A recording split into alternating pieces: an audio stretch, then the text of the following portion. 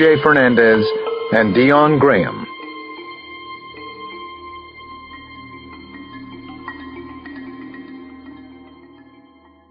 Prologue.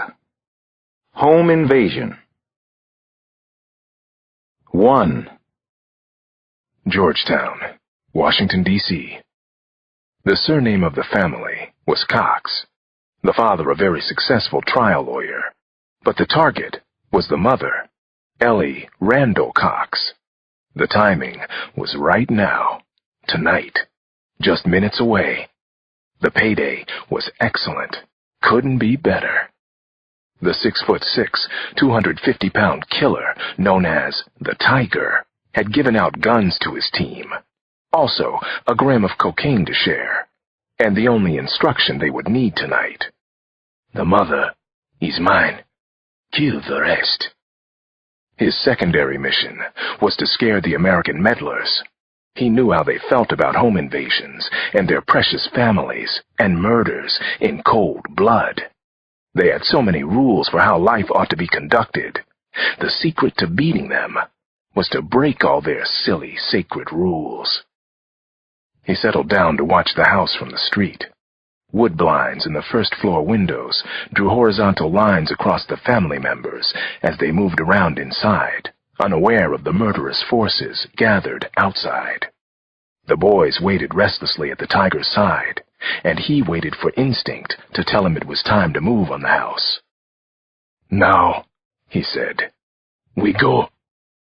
Then, with only the slightest bend and whack of the knees, he began to run, breaking out of the camouflaging shadow of an evergreen, his strides almost too fast to count.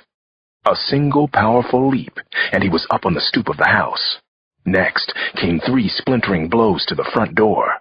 It seemed to explode open, and they were inside, the kill team, all 5 of them.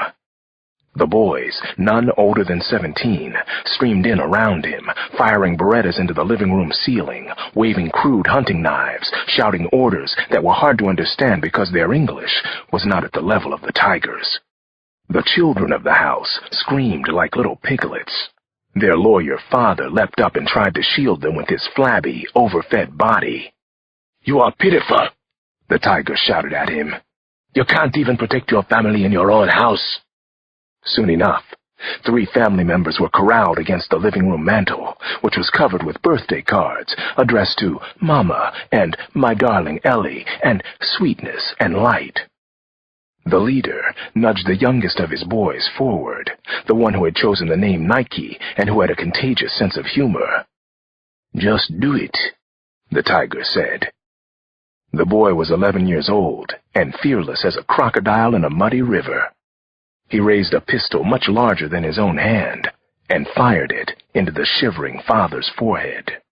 The other boys howled their approval, shooting off rounds in all directions, overturning antique furniture, breaking mirrors and windows. The Cox children were weeping and holding one another. One particularly scary, blank-faced boy in a Houston Rockets jersey emptied his magazine into the widescreen television, then reloaded. "Rock the house!" he shouted. 2.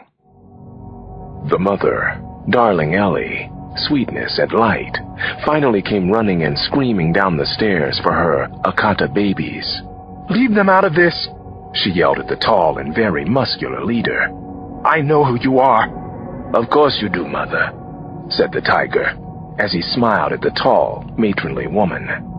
He had no desire to harm her, really. This was just a job to him, a high-paying one, important to somebody here in Washington. The 2 children scrambled to get to their mother, and it became an absurd game of cat and mouse. His boys shot holes in the sofa as the wheezing American young ones squeezed behind it. When they emerged on the other side, the Tiger was there to pluck the squealing son off the floor with one hand. The young girl in the Rugrats pajamas was a little more clever and ran up the stairs, showing little pink heels at every step. "Go, baby," her mother yelled. "Get out a window! Run! Keep running!" "Won't happen," said the Tiger. "No one gets away from here tonight, Mother." "Don't do this," she begged. Let them go. They're just children.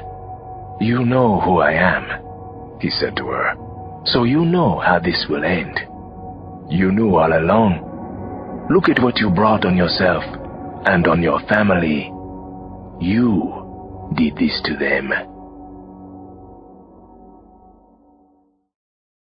Part 1. Late to the Party. Chapter 1.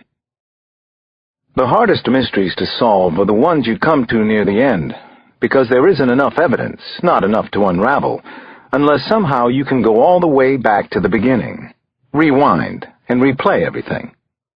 I was riding in the lap of comfort and civility, my Mercedes R350. I was thinking about how odd it was to be going to a murder scene now. And then I was there, leaving my vehicle and feeling conflicted about going over to the dark side again. Was I getting too soft for this? I wondered for an instant, then let it go. I wasn't soft. If anything, I was still too hard, too unyielding, too uncompromising. Then I was thinking that there was something particularly terrifying about random, senseless murder, and that's what this appeared to be. That's what everyone thought, anyway. It's what I was told when the call came to the house. It's rough in there, Dr. Cross. 5 Vicks. It's an entire family. Yeah, I know it is. That's what they said.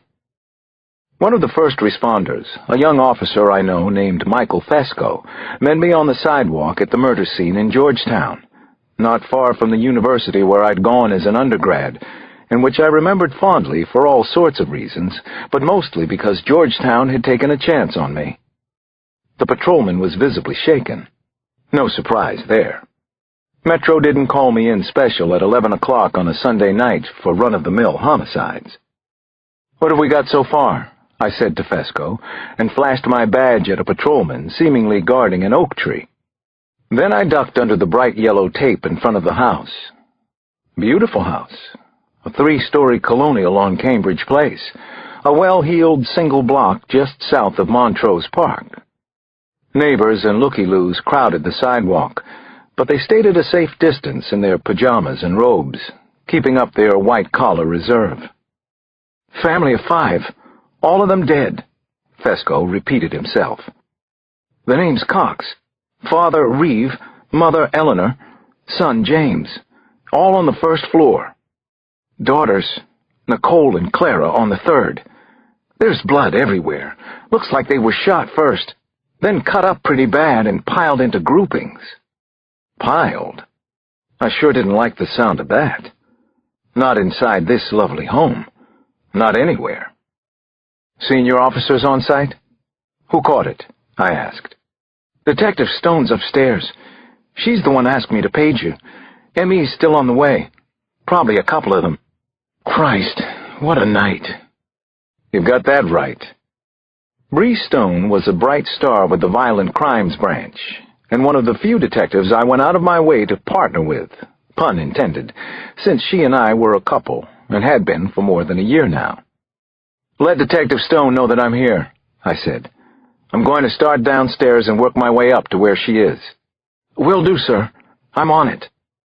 Fesco stuck with me up the porch steps and past an ALS tech working on the demolished front door and threshold. Forced entry, of course, Fesco went on. He blushed, probably because he'd stated the obvious. Plus, there's a hatch open to the roof on the 3rd floor. Looks like they might have left that way. They? I'd say so. Based on the amount of damage, whatever the hell happened in there. Never seen anything like it, sir. Listen, if there's anything else you need, I'll let you know. Thank you. It's better if I do this alone. I concentrate better. My reputation seems to attract hungry cops on big cases, which can have its advantages. Right now, though, I wanted to take in this scene for myself. Given the grim, steely-eyed look on the face of every tech I'd seen coming from the back of the house, I knew this was going to get harder in a hurry. Turns out I didn't know the half of it. The murder of this family was much worse than I'd thought. Much, much worse. Chapter 2. They wanted to scare somebody.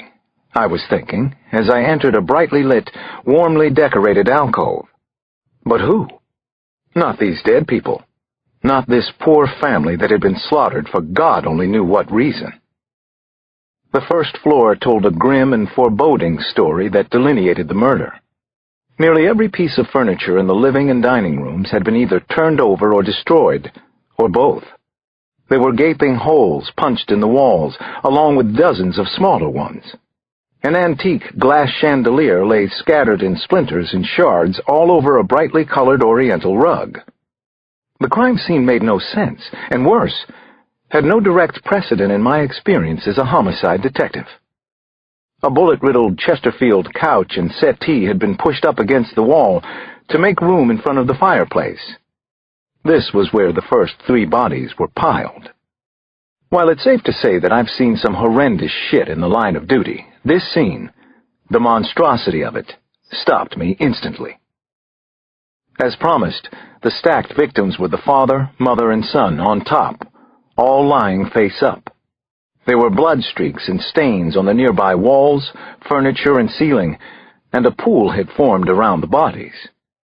These poor people had been attacked with sharp cutting instruments of some sort, and there had been amputations.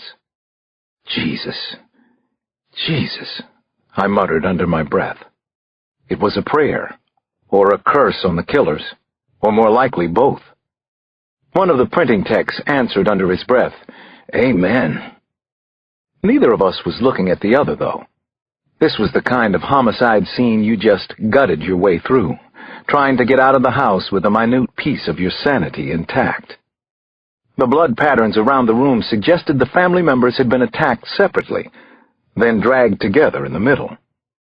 Something had fueled whatever savage rage brought these killers to this, and I agreed with Fesco that there had been several killers. But what exactly had happened? What was the cause of the massacre? Drugs? Ritual? Psychosis? Group psychosis? I stashed the random thoughts to consider at another time. Methods first, motive later.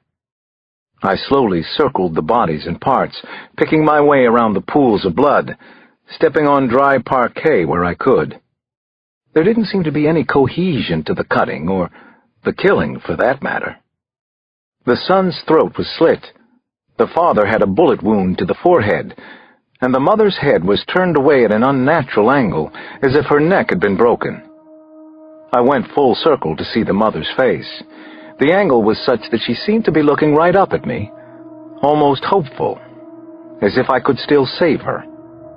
I leaned in for a closer look at her, and all of a sudden felt dizzy. My legs went weak. I couldn't believe what I was seeing. Oh no. Oh my God, no. I stepped back blindly. My foot hit a slick spot and I fell. As I went down, I reached to break my fall. My gloved hand smeared deep red across the floor. Ellie Randall's blood. Not Cox. Randall. I knew her. At least I once had. Long ago, Ellie had been my girlfriend when we'd been students at Georgetown. She had probably been my first love. And now Ellie had been murdered, along with her family. Chapter 3. One of the printing techs moved to help me, but I got myself up quickly. I wondered if maybe I was in shock about Ellie. No harm, I'm fine. What's the name here again? I asked the tech. Cox, sir. Reeve, Eleanor, and James are the victims in the living room. Eleanor Cox. That was right. I remembered now. I stared down at Ellie, my heart racing out of control, tears starting at the corners of my eyes. She had been Ellie Randall when I met her, a smart, attractive history major looking for anti-apartheid signatures from Georgetown University students. Definitely not someone whose story would end like this. Need anything? Fesco was back, and he was hovering. Just give me a garbage bag or something, I told him. Please. Thank you. I peeled off my windbreaker and tried to wipe myself with it, then stuck the coat in the bag Fesco brought me. I needed to keep moving and to get out of this room, at least for now. I headed toward the stairs and found Bree just coming down. "Alex? Jesus, what happened to you?" she asked. I knew if I started to explain, I wouldn't be able to finish. "We'll talk about it later, okay?" I said. "What's going on upstairs?" She looked at me strangely, but didn't push it. "More of the same. Bad stuff. 3rd floor, Alex. 2 more kids. I think they were trying to hide from the killers, but it didn't work." A photo flash ghosted the stairwell as we climbed. Everything seemed hallucinogenic and unreal to me. I was outside the scene, watching myself stumble through it. Ellie had been murdered. I tried again, but I couldn't process the thought. No blood on the stairs or in the hall, I noticed, trying to focus on evidence, trying to do the job. It was freezing cold, with a hatch door open overhead. November 3rd, and the forecast was for single-digit temperatures overnight. Even the weather had gone a little crazy. "Alex?" Bree was waiting up ahead, standing at the doorway to a room on the 3rd floor. She didn't move as I approached. "You sure you're okay to be here?" she asked, speaking low so the others wouldn't hear. I nodded and peered into the room. Behind Bree, the 2 little girls' bodies were crisscrossed on an oval rag rug. A white canopy bed was broken into pieces, collapsed in on itself as if someone had jumped too hard on it. "I'll be fine," I said. "I need to see what happened here. I need to begin to understand what it all means. Like, who the hell was jumping on that bed?" Chapter 4. But I didn't even begin to understand the horrible murders of 5 family members. Not that night, anyway. I was as baffled as everybody else about the possible motivation of the killers. What made the mystery even deeper was something that happened about an hour after I got to the crime scene. 2 officers from the CIA showed up. They looked around, then left. What was the CIA doing there? It was a little after 3:30 in the morning when Bree and I finally got back home to 5th Street. In the stillness of my house, I could hear Ali's little boy snores wafting down from upstairs. Reassuring and comforting sounds, to be sure. Nana Mama had left the hood light on over the stove, and she'd saran-wrapped a plate of the last 4 hermit cookies from dessert. We took them upstairs, along with glasses and a half-full bottle of wine. 2 hours later, I was still awake and still messed up in the head. Bree finally sat up and turned on the light. She found me sitting on the edge of the bed. I could feel the warmth of her body against my back, her breath on my neck. "You sleep at all?" she asked. That wasn't really what she wanted to know. I knew the mother, Bree. We went to Georgetown together. This couldn't have happened to her, shouldn't have anyway. She breathed in sharply at my revelation. "I'm so sorry, Alex. Why didn't you say so?" I shrugged, then sighed. "I'm not even sure if I can talk about it now," I said. She hugged me. "It's okay. No need to talk. Unless you want to, Alex. I'm here." We were best friends, Bree. We were a couple for a year. I know it was a long time ago, but... I trailed off. But what? But it hadn't just been kid stuff either. I loved her for a while, Bree. I'm blown away right now. You want to get off the case? No. I'd already asked myself the same question, and the answer had come just as quickly. I can get Sampson or somebody else from Violent Crimes to cover. We'll keep you up to the second. Bree, I can't let go of this one. This one? She ran a hand softly up and down my arm. As compared to what, Alex? I took a deep breath. I knew where Bree was going with this. It's not about Maria, if that's what you mean. My wife, Maria, had been gunned down when our kids were small. I'd managed to close the case only recently. There had been years of torture and guilt before that. But Maria had been my wife, the love of my life at the time. Ellie was something else. I wasn't confusing the two. I didn't think so, anyway. Okay, she said, stroking my back, soothing me. Tell me what I can do. I folded us both under the covers. "Just lie here with me," I said. "That's all I need for now." "You got it." And soon, wrapped in Bree's arms, I went off to sleep. For a whole 2 hours. Chapter 5. "I spy with my little eye a pink newspaper," said Bree. "Over there." Ollie was quick to spot it. "I see it. It is pink. What kind of crazy newspaper is that?" To my family's surprise and delight, I hadn't left for work at some obscene hour the morning after I found Ellie and her family dead in their home. Today I wanted to walk the kids to school. Actually, I wanted to do it most every day, but sometimes I couldn't, and sometimes I didn't. But today I needed lots of fresh air in my life, and smiles, and Ali's giggles. Janny was in her last year at Sojourner Truth, all ready for high school, while Ali was just starting out in the school world. It seemed very circle of life to me that morning, with Ellie's family gone in a blink, and my own kids coming up strong. I put on my best cheerful dad face and tried to set aside the gruesome images of last night. "Who's next?" "I've got one," Janny said. She turned a canary-eating grin on Bree and me. "I spy with my little eye a POSSLQ. "What's a Postle Q?" Ali wanted to know. He was already looking around, moving his head like a bobblehead doll's, trying to spot it, whatever it was. Janny practically sang out the answer. "POSSLQ. Person of the opposite sex, sharing living quarters."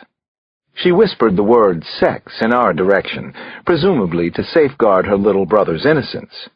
No matter. I could feel myself blushing slightly. Bree tagged Janny's shoulder.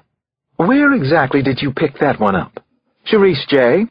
She says her mom says you two are, living in sin." I exchanged a look with Bree over the top of Janny's head. I guessed this was bound to come up in some way or another, sooner or later.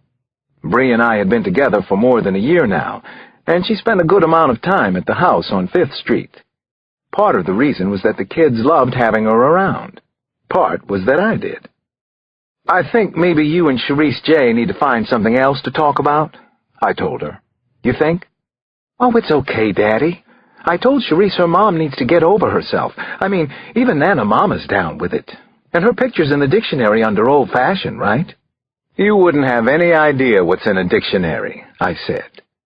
But Bree and I had stopped trying to be politically correct with Janny, and we just let ourselves laugh. Janny had that crossroads thing going on these days. She was right at the intersection of girl and woman. "What's so funny?" Ali asked.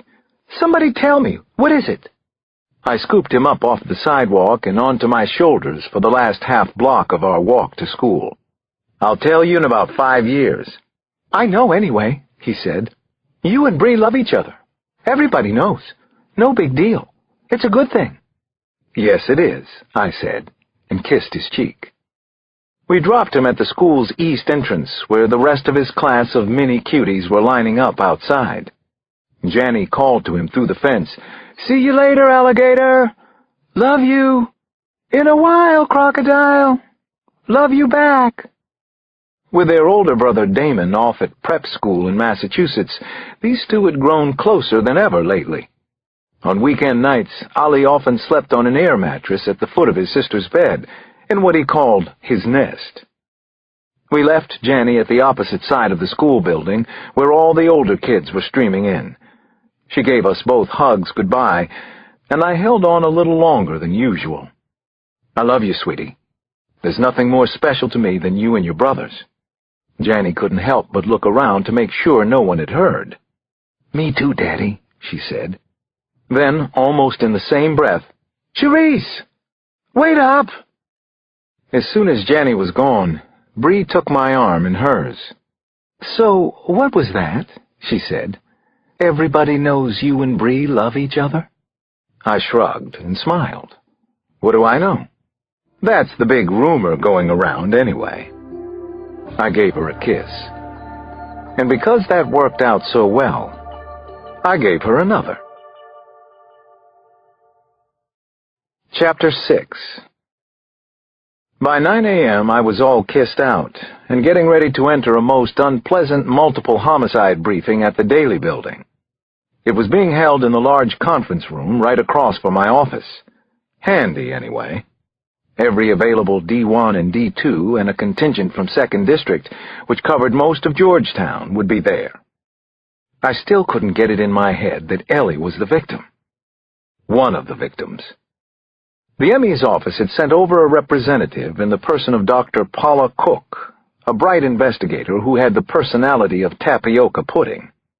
The corners of Dr. Cook's mouth actually twitched when we shook hands. I think it was an attempted smile. So I smiled back.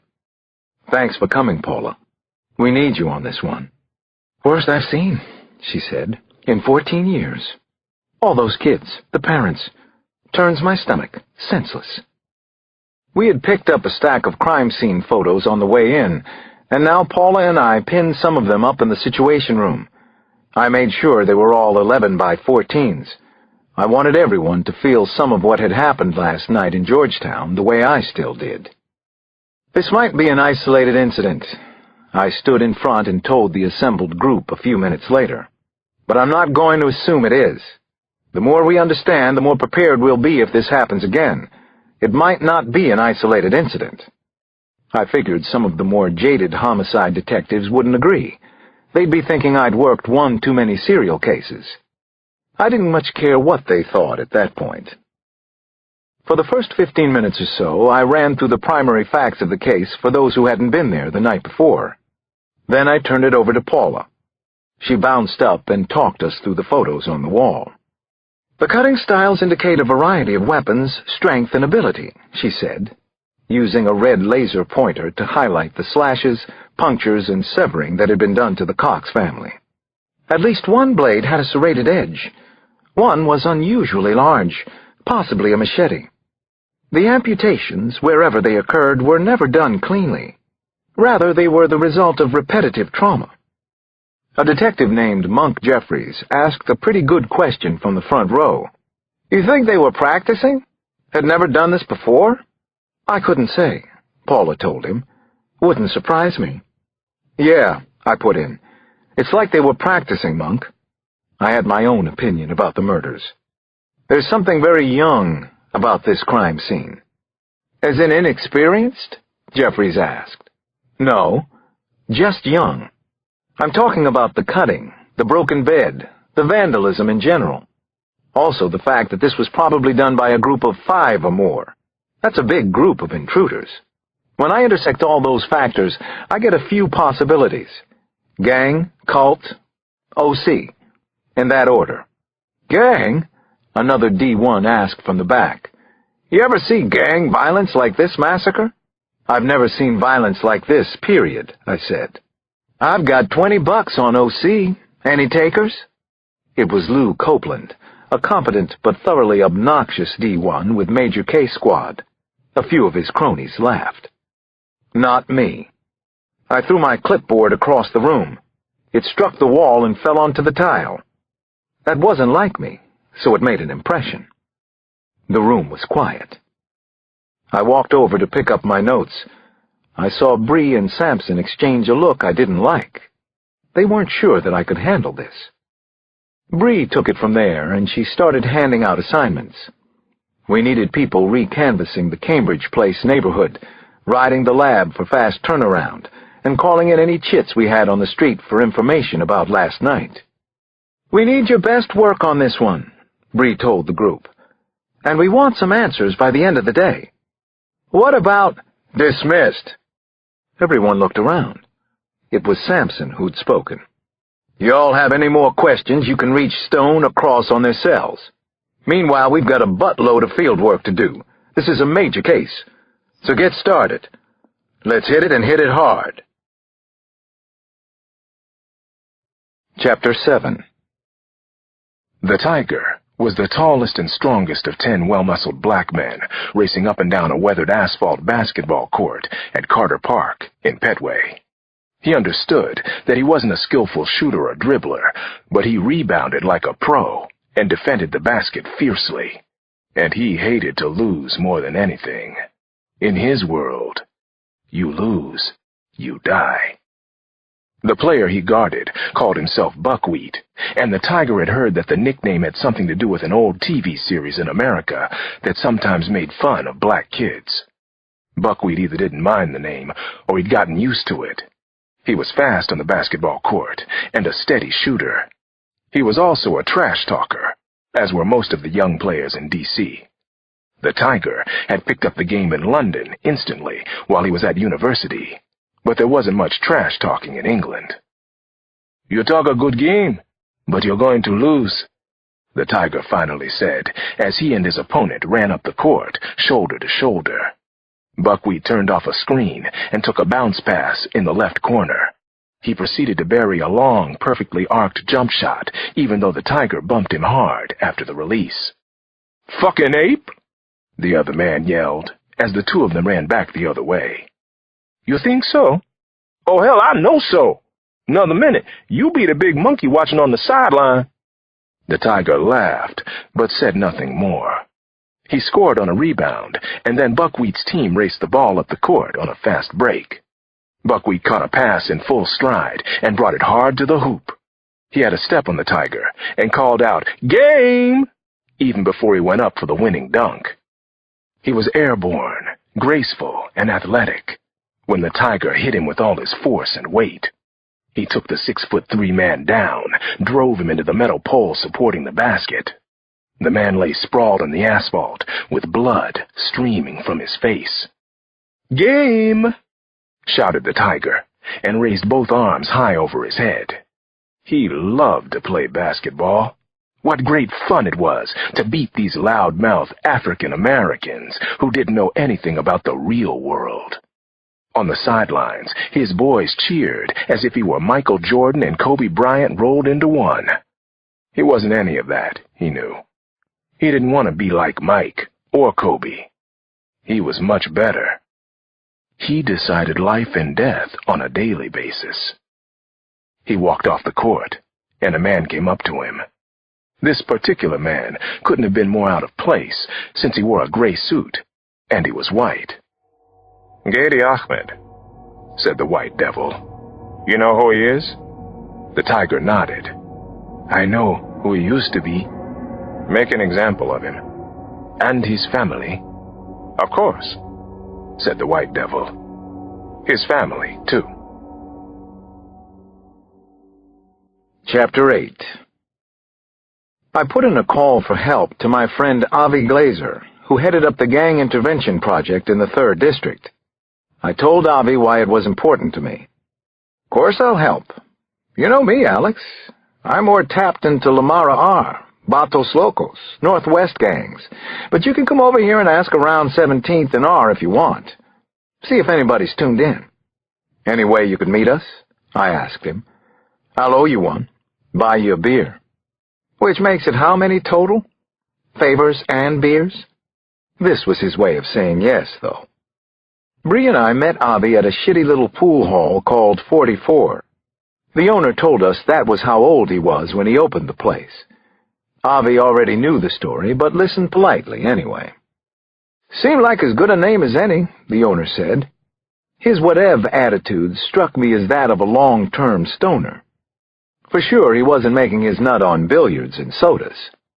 His name was Jaime Ramirez, and Avi Glazer had advised me to give him room and a little respect.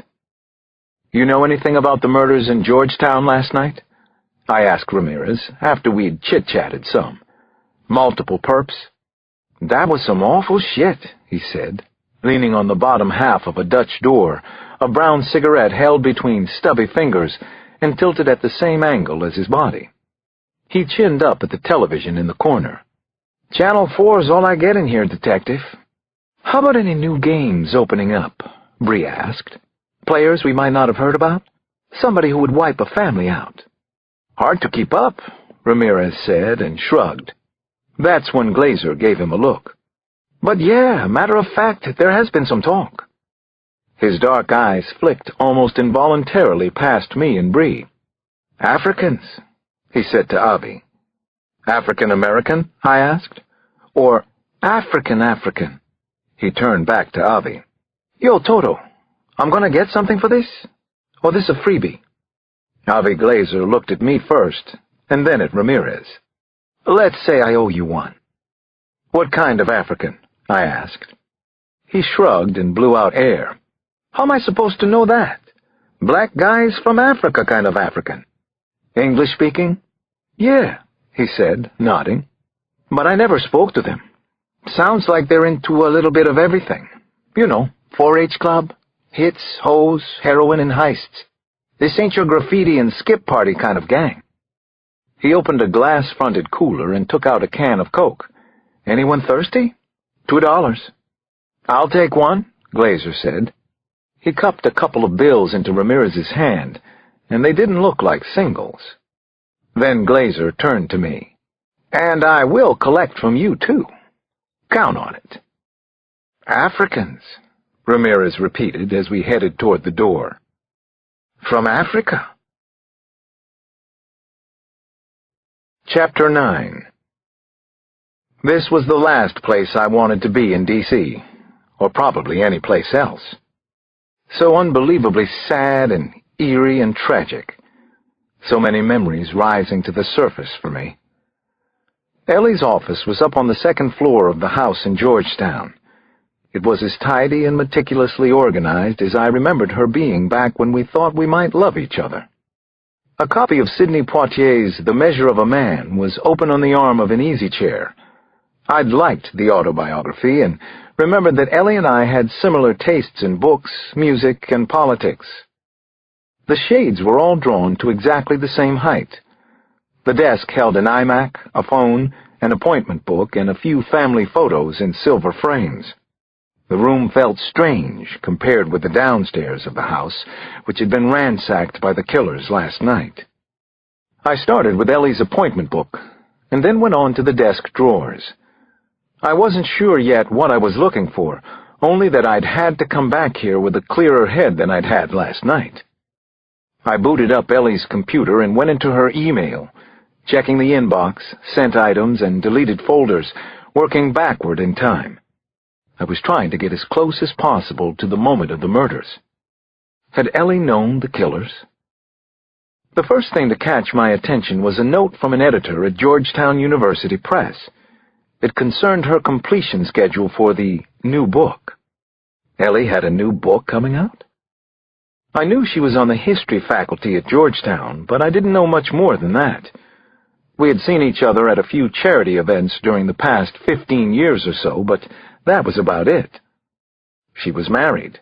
I wasn't for much of that time, and that fact can sometimes cut down contact and communication. I ran her name through Amazon and Barnes & Noble and found 3 book titles. Each had something to do with African sociopolitics. The most recent one, Critical Juncture, had been published 4 years ago. So where was the new book? Was there a partial manuscript I could read? I swiveled around to look over the floor-to-ceiling bookcases that took up 2 entire walls of the office. Ellie had hundreds of volumes here, mixed in with a collection of awards and citations. Kids' artwork and framed photos covered the rest of the space. Then all of a sudden, I was looking at a picture of myself. Chapter 10. It was an old snapshot from our college days. I remembered the time as soon as I saw it. Ellie and I were sitting on a blanket on the National Mall. We had just finished finals. I had a summer internship lined up at Sibley Memorial, and I was falling in love for the first time. Ellie told me that she was, too. In the photograph, we were smiling and hugging one another, and it looked as if we could be that way forever. Now, here I was in her house, responsible for Ellie in a way I never could have imagined. I let myself stare nostalgically at the picture for a few more seconds, then forced myself to move on, to come back to the present mess. It didn't take long to find 300 typed pages of a manuscript titled Death Trip. The subtitle on the title page read, Crime as a Way of Life, of Doing Business, in Central Africa. A copy of a plane ticket had been inserted in the manuscript. The ticket was round-trip from Washington to Lagos, Nigeria. Ellie had returned from there 2 weeks ago. I looked through the index at the back of the manuscript and found a listing for Violence, African Style, and a subhead, Family Massacre. I turned to the relevant manuscript page and read, "There are gang leaders for hire all through Nigeria and especially in Sudan. These brutal men and their groups, often made up of boys as young as 10, have an unlimited appetite for violence and sadism. A favorite target is entire families, since that spreads both news and fear the farthest. Families are massacred in their huts and shacks, and even boiled in oil, a trademark of a few of the worst gang leaders." I decided to take the partial manuscript with me to get it copied. I wanted to read everything that Ellie had written. Was this what had gotten her killed? Her book?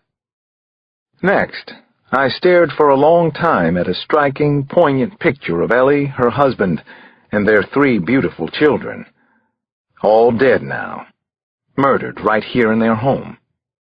At least they hadn't been boiled in oil. I took one more look at the photo of the 2 of us on the National Mall, young and in love, or whatever it was that we were feeling. "Ellie, I'll do what I can for you and your family. I promise you that." I left the house thinking, what did you find in Africa? Did somebody follow you back? Chapter 11. Everybody there knew there was trouble, but no one knew what kind or how bad it was. A dark green panel van had screeched to a stop in front of a low-level mosque in Washington called Masjid al-Shura. More than 150 peaceful congregants were crowding the sidewalk in front.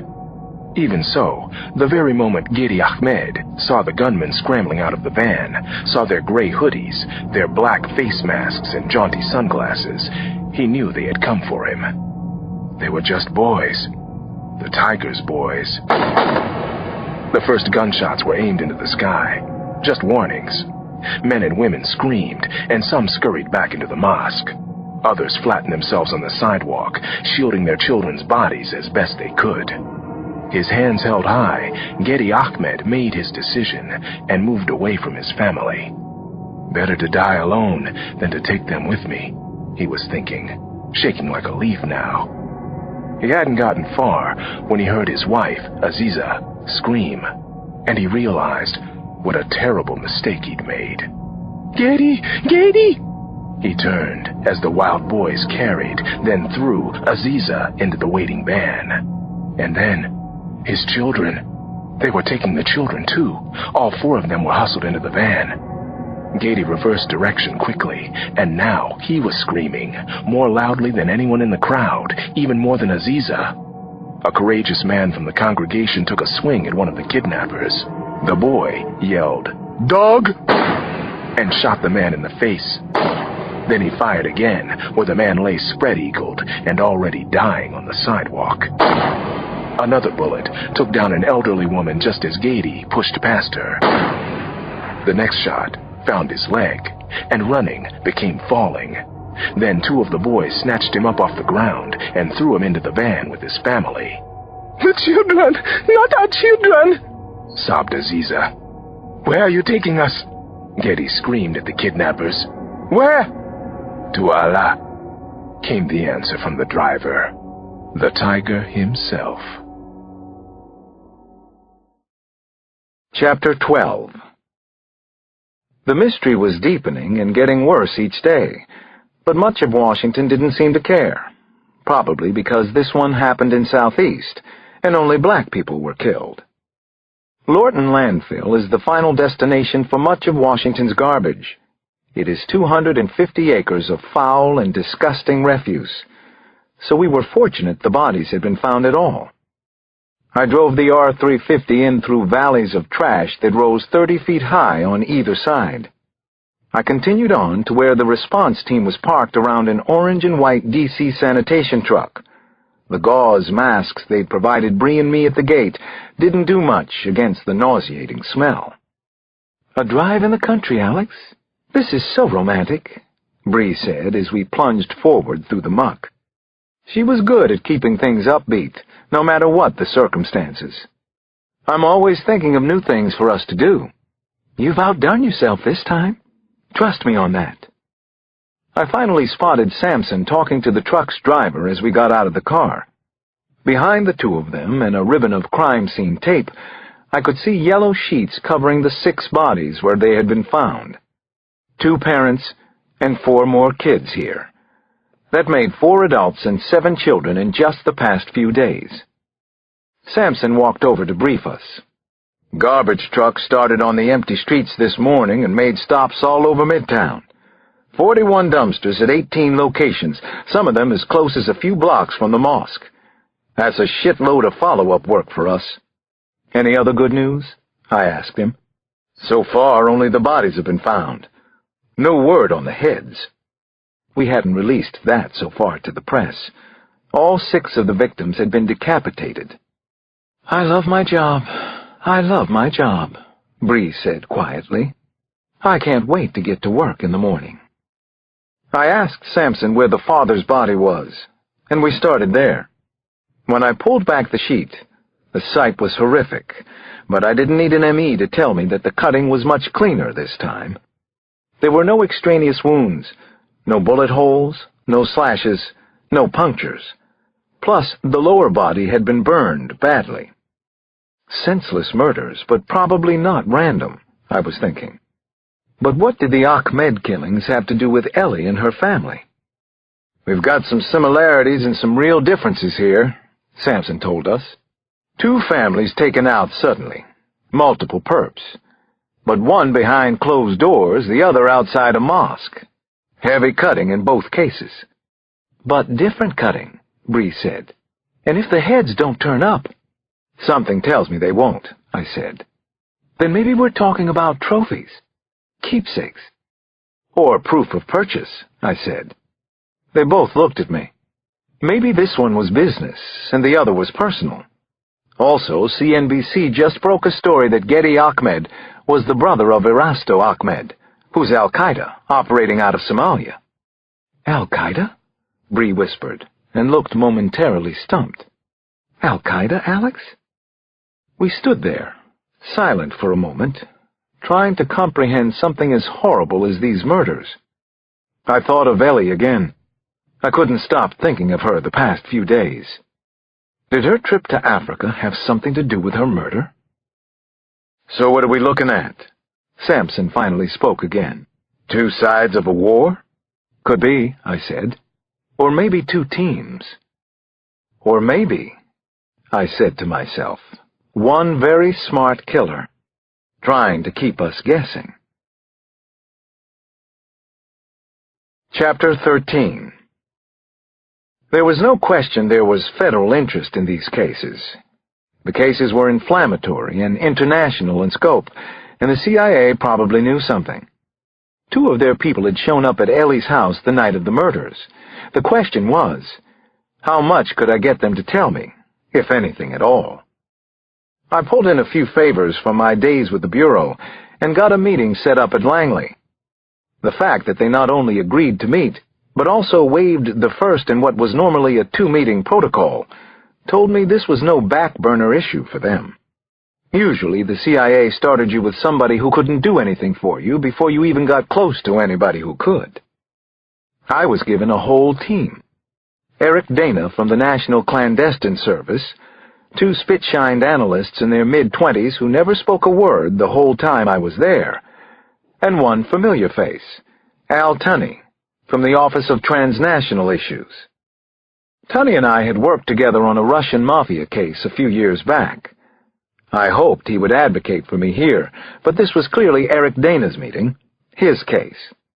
We sat at a gleaming wood table with a view of nothing but green forests and lawns as far as I could see. Peaceful, serene, very misleading. Detective Cross, why don't you tell us what you know so far? Dana asked. That would be helpful to get things going. I didn't hold back, saw no reason to. I walked them through all 3 crime scenes, the Cox house, the street outside Majid al-Shura, and finally the landfill out in Lorton. I also passed around a set of photos, keeping them chronological. Then I covered everything I'd learned or heard about gang leaders in Africa, including what I'd read in Ellie's book. Only then did I mention the CIA officers who had shown up at the first murder scene. "We won't comment on that," said Dana. "Not at this point. I'm not looking for you to open your files to me," I said to Dana. "But I'd like to know if you're tracking a killer stateside. And if you are, do you have any idea where he is?" Dana listened to what I had to say, then shoved a stack of papers back into a file and stood up. "Okay. Thank you, Detective Cross. This has been most helpful. We'll get back to you. Let us do our thing here for a few days." It wasn't the response I wanted. "Hold on. What are you talking about? Get back to me now." It was a bad moment. Dana stared at his analysts with a look that said, "Didn't anyone brief this guy?" Then he looked back at me, not impolitely. "I think I understand your urgency, I don't think you do," I cut in. I looked over at Al Tunney, who was shifting uncomfortably in his seat. "Al, is this a joint decision?" Tunney's eyes played tennis between me and Dana. "No one's decided anything, Alex. We just can't turn over information that quickly," he finally said. "That's not how we work. You knew that when you came here." "You can't, or you won't," I asked, looking at Tunney first, then at Dana. "We won't," Dana said. "And it's my decision, no one else's. You have no idea what kind of damage this man and his team are responsible for." I leaned across the table. "All the more reason to drop any turf wars, don't you think? We're here for the same reason," I said. Dana stood at the table. "We'll get back to you." Then he left the room. How very CIA of him. Chapter 14. But I couldn't let it go like that, and I didn't. In the wide, mostly empty corridor outside the conference room, I called to Al Tunney before he could get away. "Hey, Al, I meant to ask you how Trish and the kids are doing." I held up a hand to my building escort. "I'll just be a second." Al was giving me a disgusted look as I walked over to him. I knew he had a wife, but unless I was psychic, her name probably wasn't Trish. I started right in with him. "You know something or you wouldn't be at that meeting. Neither would Dana. Your guys were at the murder scene. Help me out here. Anything. Something, Al." "Alex, I can't.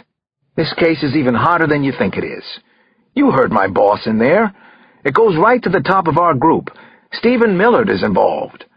Trust me, there is an investigation going on. We're taking it very seriously. Eric Dana doesn't know me, and neither does Stephen Millard, but you do. You know what I can get done. I don't have to prove that to you, do I?" A large department seal loomed over us in the hall. I took a step to the side so Tunney wouldn't be looking up at it. "Very funny," he said. "Come on, Al. 2 families have died already. Doesn't that mean anything?" Then, Tunney said a really odd thing. "Not as much as you might think. There are other monsters." My escort called over from the intersection in the corridor. "Detective Cross? This way? 1 second." I turned back to Tunney again. Ellie Cox was a dear friend. Nicole Cox was 13. Clara was 6. James 10. The 4 Ahmed kids? All younger than 12. They didn't just die, Al. Their heads were cut off. Whoever did it is on par with Hannibal Lecter, only this is real. "I know the case by heart," he said. "I've got it." "You have kids, right?" "I've got 3. Damon, Jenny, and Ali. What about you?" "Jesus." Tunney shook his head at me. "You got mean somewhere along the way." "Not mean, Al. I'm trying to solve some horrific murders. Something tells me the trail might go to Africa. Is that true?" I could tell he was close to giving me something. I put a hand on his shoulder and ratcheted down my tone a little. "I'm not asking for any deep agency secrets. I'm talking about existing police business. In my own jurisdiction, at least for now." Tunney looked down at the floor tile for a few seconds, then over at my escort, then back at the floor. Without looking up, he said, "There's been some talk about a deal going down. We got this from the FBI. Service Plaza in Virginia, Chantilly, Virginia. Might be your guy. You'd be within your rights to intercept.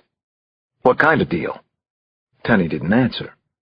He put out his hand with a smile broad enough for the escort to see. His voice rose just a notch. It was good seeing you again, Alex, and say hello to Bree for me. Like I said, I know this case by heart. It is horrific. Boy shot your friend. And please remember this, we're still the good guys, Alex. No matter what you might read or see in the movies. Chapter 15. By 8 o'clock that night, I had gathered together a half-dozen hand-picked officers from Major K Squad, plus Bree, Sampson, and myself. We wore Kevlar vests under plain clothes and were heavily armed and wired, waiting at the Service Plaza in Chantilly, Virginia, where something might be going down involving my killer. We were scheduled for a 12-hour shift, 8 to 8, if we needed it. The team was already spread out over 5 sectors: front car park, restaurant, gas station, and both sides of the big truck lot and back. Sampson had a hip problem, so he was on the roof, observing for us. Bree and I traded off roaming and covering the communications van parked near the entrance, with another good view of the Service Plaza. There was no sign of the CIA. Had they not shown up yet?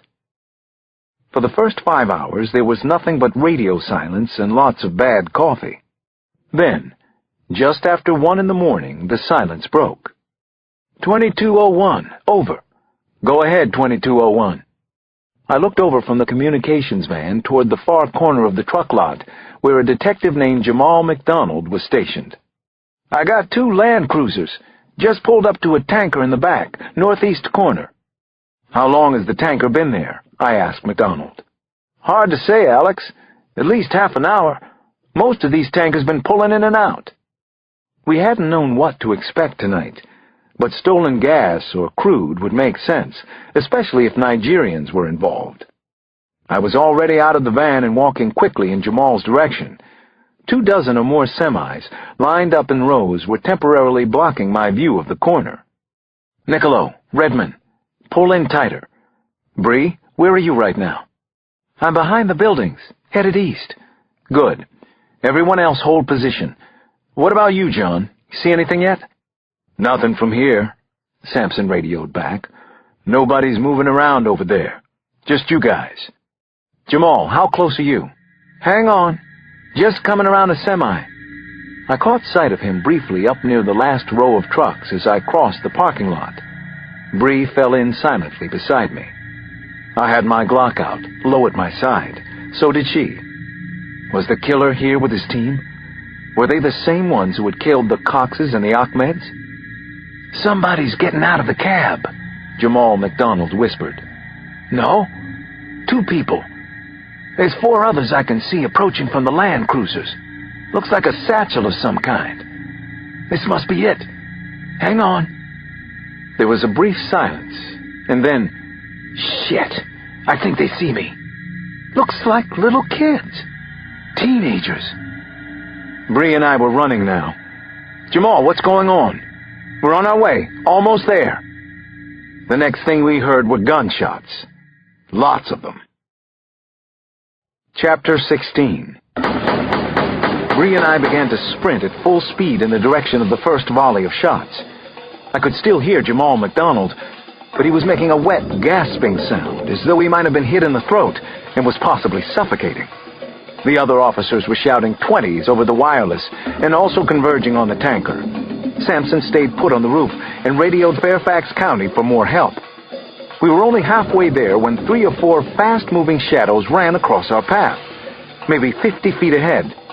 They looked like kids to me, just like Jamal had said. One of them fired from the hip as he went, not even trying to keep covered. Then they all opened up on us. It was like some kind of Old West shootout. They appeared to have no fear at all, no concept of dying. Bree and I dropped down and fired back from ground level. Bullets sparked off the asphalt in trucks in the dark, but we couldn't see who he was shooting at now or where they were headed. Kids, Bree said. Killers, I corrected her. A second heavy exchange of fire came from the next row over of trucks. One of the team members, Art Shiner, shouted that he'd been hit too. Then everything was quiet again. "Shiner?" I radioed. He didn't respond. "McDonald?" No response either. "Sampson, we need medical with that backup." "On its way. I'm coming down now." "Stay up there, John. We need a spotter more than ever. Stay where you are." "Sir? It's Connors." He was the rookie of the group, and his voice was tight. "I found Jamal. He's down. There's a lot of blood." "Stay with him, but watch yourself." 2204. It was Frank Niccolo. "Shiner's here. He's down. No pulse. I think he's gone." Then suddenly, there were more shots. Chapter 17. We were up and running again. 2 officers had been shot, and an unknown number of assailants were at the service plaza. A second ambush opened up on us. A bullet streaked by my face. Someone had fired from the roof of a tractor trailer as he ran down the length of it. I shot back and couldn't tell if I'd hit the sniper or not. Everything was happening like fireworks, there and gone. Then quiet again. "What the fuck?" somebody shouted on radio. He didn't explain. Couldn't? "Alex, Bree," it was Sampson again. "By the pumps, to your left." I ran out to where I could see the main buildings. 3 of the gunmen had a good 50 yards on us and were running toward the gas cannon, firing as they went. They had black balaclavas pulled over their heads. 2 were short. Boys, if the height was any indication. A larger person, huge, was in the first position. Was that the gang leader? Ellie's killer? It had to be him, didn't it? I wanted to get the bastard no matter what else happened tonight. Innocent people ran screaming away from their cars and semis. There was too much confusion for us to fire. A woman in a red parka and baseball cap went down, clutching her stomach. The large man shot her a second time. Was he crazy? Then he plucked the gas nozzle out of her SUV. He definitely was mad. He locked it in the on position, then left the gas running on the ground. Then he stepped over to the next car in line and did the same thing. His team of boys was getting clear of the area, running and shouting as if this was some kind of out-of-control sports match. His pistol was pointed at the pooling gas, and that was all the warning I needed. "Hold fire! Hold fire!" I yelled, then pulled up short of the pumps. "Bree, take Brighton. Go around the other side. Niccolo, get somebody to shut those things off." The large man held a third nozzle in his hand now, just letting the gasoline flow onto the pavement. I could smell the vapors, even at this distance. What the hell was he thinking? "Just put it down! Walk away!" I shouted. "We won't fire on you!" He didn't move, just stared back at me. No fear in him. A second later, someone shouted behind him. Then came 3 short blasts of a car horn. Finally, he did what I'd asked. He kept his gun pointed my way, but set the gas nozzle down. He backed away slowly, moving out of the light of the canopy. We were clear. He was leaving. Then several shots were fired out of the darkness. It was him, the bastard. A wall of flame burst from the concrete. It almost seemed like a magic trick. In seconds, the forecourt was burning, flames licking under and around the empty cars. A white Corolla went up first. It exploded right where the large male had been standing a few seconds ago. Then a black pickup on the other side of the pumps caught fire. "Clear! Clear! Clear! Clear!" I was shouting and waving both arms over my head, trying to get everybody, civilians and police, away from there. That's when the first pump head blew. And then, Armageddon in Virginia.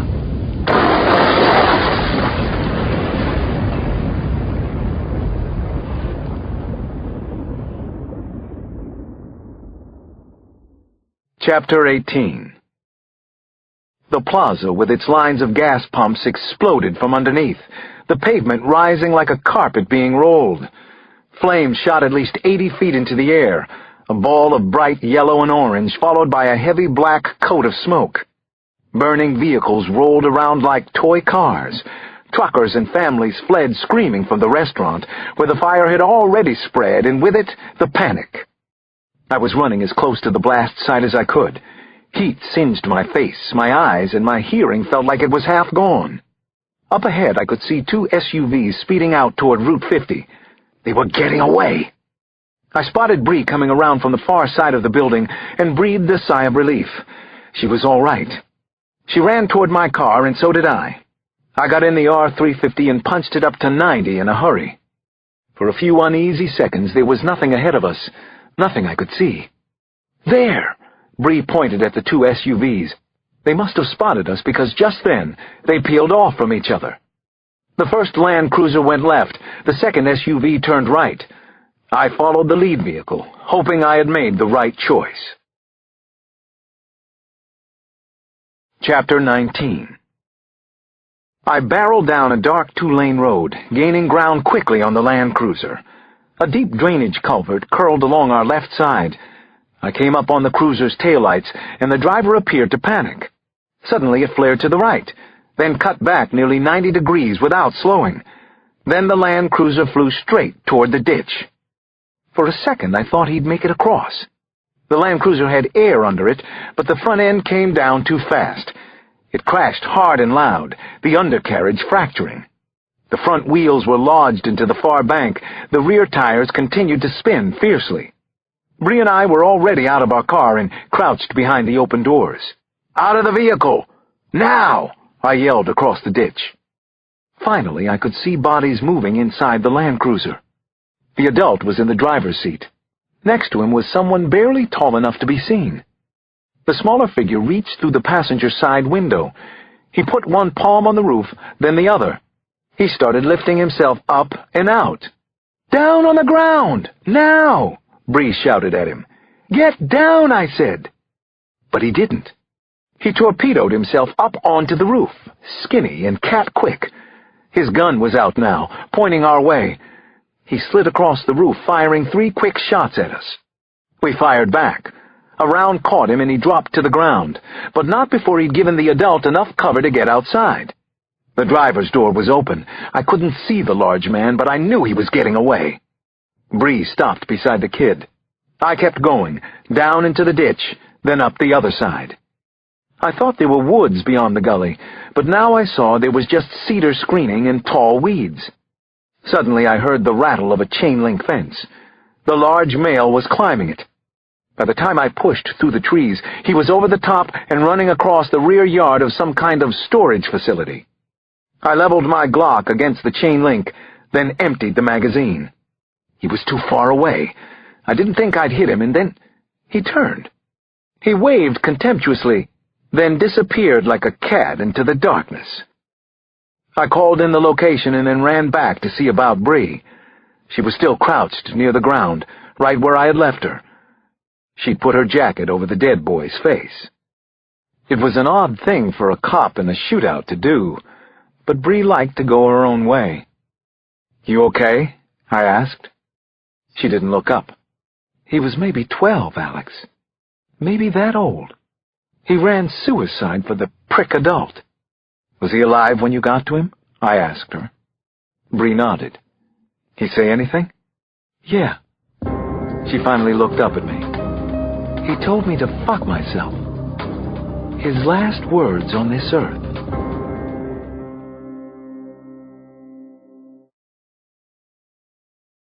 Chapter 20. I didn't sleep more than a couple of hours that night. An officer and 2 civilians were dead, not to mention one of the boy killers, the world's youngest terrorist, according to a Washington Post headline the next morning. On top of everything else, I had an 8 o'clock psych client to see at St. Anthony's. Ever since the Tyler Bell case the year before, when I was literally stalked in my own office, I'd had to seriously reevaluate my life. The upshot? I'd decided my criminal cases were too high profile too often for me to keep the private in private practice anymore. Now I saw only 2 or 3 patients a week, usually pro bono, and I was satisfied with that. Most days, anyway. But I didn't want to see this particular patient. Not today. It was ironic that I had a session with Bronson Pop James that morning. He was 11 years old and probably the most advanced sociopath at that age I'd ever seen. 4 months before, he'd made headlines when he and a 17-year-old beat 2 homeless men half to death. They had used a cinder block. It was Pop-Pop's idea. The district attorney hadn't figured out how to try the case yet, and Bronson was being held in juvenile custody. The one thing he had going for him was a very good social worker from corrections, who made sure he got to his appointments with me. At first, I thought it best to keep the events of the last night out of my head. Once the session got going, though, I changed my mind. "Bronson, you hear about what happened at the Service Plaza in Virginia last night?" He sat across from me on a cheap vinyl couch, fidgeting the whole time, hands and feet always in motion. "Yeah, right, I heard. They was talking about that shit on the radio. What of it?" "The boy who died. He was 12. Bronson grinned and put 2 fingers to his head. "Heard he got Xboxed." His confidence was prodigious. It gave him a strange adult quality, while his feet dangled about 6 inches off the floor in my office. "You ever think something like that might happen to you?"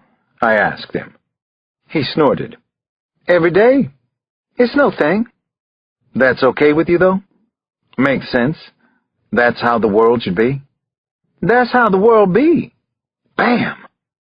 So then, I looked around the room and back at him. "Why bother to sit here and talk to me about it? That doesn't make much sense to me." "'Cause that bitch Lorraine fucking make me come." I nodded. "Just because you come here doesn't mean you have to say anything." "But you do. You talk to me. Why do you think that is?" He made a thing of getting all impatient. "You the witch doctor. You tell me." "You envy kids like the one who died? Working for a living? Running around with guns?" He squinted at me, pulled the LeBron James Cleveland Cavaliers sweatband around his head a little lower. "What do you mean?" "You know. Are you jealous of them?" He smiled again, but only to himself. Then he slouched down on the couch and reached out with a toe to casually tip over the orange juice I'd given him. It spilled across the table between us. "Yo, they got any Skittles in the machine downstairs? Go get me some Skittles." I did no such thing. After the session, I escorted Pop-Pop out to his social worker and told the boy I'd see him on Friday. Then I went home and picked up Nana. We went to the Cox family funeral together. We held each other and cried with everybody else. I didn't care if people saw me cry anymore. I just didn't care. If they were friends, they would understand. If they weren't, what did it matter what they thought of me? That philosophy, to give credit where credit is due, was a Nana-ism. Chapter 21. This is Detective Alex Cross. I'm with the Metro Police here in Washington. I need to speak with Ambassador Njoku, or his representative. It's important. Very important. Late that night, I was in the car with Bree, speeding to the Bubble Lounge in the heart of Georgetown. 4 people were dead at the club. 2 were Nigerian citizens, and 1 was the son of the ambassador. Advance reports had 21-year-old Daniel Njoku as the gunman's primary target. That meant one thing to me. The Njoku family didn't need just notification. They might also need protection, if it wasn't already too late. So far, all of the gang's murders had involved families. A night deputy from the Nigerian embassy was on the line with me. I kept one ear covered, trying to hear what she was saying above the wail of Bree's siren. "Sir, I am very sorry, but I will need more information than simply—" "This is an emergency call. Their son Daniel was just murdered at a nightclub. We have reason to believe the ambassador and his wife may be in danger too. We're sending police cruisers right now." "But, sir, the Njokus are not in the country. They are at a symposium in Abuja." "Find them then. Tell them to get somewhere secure. Please, do whatever you can do. Then call me back at this number. I'm Detective Cross." "I'll do what I can, sir. I will call you back, Detective Cross." I hung up, feeling a little helpless. How was I supposed to stop a murder that could happen 6,000 miles away? Chapter 22. I want to talk to the witnesses first, as many of them as I can. No one goes home. The Bubble Lounge had been a lively place, but by the time I got there it was a wrecking yard. There were overturned tables, smashed and scattered chairs, broken shards of glass everywhere. Body teams were working both floors. We had 6 GSW, 1 broken neck and 1 suffocation. EMTs were still busily triaging the wounded. Young people were moaning and crying, and everyone I passed looked dazed, even the police officers. Members of Daniel Njoku's party were being held in the coat check area. I found them sitting close together on sofas, huddled. One girl, wearing a tiny black dress with a man's blazer over her shoulders, had blood smeared all over her neck and cheek. I knelt down next to her. "I'm Detective Cross. I'm here to help. What's your name?" "Karavi," she said. She had beautiful long hair and scared dark eyes, and I thought she might be East Indian. She looked to be early 20s at most. "Karavi, did you get a look at the people who did this?" "Just one man," she whimpered to me. "He was huge." "Excuse me, sir," one of the others interrupted, "but we need to speak with our lawyers before we say anything to police." The speaker had an air of privilege about him. These 20-somethings spent their Saturday nights in private boxes at a private club. "You can talk to me," I said to the girl. "Nonetheless, sir." "Or," I interrupted, "we can do this later tonight and tomorrow, after I'm done here with all the others." "It's all right, Freddie," Karavi said, waving off the boy. "I want to help if I possibly can. Daniel is dead." We sat off to the side for a little privacy, and Karavi told me she was a grad student in cell biology at Georgetown. Both her parents were in the diplomatic corps, which was how she knew Daniel Njoku. They had been best friends, but were never a couple. Daniel's girlfriend, Bari Niederman, had been shot tonight too, but she was alive. Karavi described the gunman as a lone black man, maybe 6'6", at least that tall, wearing dark street clothes. "And he just looked strong," she said. "He had huge, muscular arms. Everything about him was powerful." "How about his voice? Did he speak to anyone before he started to shoot?" Karavi nodded. "I heard him say something like, 'I have an invitation,' just before he—" She trailed off, not able to finish the thought. "What kind of accent?" I asked. "American? Something else?" I was pushing because I knew I'd never get a better, truer account than right now. "He wasn't from here," she said. "Not American, I'm certain of that." "Nigerian? Did he sound like Daniel?" "Maybe." Her jaw clenched as she fought back the tears. "It's hard to think straight. I'm sorry." "Anyone else here Nigerian?" I turned back toward the others. "I need someone with a Nigerian accent." One of the boys spoke up. "I'm sorry, officer, but there's no such thing." He had a Jimi Hendrix fro and an open tuxedo shirt showing off his skinny chest and jewelry. "I speak Yoruban, for instance. There is also Igbo and Hausa, and dozens of other languages. I'm not sure it's appropriate for you to suggest—" "That's it." Karavi put a shaking hand on my arm. I noticed a few of the others in the party were nodding too. "That's how the killer sounded. Just like him." Chapter 23. I was still at the nightclub murder scene around 2 in the morning, conducting interviews that had begun to blend one into another, when the cell in my trousers pocket rang. I figured it might be the Nigerian embassy and answered it right away. "Alex Cross, Metro," I said. "Dad?" Damon's voice on my cell shocked me a little. At 2 in the morning, why wouldn't it? What was up now? "Day, what's going on?" I asked my 14-year-old, who was away at school in Massachusetts. Nothing really," Damon said. I think my tone had taken him off guard.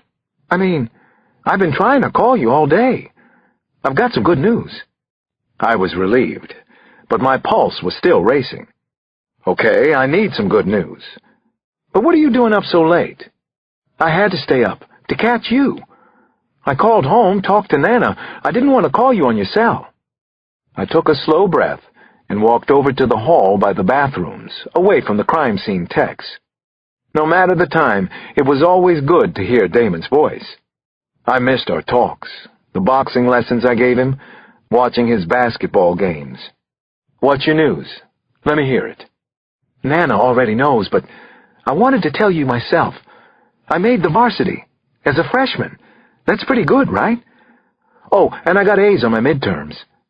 Listen to you. Oh, and I got A's. Nice one too, Damon. I guess you're doing pretty good up there, I said, and suddenly I found myself smiling. It was weird to be having this conversation under neon lights in a hallway that smelled of liquor and death, but it was still great news. Cushing Academy's sports and academic programs had been a real draw for Damon. I knew how hard he'd been working to do well at both. Sir? A uniform leaned her head into the hallway. 911 dispatch for you?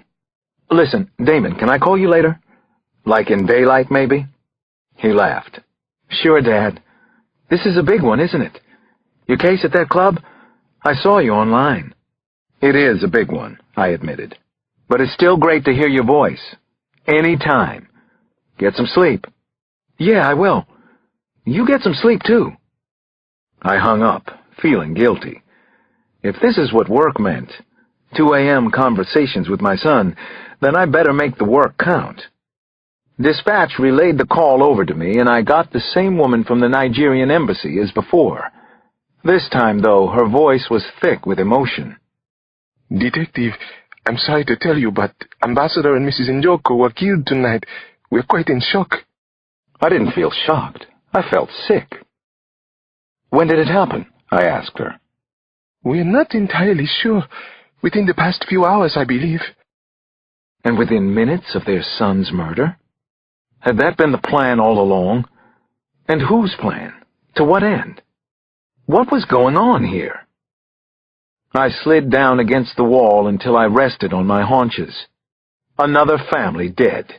And this time, the murder had crossed 2 continents, 2 completely different worlds. At least I thought so at the time. Chapter 24. The big heat was on all of us now. It took me all of the next day to locate the CIA's Eric Dana again, and then I found him only because he showed up at the Daily Building. I caught Dana coming out of Chief Davies's office, and I saw the boss sitting inside before the door closed again. He wasn't smiling, and he didn't look up at me, though I was pretty sure he knew I was there. I walked up to Dana. Where have you been all day? I called at least half a dozen times. I need your help on this case. What's the problem? The CIA man didn't even break stride. Talk to your CO. Metro's out of this. Chantilly was a disaster from our point of view. Our division head, Stephen Millard, is involved at this point. Millard? I'd heard that name from my buddy, Al Tunney. I caught up with Dana at the elevator and elbowed my way through the closing door. Where is the killer? I asked him. What do you know about him? We believe he's left the country. We'll let you know if he heads this way again, the CIA man said, and he actually looked at me for the first time. Stick to your own crime scenes, Cross. Do your job, I'll do mine. Is that advice or a threat? I asked Dana. As long as you're working in D.C., it's advice. I have no control or influence over you here. His superior attitude was no surprise, and it didn't steam so much as focus me. I reached over and flipped the red toggle in the elevator. We jerked to a stop, and a warning bell went off. Where did he go, Dana? I shouted. Tell me where the hell he is. What's the matter with you? This isn't how the game is played. When Dana reached for the switch, I grabbed his arm and held it. Where did he go? I asked again. This isn't a game to me. Dana looked at me with hard eyes. He said very evenly, Let go of my arm, Cross. Get your hand the hell off me. He went back to Nigeria. The killer is out of your jurisdiction. I knew I'd taken this too far, and it made me realize how emotional I was about this case. Maybe even more than I knew. I let go, and he flipped the elevator back on without a word. We rode to the lobby in silence, and I watched the CIA prick leave the building. The only question now was whether or not I could get around him. Maybe, if I hurried. I dialed my cell phone from right there in the lobby of the Daily Building. "Al Tunney," I heard a voice on the other end answer. "It's Alex Cross. I need a favor," I said. Tunney said, "No," and groaned. Then he asked, "What is it?" I told him, and he groaned again, and I really couldn't blame him. Chapter 25. "Alex, you're taking this too far," Bree said. "I know that. It's what I do. It's what I've always done." Late that night, Bree and I were taking a ride around town. I like to drive late at night when the traffic thins out, and 60, even 70, isn't a dangerous speed on most of these avenues. Once we got back to 5th Street, I was feeling better, but Bree was still wound up. She couldn't stop pacing up in the bedroom. I had never seen her like this, agitated and unsure of herself. "See, the thing is, I've always been the one on the other side of this particular argument, the one trying to do the convincing. I've never been the person sitting there not buying it. You're going over the top here, Alex. This latest plan of yours, chase the killer back in Africa? Even under the circumstances, I don't even know what to call it." I started to speak, but she went on. "And you know why I don't buy your arguments now, Alex? Because sometimes in your position, I'd lie. I don't know how many times I've told my family there was nothing to worry about, or how safe I was going to be when really I had no idea. You have no idea what you'll find in Africa." "You're right," I said, and not just to get her to stop pacing. "I won't try to sell you some bill of goods here, Bree, but I will tell you that I'm not going to do anything stupid over there." It was about 8 hours after my confrontation with Eric Dana and my subsequent conversation with Tunney. Tunney had gone as far as setting me up with a CIA officer stationed in Nigeria just before he told me never to call him again. I had the frequent flyer miles, so that wasn't a problem. I had vacation time banked with the MPD. Now I just had to convince 2 of the strongest women I'd ever known that it made sense for me to do this. Bree tonight, Nana Mama tomorrow. The air, the tension between Bree and me was as thick as I'd ever felt it. "What exactly are you hoping to accomplish over there?" she finally asked me. "Ultimately, use Tunney's guy to set up some local cooperation, then steer the killer into custody if I can. I can get this guy, Bree. He's arrogant, thinks he can't be caught. That's his weakness. Kyle Craig was a lifer, several times over. It's no guarantee, Alex. That's if you catch him." I allowed myself a sheepish grin. And yet we keep doing our jobs anyway, don't we? We keep trying to catch these killers. I finally reached out and took her hand. Then I pulled her over to sit next to me on the bed. "I have to go, Bree. He's already killed more people in Washington than anyone I've seen. Eventually he'll come back and start up again." "And he killed your friend?" "Yes, he killed my friend.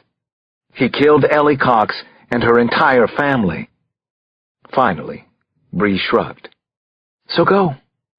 Go to Africa, Alex." And we hugged each other for a long time, and I was reminded again of why I loved her, and maybe why I was running away from her now. Chapter 26. He met up with the White Devil in a wood-paneled cigar bar just off Pennsylvania Avenue, half a dozen blocks from the White House. They ordered drinks and appetizers, and the white man selected a Partagas cigar. "Cigars aren't a vice of yours?" the white man asked. "I have no vices," said the tiger. "I am pure of heart." The white man laughed at that. "The money has been transferred, 350,000. You're going back now?" "Yes, later tonight, in fact. I'm looking forward to being home in Nigeria." The man nodded. "Even in such troubled times?" "Especially now. There's lots of work for me. I like being lazy, oil-rich. Getting there, anyway. By my standards." The white man clipped his expensive cigar, and the tiger sipped his cognac.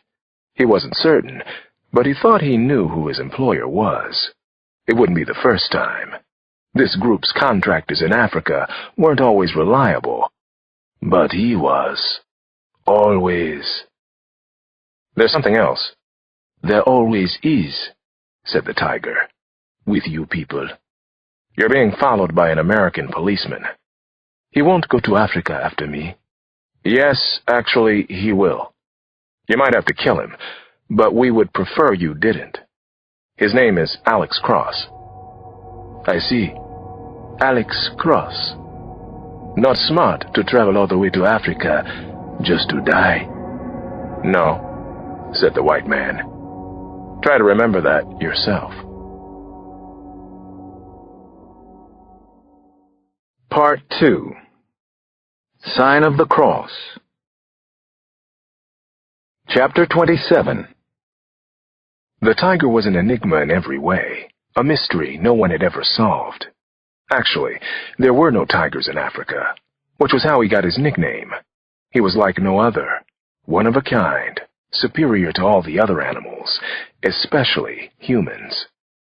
Before he went to school in England, the tiger had lived in France for a couple of years, and he had learned French and English.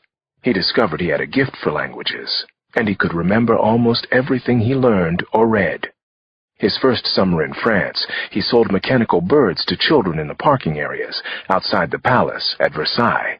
He learned a valuable lesson there: to hate the white man, and especially white families. This day, he had a mission in a city he didn't much like, because the foreigner had left too much of a mark here. The city was Port Harcourt, in the Delta region of Nigeria, where most of the oil wells were located. The game was on. He had another bounty to collect. A black Mercedes was speeding up a steep hill toward the wealthy foreigners' part of the city, and straight toward the tiger as well. As always, he waited patiently for his prey. Then he wandered out into the street like some poor drunkard on a binge. The Mercedes would either have to stop very quickly or strike him head-on. Probably because he was so large and might dent the car. At the last possible moment, the chauffeur applied the brakes. The tiger could see the liveried black scum cursing him from behind the spotlessly clean windshield, so he raised his pistol fast and shot the driver and a bodyguard through the glass. His boys, wild, were already at both rear doors of the limousine, breaking the side windows with crowbars. Then they threw open the doors and pulled out the screaming white school children, a boy and a girl in their early teens. "Don't harm them! I have other plans!" he yelled. An hour later, he had the boy and girl inside a shack on a deserted farm outside the city. They were dead now, unrecognizable even if they were found eventually. He had boiled them in a pot of oil. His employer had ordered this manner of death, which happened to be common in Sudan. The tiger had no problem with it. Finally, he pulled out his cell phone and called a number in town. When the phone was picked up on the other end, he didn't allow the American parents to speak. Nor would he ever talk to the local police or to the private contractor who worked for the oil company and was supposed to protect them from harm. "You want to see young Adam and Chloe again, you do exactly as I say. First of all, I don't want to hear a word from you. Not a word." One of the cops spoke, of course, and he hung up on him. He would call back later and have his money by the end of the day. It was easy work, and Adam and Chloe reminded him of the obnoxious and greedy white children who used to buy his mechanical birds at Versailles. He felt no regret for them. Nothing at all. It was just business to him. Just another large bounty to collect. And just the start of things to come. Chapter 28. I was determined to follow the psycho killer and his gang wherever it took me, but I could see this wasn't going to be easy. Quite the opposite. "You took my passport? Did I get that right?" I asked Nena. "You actually stole my passport?" She ignored the questions and set a plate of scrambled eggs in front of me. Overdone, and no toast. I noticed. So this was war. "That's right," she said. "You behave like an obstinate child, that's how I treat you." "Purloined," she added. "I prefer purloined to stole." I pushed the plate away. "Ellie Cox died because of this man, Nana. So did her family. And another family here in D.C. Don't pretend this has nothing to do with us." "You mean you? And your job, Alex? That's what this has to do with." She poured a half cup of coffee, then headed for her room. I called after her. "You know stealing someone's passport is against the law? So arrest me," she said, and slammed shut her door. 6 in the morning, and round one of the new day was already over. We'd been building up to this ever since I first mentioned the possibility of my going to Africa. At first, she'd been coy, with news articles cropping up around the house. I found a Time cover story, "The Deadly Delta," snipped out and left with my laundry one night. A BBC News piece with the headline, "Many Factions, No Peace for Nigeria," in an envelope next to my keys the next morning. When I ignored them, she moved on to lecturing, with a list of what-ifs and potential risks, as if I hadn't considered nearly every one of them myself. Muslims killing Christians in the north of Nigeria, Christians retaliating in eastern Nigeria, students lynching a Christian teacher, mass graves found in Okija, police corruption and brutality, daily kidnappings in Port Harcourt. It's not that she was all wrong. These murder cases were already dangerous, and I hadn't even given up the home court advantage yet. The truth was, I didn't know what to expect in Africa. All I knew was that if I had a chance to shut this butcher down, I was going to take it. The CIA contact there had signaled the murder suspect was in Lagos right now, or at least he had been a few days ago. I'd pulled some strings to expedite my visa application. Then I had cashed in 75,000 miles for a last-minute ticket to Lagos. Now the only obstacle was my 88-year-old grandmother. Big obstacle. She stayed in her room until I left for work that morning, refusing to even talk about the purloined passport. Obviously, I couldn't get far without it. Chapter 29. That night, I gave Nana Mama a little taste of her own medicine. I waited until late, after the kids had gone to bed. Then I found her in her favorite reading chair, huddled over a copy of Eats, Shoots, and Leaves. "What's this?" She squinted at the manila folder in my hand as if it might bite her. "More news articles. I want you to take a look at them. They tell a horrible story, Nana. Murder, fraud, rape, genocide." The article I'd given Nana included coverage of the gang's D.C. murders. There were 2 long and well-written stories from the Post, one on each family, including pictures from happier times, like when they'd had their heads. "Alex, I've already told you. I know what's going on there. I don't want to discuss this anymore." "Neither do I." "You don't have to solve every single case. Let it go for once in your life." "I wish I could." I put the folder flat on her lap, kissed the warm top of her head, and went up to bed. "Stubborn," I muttered. "Yes, you are. Very." Chapter 30. In the morning, I went downstairs around 5:30. I was surprised to see that Janny and Ali were already up. Nana stood fiddling around at the stove with her back to me. She was cooking something cinnamony and irresistible. I sensed a trap. Janny ferried glasses of orange juice from the counter to the table, where there were already silverware and cloth napkins for 5. Ali was already sitting at his place, working on a big bowl of cereal and milk. He saluted me with a drippy spoon. "He's here." "Ate too, Ali?" "Well, this is a pleasant surprise," I said, loud enough for the whole room. Nana didn't respond, but she had heard me, for sure. Only then did I notice a yellow-bordered National Geographic map of Africa scotch-taped to the refrigerator door. And also, set down with the napkins and silverware on the table, My passport. "So," said Nana, "it was nice knowing you." Chapter 31. A CIA operative named Ian Flaherty was babysitting a hysterical family down in Port Harcourt, Nigeria. The parents' teenaged son and daughter had been kidnapped. They were gathered together in the living room, waiting to learn the ransom demands, and the atmosphere couldn't have been more desperate. Oh no, Flaherty had thought. His cell rang, and everyone crowded into the room, looked at him with anxious faces and deep concern. "I'm sorry I have to take this. It's another case," he said, then walked out into the lush gardens just off the living room. America was calling. Another kind of emergency.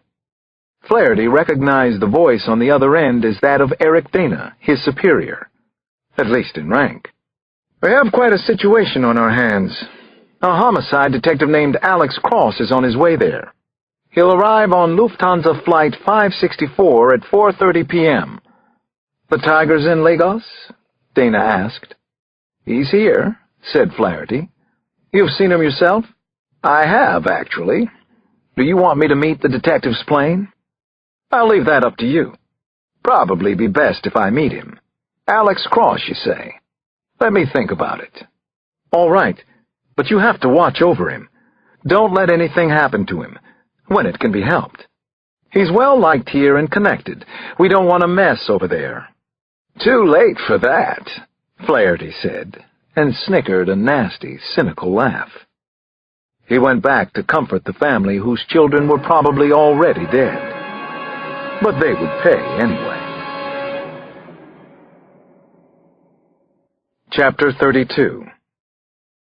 Well, the investigation had definitely taken a turn now. But was it for better or for worse? The plane from Washington to Frankfurt, Germany, was nearly full, and it was incredibly noisy for the first hour anyway. I spent some idle time guessing who might be continuing on to Africa, but it wasn't too long before I fell back into my own dark reveries.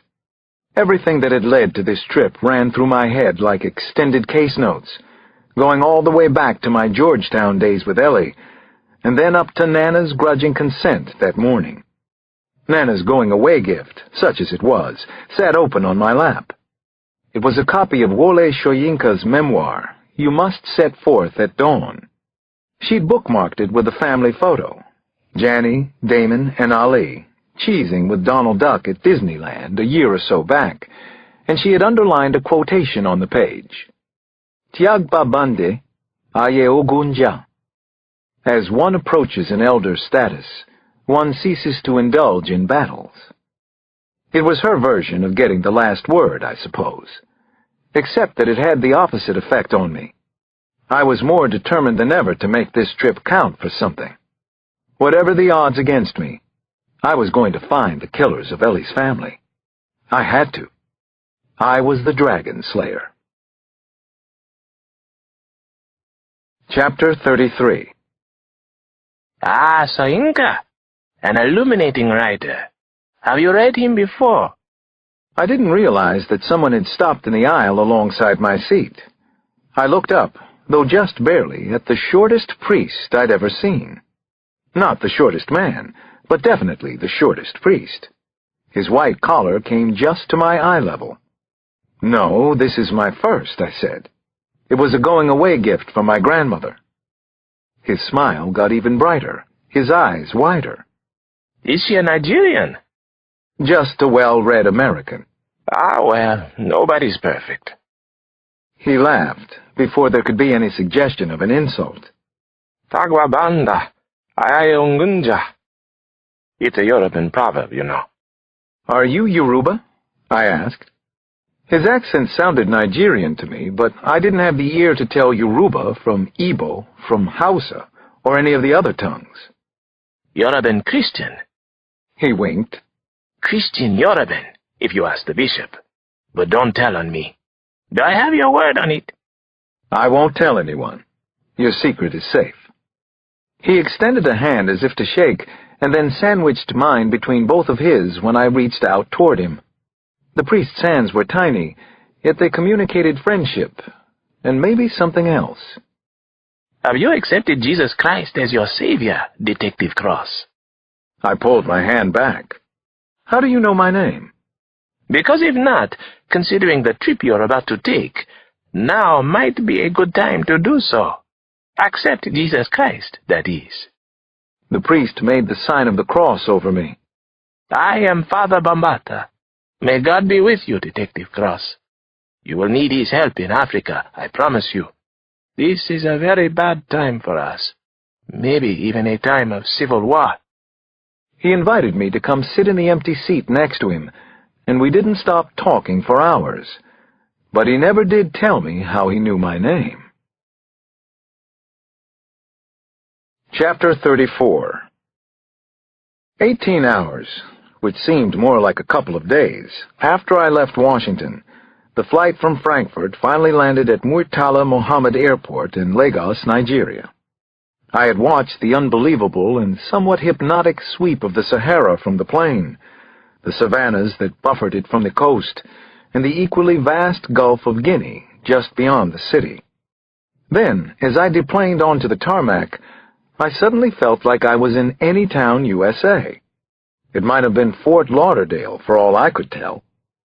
I'm sorry I can't help you here, brother. Father Bambata came up and shook my hand again before we separated. He had told me he had an escort meeting him to speed up his arrival. Put 200 naira in an empty pocket, my friend. What for? I asked. Sometimes God is the answer, other times it's cash. Smiling as ever, the diminutive priest gave me his card, then turned and walked away with a final friendly wave. I found out what he meant around 3 hours later, which was the amount of time I had spent sweating on the immigration line. There were just 2 slow-moving officers at the counter for something like 400 people. Some passengers sailed through, while others were detained at the head of the line for as long as 30 minutes. Twice I saw someone taken away by an armed guard through a side door rather than being allowed to go out to the main terminal. When it was finally my turn, I handed my landing card and passport to the officer. "Yes, and your passport?" he asked. I was momentarily confused, but then I remembered what Father Bambata had said and understood. I held a scowl in check. The official wanted his bribe. I slid 200 naira across the counter. He took it, stamped me through, and called out for the next person without ever looking at me again. Chapter 35. The low hubbub and frustration of clearing immigration was nothing compared with the instantaneous onslaught of noise and hurrying people that met me when I passed through the hand and fingerprint-smudged glass doors and into the main terminal of Murtala Mohammed. There's where I got my first real indication that I was in a metropolitan area of 13 million people. I think at least half of them were there at the airport that day. So this is Africa, I thought. And somewhere out there is my killer, or rather, killers. No fewer than 5 Nigerian officials stopped me on my way to the luggage carousels. Each of them asked for verification of my identity. They all basically said the same thing. Visa, American Express, any card will do. Each of them clearly knew I was American. They all required a small bribe, or maybe they thought of it as a gratuity. By the time I reached the baggage carousel, got my duffel, and pushed back out through the 20-deep wall of people pressing in, I was tempted to fork over a few more naira to a raggedy-looking kid in an old skycap hat who asked where I wanted my bags taken. I thought better of it, however, and pushed on, hauling my own luggage, keeping everything close to the chest. Stranger in a strange land, I thought, though I was also strangely pleased to be here. This promised to be quite an adventure, didn't it? It was completely new territory for me. I didn't know any of the rules. Chapter 36. There was no relief outside, where the air smelled of diesel, and no wonder. There was a raft of old cars, trucks, and bright yellow buses everywhere that I looked. Locals of all ages walked alongside the traffic, selling everything from newspapers to fruit to children's clothing and used shoes. Alexander Cross? I turned around, expecting to see and meet Ian Flaherty, my CIA contact here in Nigeria. The CIA was good at sneaking up on you, right? Instead, I came face to face with two armed officers. These were regular police, I noticed, not immigration. They had all-black uniforms, including berets with insignia chevrons on the epaulettes of their shirts.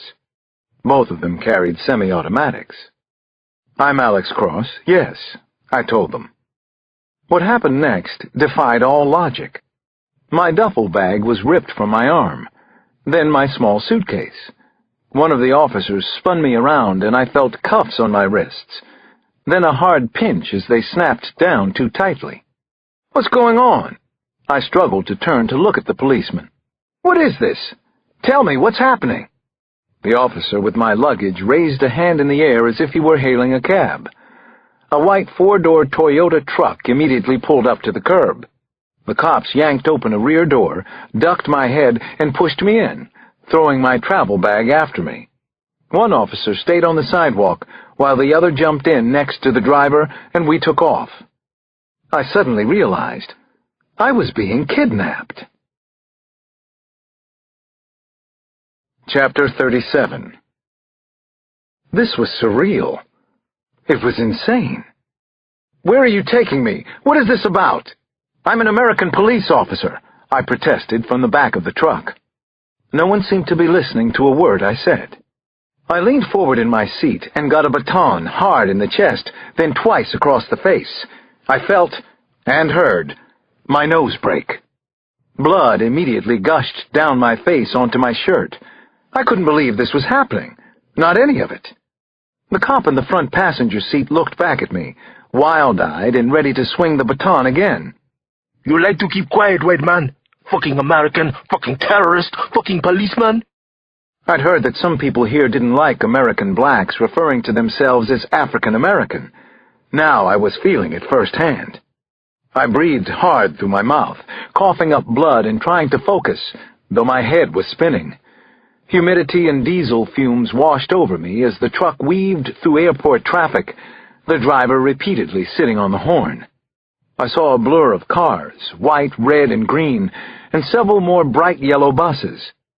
Women were walking on the side of the road with swaddled babies held low on their backs, some of them with baskets balanced on top of their geles.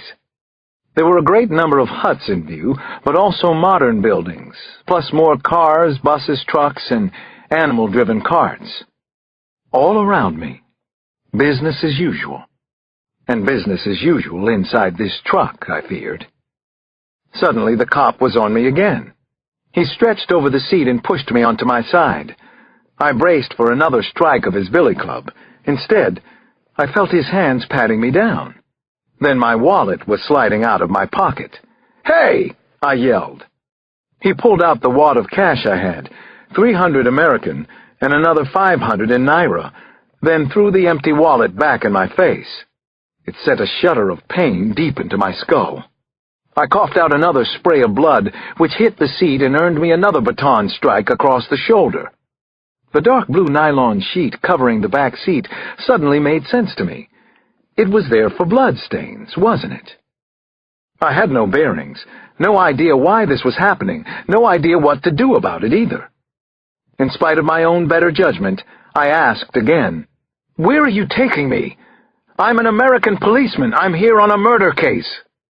The officer barked out something in dialect to the driver. We swerved, and I fell against the car door as we came to a fast stop on the shoulder of the road. They both got out. One of them tore open the door on my side, and I dropped to the ground, cuffed and unable to break my fall. A world of dust and heat and pain swam around me. I started to cough up dirt. Powerful hands were under my arms now, lifting. The cop, or whoever he was, brought me up to my knees. I saw a little boy staring from the back of a packed Audi station wagon as it passed. "You are a brave man, just as brave as you are stupid, fucking white man." It was the driver talking now, stepping in for his turn. He slapped me hard, once across the left side of my face, and then back across the right. I struggled to stay upright. "You two are doing an excellent job." I was definitely punchy. Already I didn't care what came next. It was a hard overhand fist to my temple. I heard a strange crunching sound inside my head, then another. I don't know how many closed fist blows came after that. I think I passed out at 4. Chapter 38. Unreal, unprecedented, unbelievable. It was dark when I woke up, and I hurt all over, but especially around my nose. At first, my mind was blank. I had no idea where I was, not Africa, not anywhere. I just thought, how the hell did I get here? And then, where is here? Where have I been taken? My hand went up to my temple. I felt a sharp sting where I touched an open wound, and then I remembered the handcuffs. But they weren't on my wrists anymore. I was on my back, on a hard floor, stone or cement maybe. Someone was looking down at me. I couldn't make out his expression in the nearly lightless room. I could only tell that he was a dark-skinned man.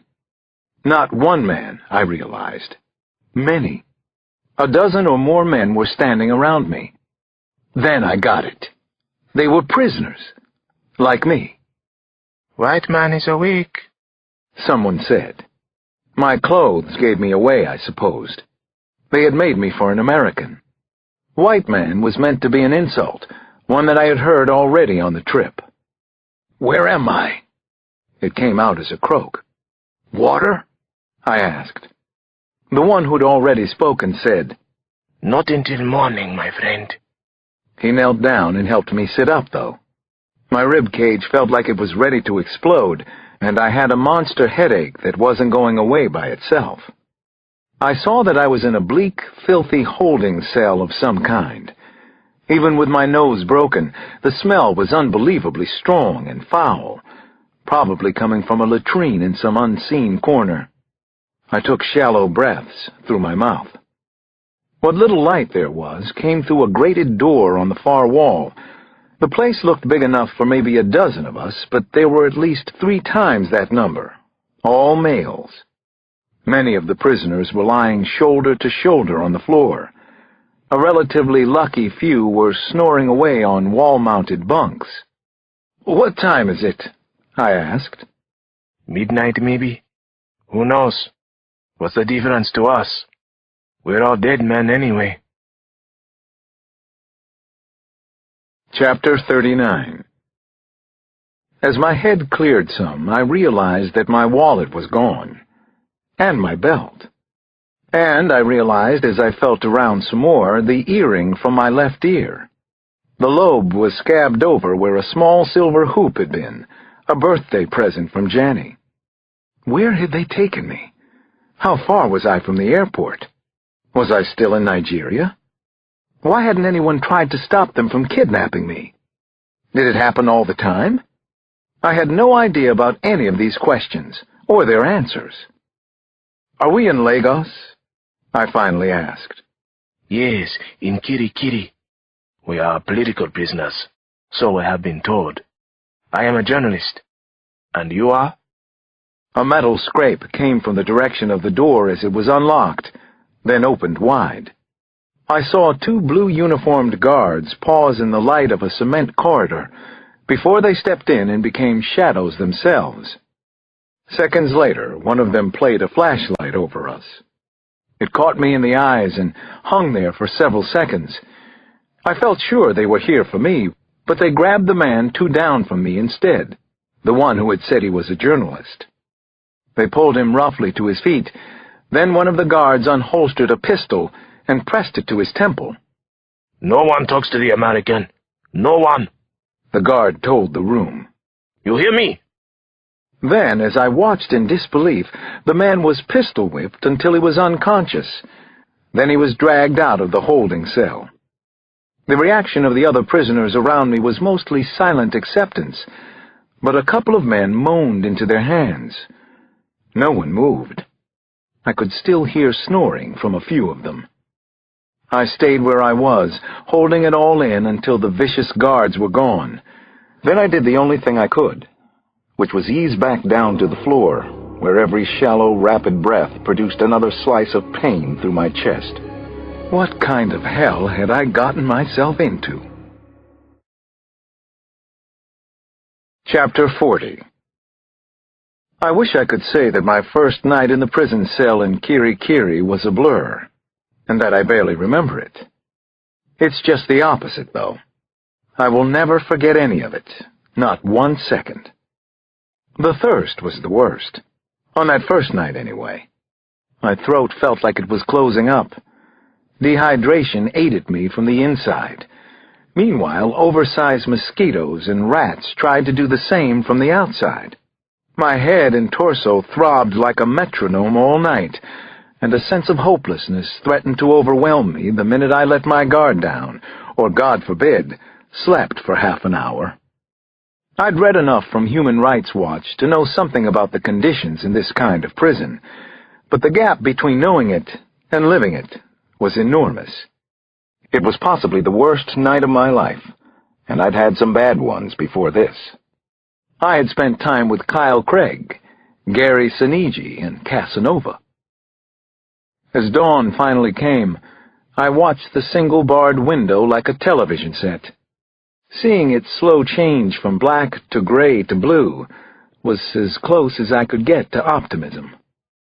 Just when the prisoners around me began to stir, the cell door opened again. A wiry guard stood at the threshold. He reminded me of a very tall grasshopper. Cross! Alexander! Cross! Over here! No! It was a struggle to look halfway able-bodied as I slowly rose to my feet.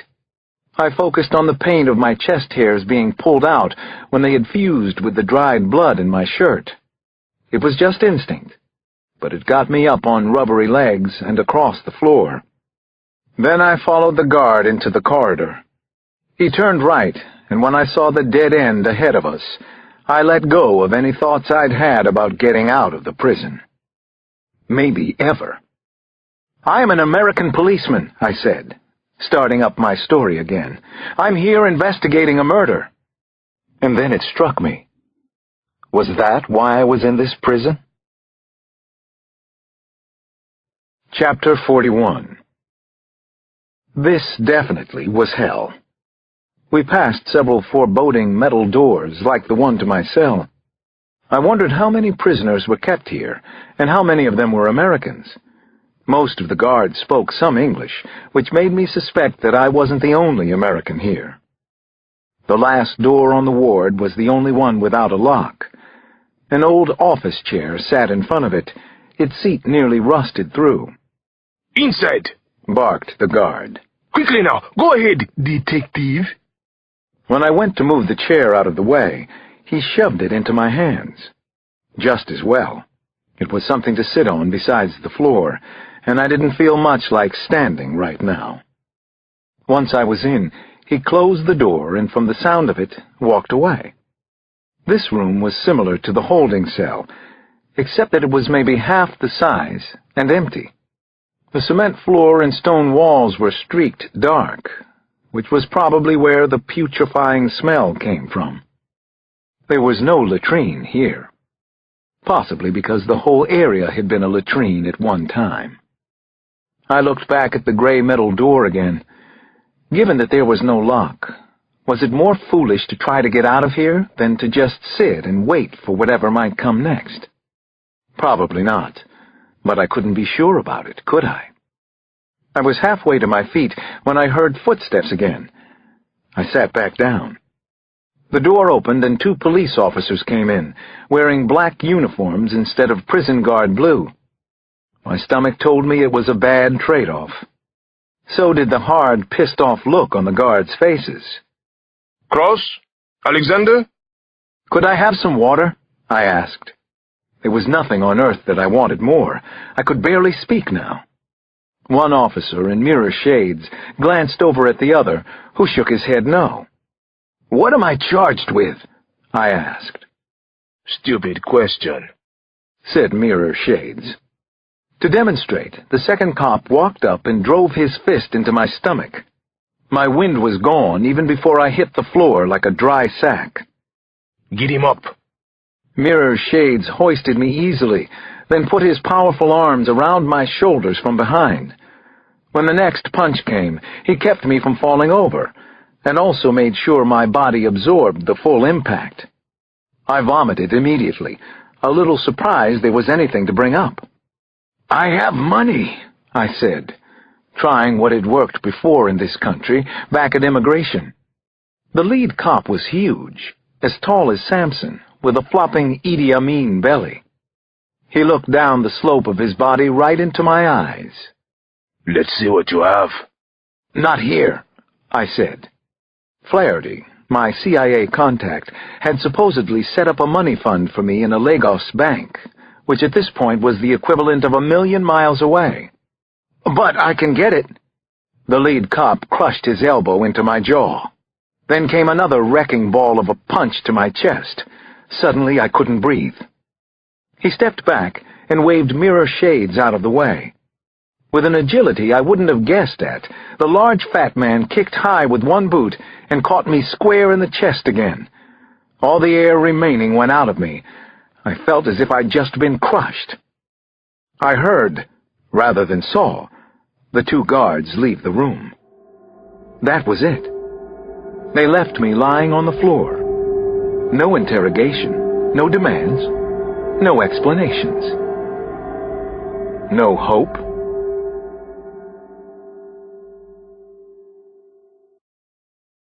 Chapter 42. Back in the holding cell, I was given a bowl of cassava and a cup of water. Only a few ounces, though. I bolted the water but found I couldn't eat the cassava, which is an important vegetable throughout Africa. My throat closed when I tried to swallow solid food. A young prisoner hovered nearby and was staring at me. With my back to the wall, I whispered barely loud enough for him to hear. "You want it?" I held out the bowl. "We hear the cassava, the great cassava," he wheezed as he took the bowl. "It's from a famous poem we learn in school." He scrabbled over and sat next to me, both of us watching the door for guards. "What's your name?" "Sunday, sir." He couldn't have been more than 20, if that. His clothes were dirty, but seemed middle class to me, and he had a 3-striped tribal scar on each cheek. "Here, Sunday. You'd better not be seen talking to me, though." "Oh, fuck them," he said. "What can we do? Throw me in a prison cell?" He ate the cassava quickly, looking around like he expected someone to take it away from him, or to rush in and beat him. "How long have you been here?" I asked, when he had finished eating. "I come here 10 days ago. Maybe it's 11 now. Everyone here is new prisoner, waiting for processing." This was news. Processing? To where? "To the maximum security unit. Somewhere in the country. Or maybe it will be worse. We don't know. Maybe we all go into a big ditch." "How long does it take? The processing. Whatever happens here." He looked at the floor and shrugged. "Maybe 10 days. Unless you have a gunje." "A gunje?" "Dash. Money for the guards. Or maybe someone knows you're here?" I shook my head no on both counts. "Then you have big wahala, sir. Same as me. You don't exist. Shh. God is coming." Chapter 43. When the guards woke me on the 3rd morning, they had to drag me to my feet. I wasn't going with them willingly, not to my own execution. My chest still ached from the beating the day before, and my nose felt seriously infected. This time it was a left turn out of the cell. I didn't know if that meant good news or that the bad news had just gotten a lot worse. I followed the human grasshopper down a steep stone staircase well, through another corridor and around several more turns that had me thinking I never would have gotten out of this place on my own. We finally came outside into an enclosed quad. It was just a wide expanse of sun-bleached earth, with a few tufts of weeds and a 10-foot-high fence topped with ribbons of barbed wire. If this was the exercise yard, it was a sad excuse for one. Anyway, I could barely see anything in the bright light, and it was hot, at least 100 degrees, give or take 10 or 20. The guard didn't stop until he got to the high razor-wire-topped gate on the far side. A locked door was open to a passage through a building, through another door, then a gate, and to what looked like a parking area in the distance. I asked Grasshopper Man what was going on. He didn't answer. He just opened the door and let me through. He closed it behind me, locking me into yet another passageway. "It's been taken care of," he said. "What has?" "You have." He was already walking back the way we'd come, leaving me there. My heart sped up and my body tensed hard. This sure felt like an ending, one way or the other. Suddenly a door opened on my right. Another guard stuck his head out. He gestured at me impatiently. "Get in, get in!" When I hesitated, he reached out and pulled me by the arm. "Are you deaf? Are you stupid? Get inside!" The room I entered was air-conditioned. It was like a shock to my skin, and I realized that all he'd wanted was to get the door closed again. I was standing in a plain office that seemed quite ordinary. In it were 2 wooden desks and several filing cabinets. A second guard, bent over some paperwork, ignored me. Also present was the first white man I'd seen since arriving at the airport. He was a civilian dressed in light trousers, a loose button-down shirt, and sunglasses. My guess was CIA. "Flaherty?" I asked, since he didn't bother to volunteer any information. He tossed me my empty wallet. Then finally he spoke. "Jesus, you look like hell. Ready to get out of here?" Chapter 44. I was way beyond ready to get out of this nightmarish prison, but I was also stupefied by everything that had happened to me since I had arrived in Lagos. "What? How did you find me?" I asked Flaherty before we were even out of the air-conditioned office. "What's going on? What just happened back there?" "Not now." He walked over and opened a door and gestured for me to go out first. The 2 guards didn't even look up. One of them was scribbling in a file, and the other was jabbering on the phone when we left. Business as usual here in the bowels of hell. As soon as the door closed behind us, Flaherty took my arm. "You need some help?" "Jesus, Flaherty, thank you." "They break your nose?" "Feels that way." "Looks it, too. I know a guy. Here." He handed me a small bottle of water, and I started to empty it down my throat. "Go slow, fella." He steered me over to an old off-white Peugeot 405 parked under a shade tree nearby. My duffel was already in the back seat. "Thank you," I said again. Once we were moving, I asked him, "How did you do this?" "When you didn't show up on Thursday, I figured there were only a few possibilities. 100 got me your name. Another 500 got you out." He took a business card from his breast pocket and handed it to me. It was from Citibank, with an address in Lagos. On the back, in blue ballpoint, was written A. Cross, 9786 EY4. "You're going to want to change that passcode, and probably wire in another $1,000 or so if you can." "What about my family?" They came rushing into my mind all at once. "Have you spoken with them? Do they know what's happening?" "Listen, don't take this the wrong way, but I'm not your social worker. I know you probably feel like you've been through the 18th circle of hell or whatever, but you can't count on me for this kind of shit, okay? I don't mean to be harsh, but that's the way it is here these days. There's a lot going on right now." He tipped a Camel Light out of a pack, lit it, and blew twin streams of smoke through his nostrils. "You can call them from the hotel. Your family. I'm moved by your compassion." He grinned straight ahead. I guess we understood each other. Mine was obviously not the saddest or worst story Ian Flaherty had heard in Lagos.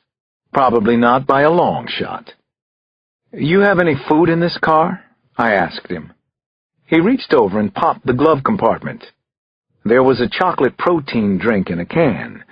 It was warm and a little gritty, and nothing had ever tasted better to me. I threw my head back, closed my eyes, and tried for the first time in 3 days to relax and maybe think in straight lines about the murder investigation and what had just happened to me. Chapter 45. A heavy thud woke me from a hot, sweaty, and unpleasant sleep. Maybe only a few minutes had passed. My eyes jerked open just in time to see an old Adidas sneaker bounce off the roof and onto the hood of the Peugeot. "What the fuck?" Flaherty craned his head around.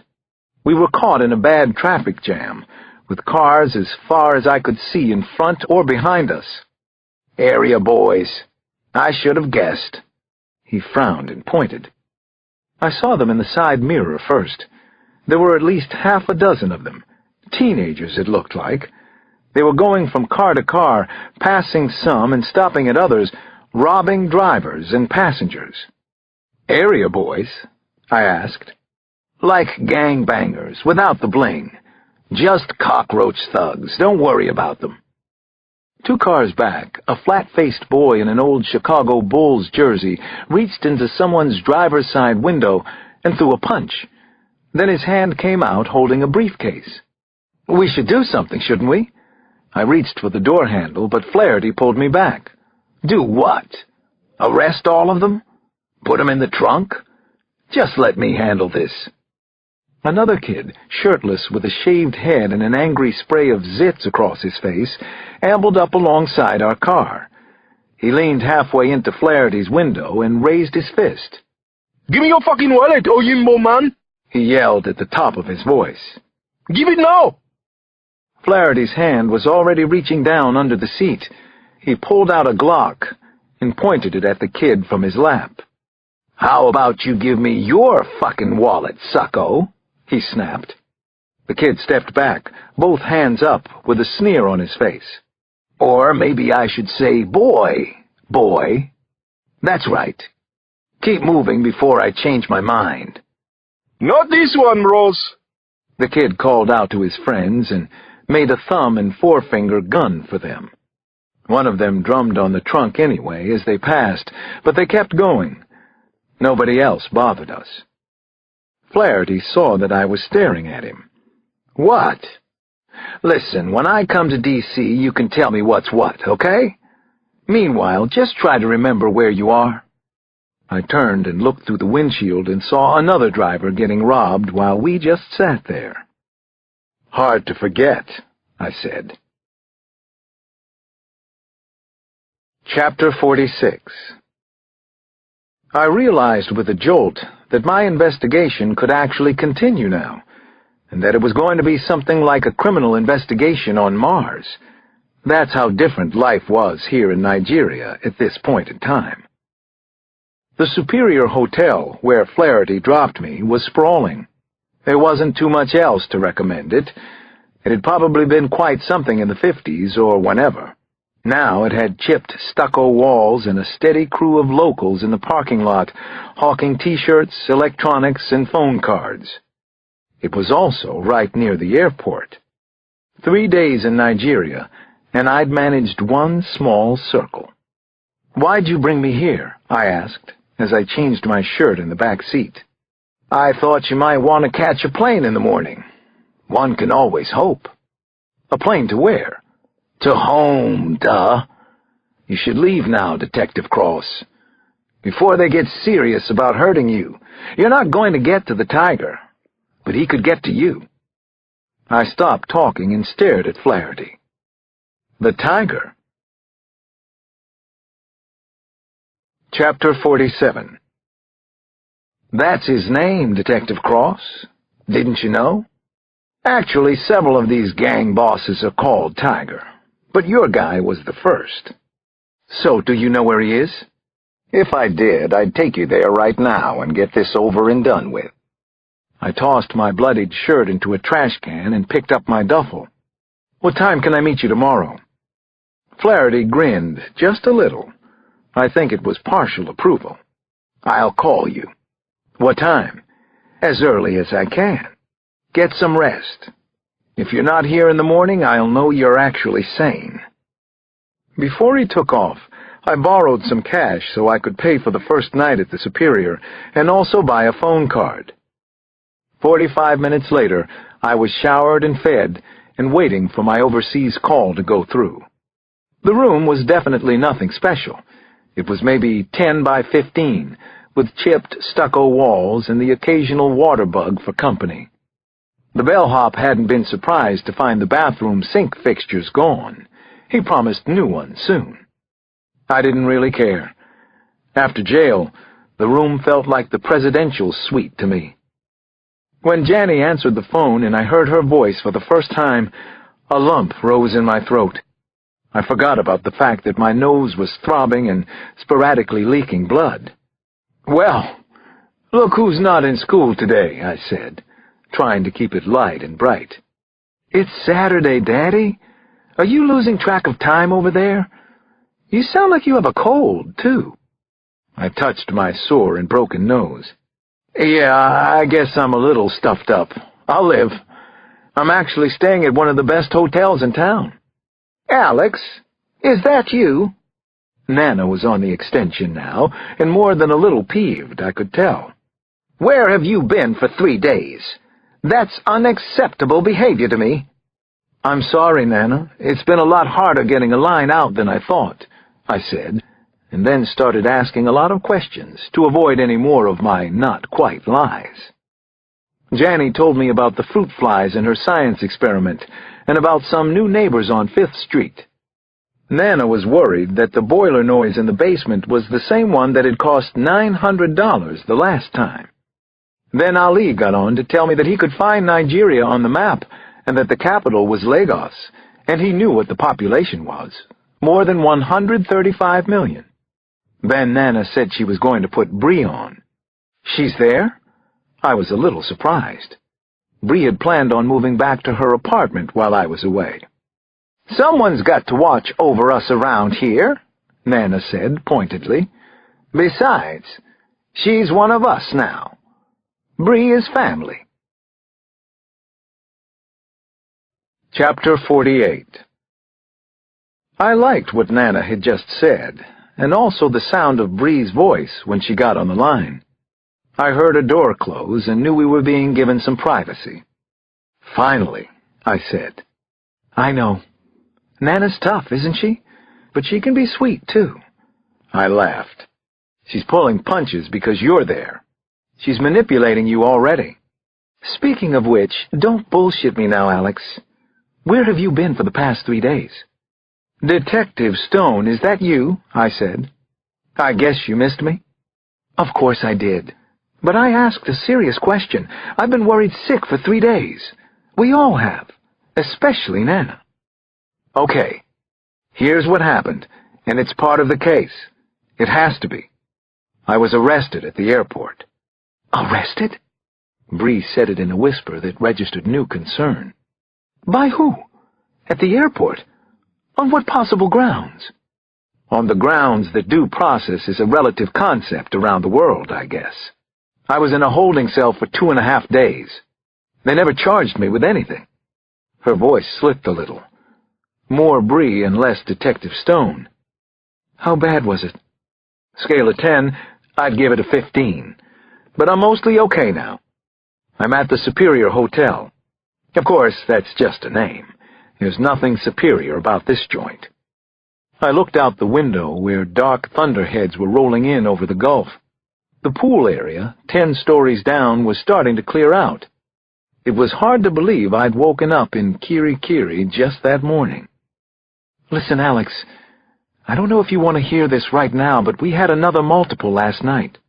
Another family was slaughtered over in Petway. This time the parents were Sudanese nationals." I sat down on the bed. "Same M.O. as the first two?" I asked. "Yeah. Large knives, possibly machetes. Extreme malice. Just ugly for the sake of ugly, cruel for the sake of cruel. Whether or not your boy and his gang were here, I'll bet his people were involved. Apparently, the murderer is called the Tiger, so I'm playing catch a tiger. He could have ordered a hit from anywhere. That's right. Or he could be back in Washington, Alex. You could be over there while he's here. Before I could respond, there was a sudden flash from outside and a huge smack of thunder overhead. The lights in the room flickered, then went out, taking the phone with them. "Bree?" I said. "Bree, are you there?" But the line was dead. Shit.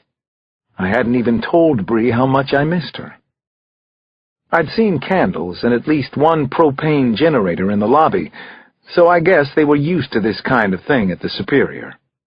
I lay back on my bed and closed my eyes, figuring I'd go down and check things out if the power didn't come back on soon. Meanwhile, what was the upshot of the new murders in D.C., and what did they mean for me? Was the killer I was chasing, the Tiger, still here in Nigeria? Or had I come all this way just to get my nose broken?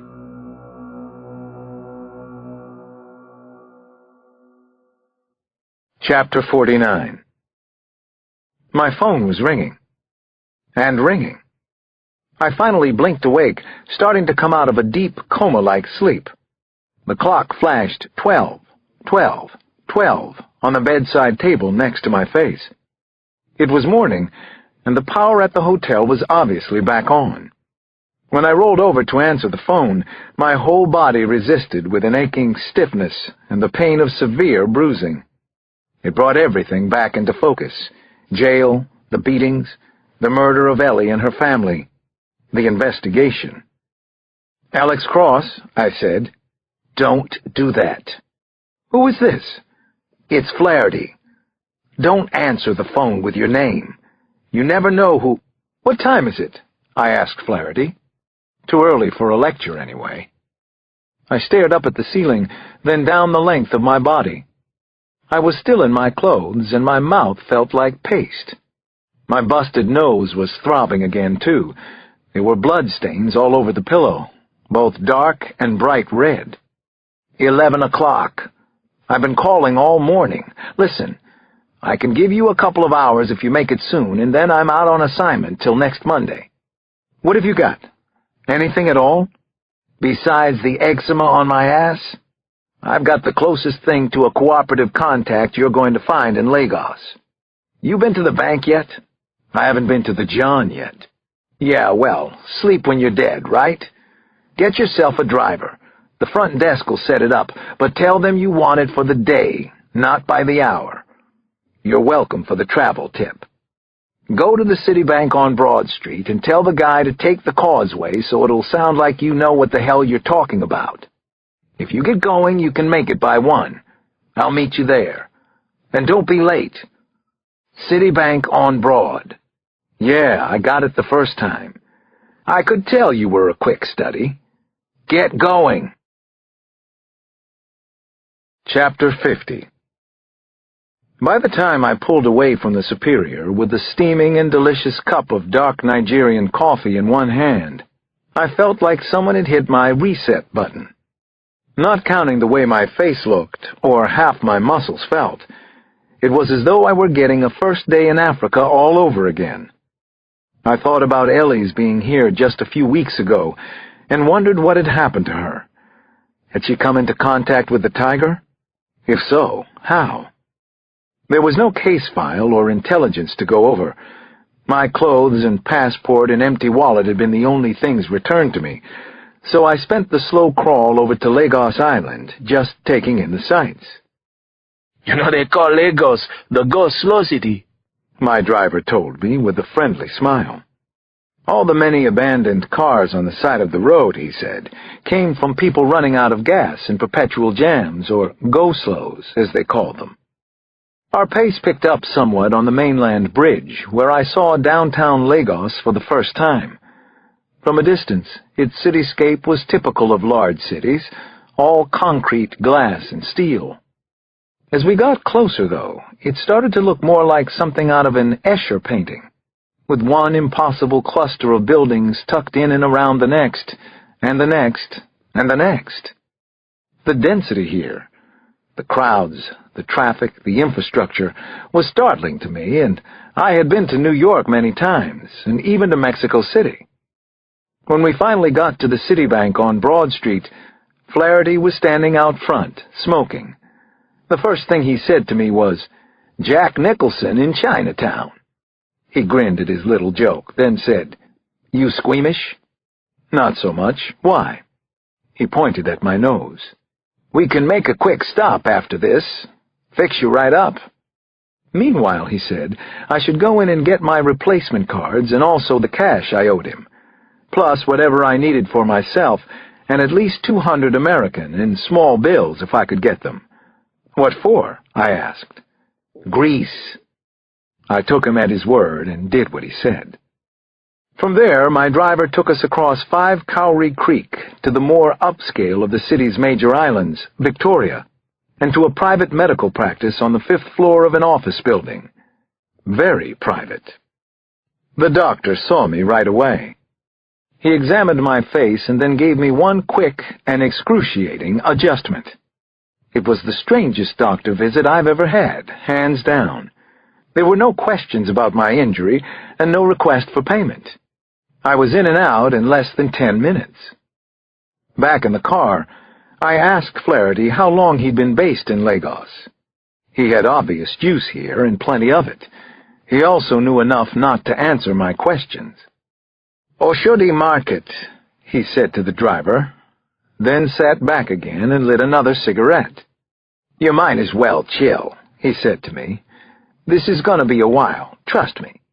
You know what they call Lagos? The go-slow city." He turned down the corners of his mouth and exhaled a cloud of white smoke. "You learn fast. Some things, anyway." Chapter 51. Visually, Oshodi Market was a lot like the rest of Lagos, crammed end to end with busy, hurrying people, either buying something or selling something, and possibly doing both. Flaherty curled his way through the crowds in the stalls like a skinny white rat in its favorite maze. I had to keep my eyes on him to stay with him, but the exotic food smells and the sounds of the market still came through loud and strong. I took it all in, and liked it very much.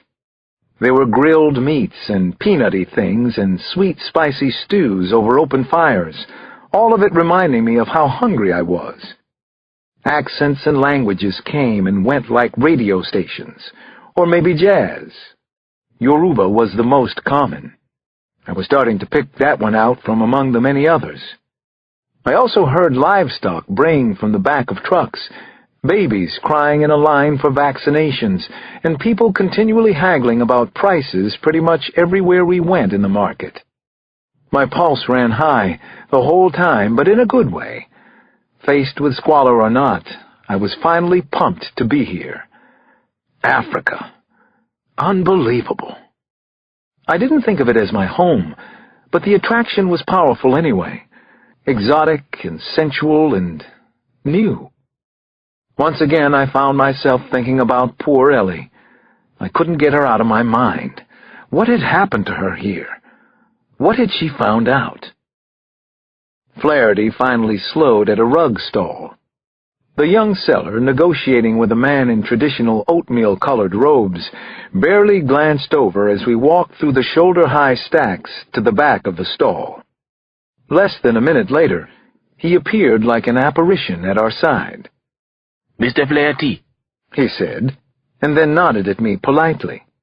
"I have beer and mineral water in the cooler if you like."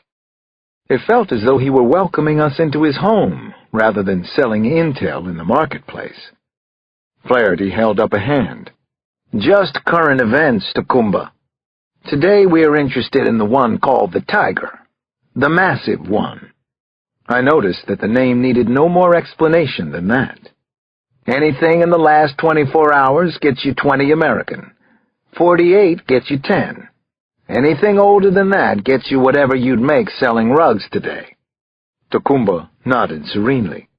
He was like Flaherty's polar opposite. They say he's gone to Sierra Leone. Last night, in fact. You just missed him. Lucky for you. Ground or air? By ground. Okay. Flaherty turned to me. We're good here. Pay the man. Chapter 52. I had plenty of other tough questions to ask Tecumseh about the tiger and his gang of savage boys, but he was Flaherty's informant, and I followed his protocol. I owed it to him to keep my mouth shut until we were out of earshot anyway. What's with the quick in and out, I said, once we had left the rug seller's stall. He's in Sierra Leone. Dead end. No good. You don't want to go there. What are you talking about? How do you even know the information's good? Let's just say I've never wanted my money back. Meanwhile, you're better off cooling your heels here for a few days, a week, whatever it takes. See the sights. Stay away from the prostitutes, especially the pretty ones. I grabbed Flaherty's arm. I didn't come all this way to cool my heels by the hotel pool. I've got one target here. You are a target here, my man. You ever hear the saying, you've got to stay alive to stay in the game? This is a very dangerous city right now. Don't be an ass, Flaherty. I'm a DC cop, remember? I've done this kind of thing a lot. I'm still standing. Just take my advice, Detective Cross. He'll be back. Let him come. You can die then. What's your advice if I still want to go to Sierra Leone? He took a breath, feeling resigned, I think. He'll probably go to Koidu. It's near the eastern border. Kailaun's a little too hot right now, even for him. If he went over ground, that means he's trading, which means oil or maybe gas. Why Koidu? Diamond mines. There's an unofficial oil for diamonds trading corridor between here and there. He's heavily into it, from what I hear. Okay. Anything else I should know? He started walking again. Yeah. You got a best buddy back home? Call him. Tell him where you keep your porn or whatever else you don't want your family to find when you're dead. But hey, have a good trip and nice knowing you. Flaherty, I called, but he refused to look back, and when I got outside the market, I found that he'd stranded me there. So I wandered back inside and bought some fresh fruit, mangoes, guavas, and papayas. Delicious. Might as well live it up while I could. Tomorrow, I would be in Sierra Leone. Chapter 53. On a sun-beaten dirt road that twisted through what used to be a forest outside Koidu, a 15-year-old boy was slowly choking to death. Slowly, because that's exactly how the tiger wanted it to happen. Very slowly, in fact. This was an important death for his boys to watch and learn from. He closed his grip even tighter on the young soldier's esophagus. You are my number one. I trusted you. I gave you everything, including your oxygen. Do you understand? Do you? Of course the boy understood. He'd palmed a stone, a diamond. It was found under his tongue. He was probably going to die for it now. But not at the tiger's hand. You. He pointed to the youngest of the other boy's soldiers. Got your brother. The lad of no more than 10 stepped forward and unsheathed a clip-pointed K-bar, a gift for him from the tiger's trip to America. With no hesitation at all, he shoved the blade into his brother's thigh, then jumped back to avoid the spurting blood. The tiger kept his own hand where it was, on the thief's throat. Unable to even scream, the boy just gagged. Now you, he said to the next youngest wild boy. Take your time. No hurry. Each of them took a turn, one at a time, any strike they chose, any kind of blow, except one that would kill the diamond thief. That right belonged to the oldest, or at least the one who would now be the oldest. Rocket, they called him, on account of the bright red Houston Rockets basketball jersey he always wore, rain or shine. The tiger stepped back to let Rocket finish the murder. There was no need to hold the thief down anymore. His body was limp and broken, blood pooling in the dust around his shattered face. Black flies and puffy gnats were already settling on the wounds. Rocket walked around until he was standing over the thieving boy's head. He was casually rubbing at the fuzz of beard he hadn't yet begun to shave. "You shame us all," he said. "Mostly you shame yourself. You were number one. Now you are nothing." Then he fired once from the hip, gangster style, like in the American videos he'd watched all his life. "No more trouble with this dumb bastard," he said. "Bury him," the tiger yelled at the boys. All that mattered was that the carcass stay out of sight until they were gone. This dead boy was no one to anyone, and Sierra Leone was a country of pigs and savages anyway. Unclaimed bodies were as common as dirt weeds here. He put the pilfered diamond back in its black leather canister with the others.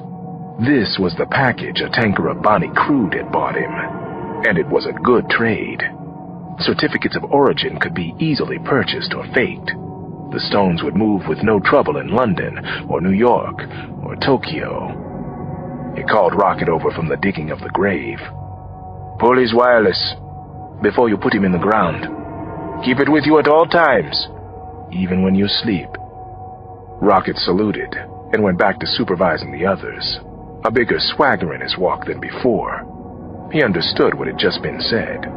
Pull his wireless. Wear it yourself. He was the tiger's new #1 boy.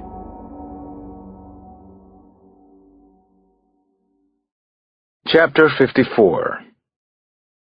Maybe I already knew more than I wanted to about the small, sad country called Sierra Leone. The rebels there had murdered more than 300,000 people in recent years, sometimes lopping off their hands and feet first, or setting fire to homes where families slept, or tearing fetuses from the wombs of mothers. They created billboards of terror, messages carved into the bodies of victims they chose to spare, and then used as walking advertisements. I took something called Bellevue Air overnight to Freetown, and then a death-defying prop plane all the way to the eastern border of Sierra Leone, where we landed bumpety-bump on a grassy airstrip serving Koidu. From there, I took one of the 2 cabs available in the region.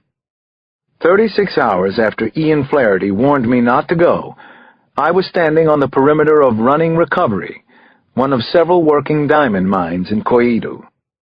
Whether or not the tiger had done business with anyone from this particular mine, I didn't yet know, but Running Recovery had a rotten reputation, according to Flaherty. At home in D.C., I'd start by canvassing, so that's what I decided to do here, one mine at a time if necessary. I was a detective again. I already knew that. Running Recovery was an alluvial diamond field, not really a mine at all. It looked like a miniature canyon to me, 2 football fields worth of pitted and trenched yellow earth, maybe 30 feet at the deepest. The workers were bent over in the extreme heat, laboring with pickaxes and sieves. Most of them were up to their waists in muddy brown water. Some looked to be about the size of grammar school kids, and as far as I could tell, that's what they were. I kept thinking about the Kanye West song, Diamonds from Sierra Leone, hearing the rap lyrics in my head. Damon used to listen to the tune a lot, and I wondered now if he or his friends ever considered the true meaning of the words. Security up top was surprisingly light at the mine. Dozens of stragglers hung around the perimeter, working deals or just watching, like me. "You a journalist?" someone asked from behind. "What you doing here?" I turned around to find 3 older men staring hard at me. All 3 were war amputees. They were probably not soldiers, but some of the thousands of civilians who had suffered a kind of trademark brutality during Sierra Leone's 10-year conflict, largely over control of the diamond industry. Diamonds had already done to this country the kind of thing that oil was poised to do to Nigeria. There was no harsher reminder of that fact than the men standing in front of me right now. "Journalist?" I said. "No, but I would like to speak with someone down there in the field. One of the workers. Do any of you know who's in charge?" One of them pointed with the rounded stub of an elbow. "Tejan. He won't talk to journalists," said one of the others. Both of that man's shirt sleeves hung empty at his sides. "I'm not a journalist," I repeated. "You don't matter nothing to Tejan. You American, you journalist."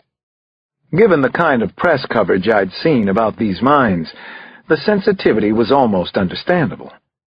"Is there anyone down there who will speak to me?" I asked. "One of the workers? You know any of these men? You have friends down there?" "Maybe tonight at the hall in town," said the first man who'd spoken to me. "After the cake comes round, tongues loosen up." "The town hall? Where would that be?" "I can show you," said the most talkative of the amputees. I looked at him, and as he held my stare, I wondered how it was that paranoia hadn't eaten this part of Africa alive. And then I decided to trust him. "I'm Alex. What's your name?" We shook left hands. "I am Moses." I had to smile at that, and thought of Nana. She would have smiled too and patted him on the back. "Show me the way, Moses." Chapter 55. I was on the job now, definitely working the case I had come here to solve. The walk into town took about an hour. Moses told me a lot on the way, though he said he'd never heard of the tiger. Could I believe him about that? I couldn't be sure. Diamond trading for oil, gas, weapons, drugs, and any number of illicit goods was no secret around here. Moses knew that it went on the same way everyone knew that it went on. He'd been a diamond miner himself as a teenager, and in his 20s, until the Civil War. "Now they call us Sansan boys." I assumed he meant those who could no longer do the work, like him. At first I was surprised at the man's apparent openness. Some of his stories seemed too personal to share with a stranger, especially one who might be an American journalist, or maybe even CIA. But the more he spoke, the more I realized that talking about what had happened to him might be all he had left. "We lived over that way." He pointed abstractly in a direction without looking. "My wife sold palm oil at market. I had 2 fine sons. When the RUF soldiers came to corner, they came for us like the others. It was at night, in the rain, so there were no torches. They said to me, if I watch them kill my boys, then they will spare my wife. And when I did as they told, they killed her anyway." The RUF was the revolutionary force responsible for the death of thousands. He was devastatingly matter-of-fact about it. A terrible family massacre, not unlike the ones in Washington, I thought. "And you lived," I said.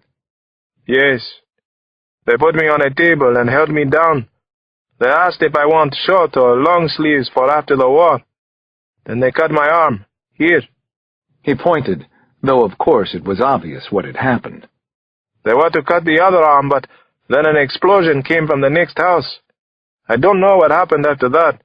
I fell unconscious, and when I woke up, RUF soldiers were gone, and my wife too. They left my murdered sons. I wanted to die, but I did not.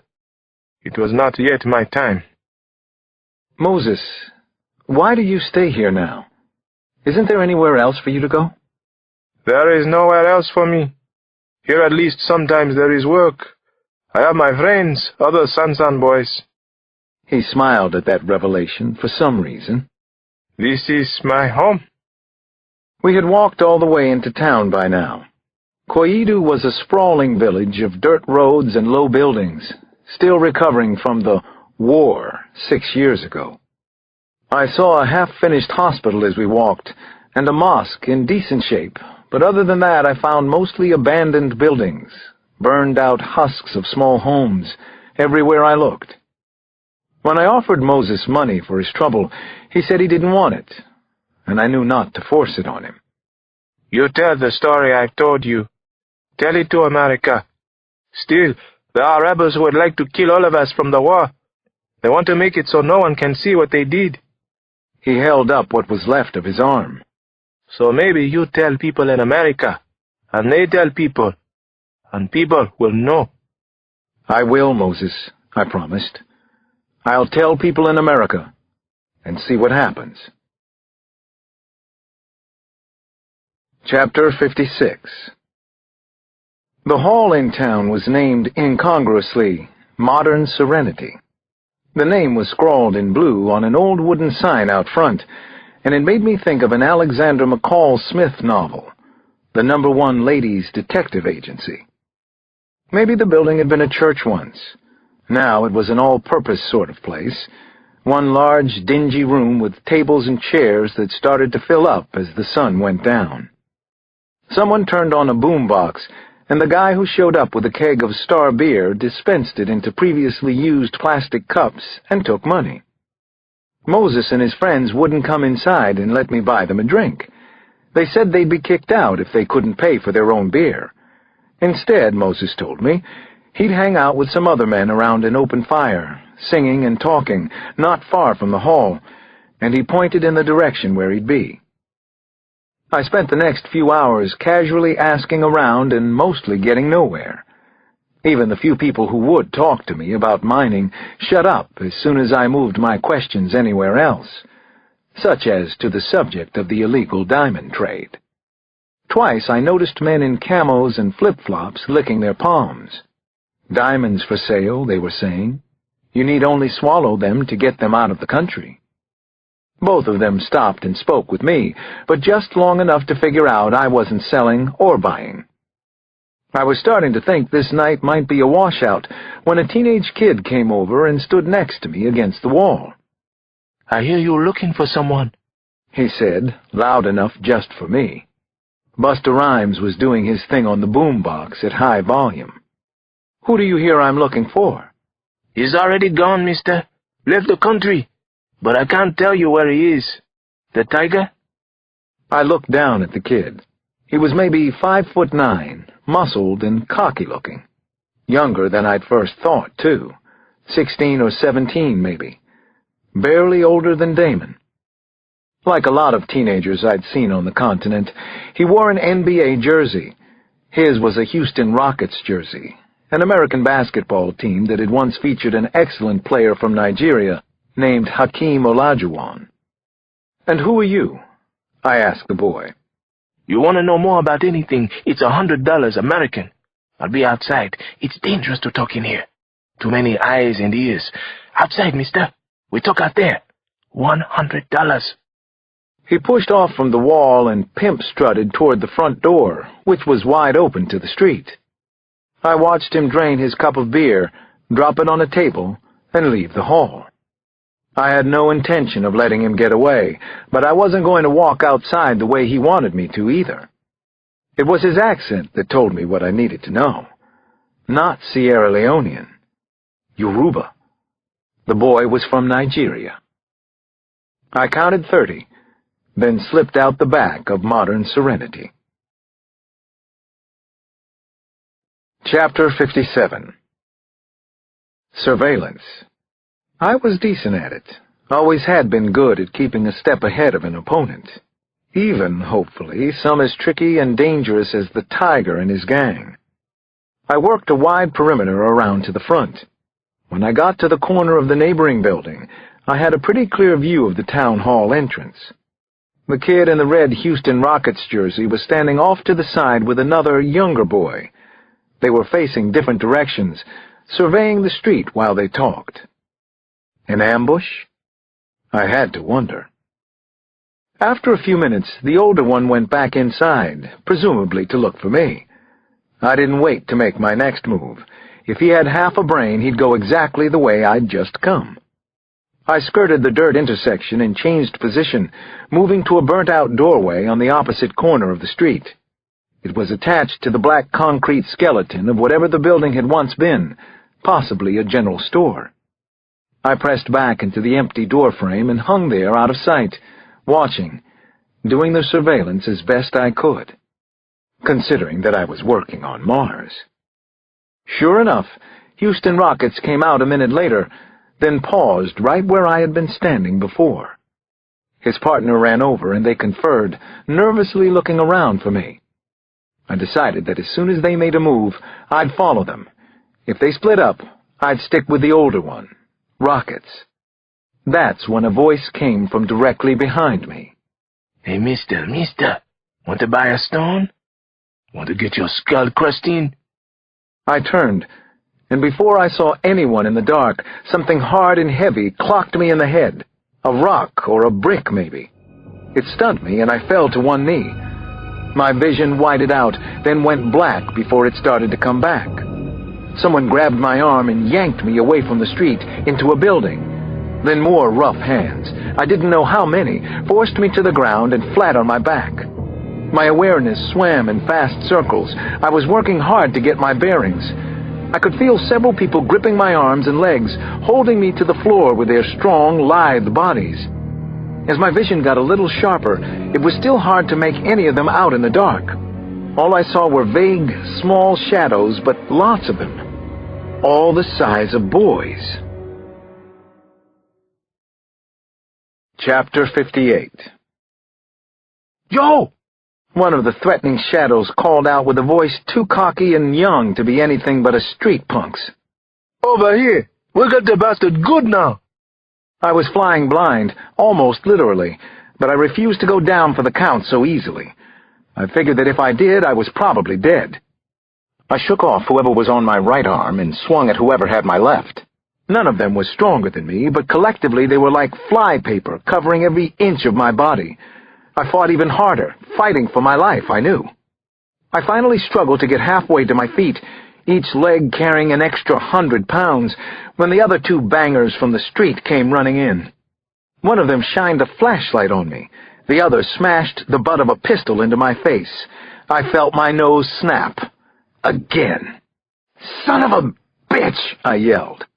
The blinding pain ran up into my brain and seemed to spread through my whole body. It was worse than the first time, if that was possible. My first thought was, "You've got to be fucking kidding me." The killer boys swarmed all over me, half as many this time, and brought me down. A sneakered foot came to rest on my forehead. Then I felt the cold metal of a gun barrel pressed hard into my cheek. He the one? Someone asked. A flashlight's bright lights and another spike of pain through my eyes. He the one, Ozzy. I recognized the voice from the town hall. The speaker crouched down next to my head. "Listen, we're gonna send you out of here with a message. No one fuck with us. You understand?" I tried to raise my head, and he fired a shot into the ground right next to my temple. "You understand?" I stopped straining and lay back. I couldn't hear in one ear. Was I deaf in an ear now, too? It was the pistol that kept me where I was. More than anything, I was seething mad. "Go ahead," the lead punk said. I saw the silhouette of a long blade in somebody's hand. A machete, I thought.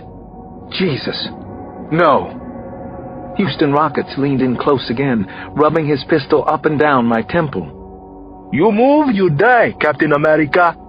You stay still. Most of you going home." Chapter 59. "This gonna hurt real bad. You're gonna scream like baby girl. Starting now." They pulled my arm out straighter and held it tight so I couldn't move. Either they were getting stronger, or I was starting to lose it. I had never been closer to panic in my life. "At the joint, Ozzy. Les bon," said Rocket Man in the coolest, calmest tone. The blade touched the crook of my arm softly once. Then the machete was raised high. The boy called Ozzy grinned down at me, enjoying this like the psychopath that he was.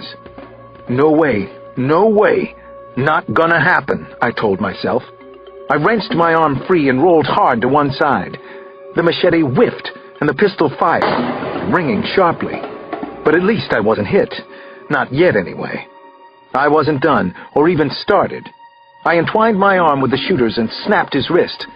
I heard it break, and the gun fell from his hand. The first one to get to it was me. Everything was shadows and noisy chaos after that. The punks were all over me again, which was lucky in a way. I think it kept the machete blade away long enough for me to get off a warning shot. Then I scrambled up, my back to the door. "Get over there!" I shouted, motioning with the gun. I had them covered, but it was dark, and the layout of the building was a complete mystery to me. They would figure that out soon. Sure enough, rockets barked an order. "Go! Outside!" Two of the gang whipped away in opposite directions. One of them vaulted out an empty window frame. I didn't see where the other one went. "What you gonna do, man?" Rocket said with a shrug. "Can't kill us all." "I can kill you," I told him. The others were doubling around behind me, I knew. I was either going to have to start shooting these boys or run like hell. I ran.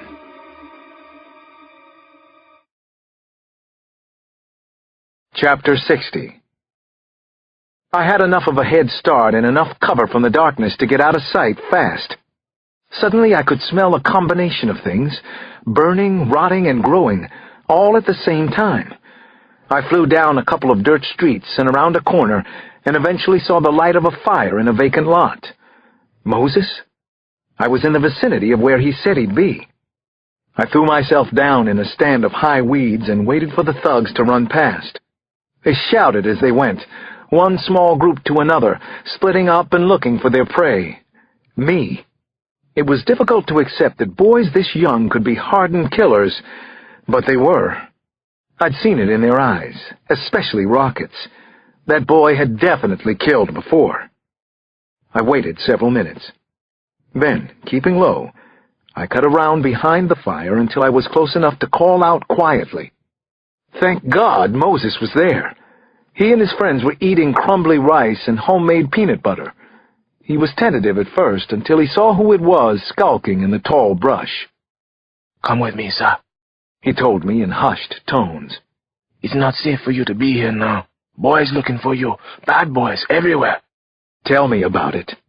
I wiped a stream of blood from my face with the back of my arm, forgetting how much it was going to hurt it. "Shit!" "It's not much. You'll be okay." "Easy for you to say." I forced a grin. I followed him through the back of the lot and up the next road to a narrow side street. We were in a shabby tenement neighborhood, one long row of mud brick hovels.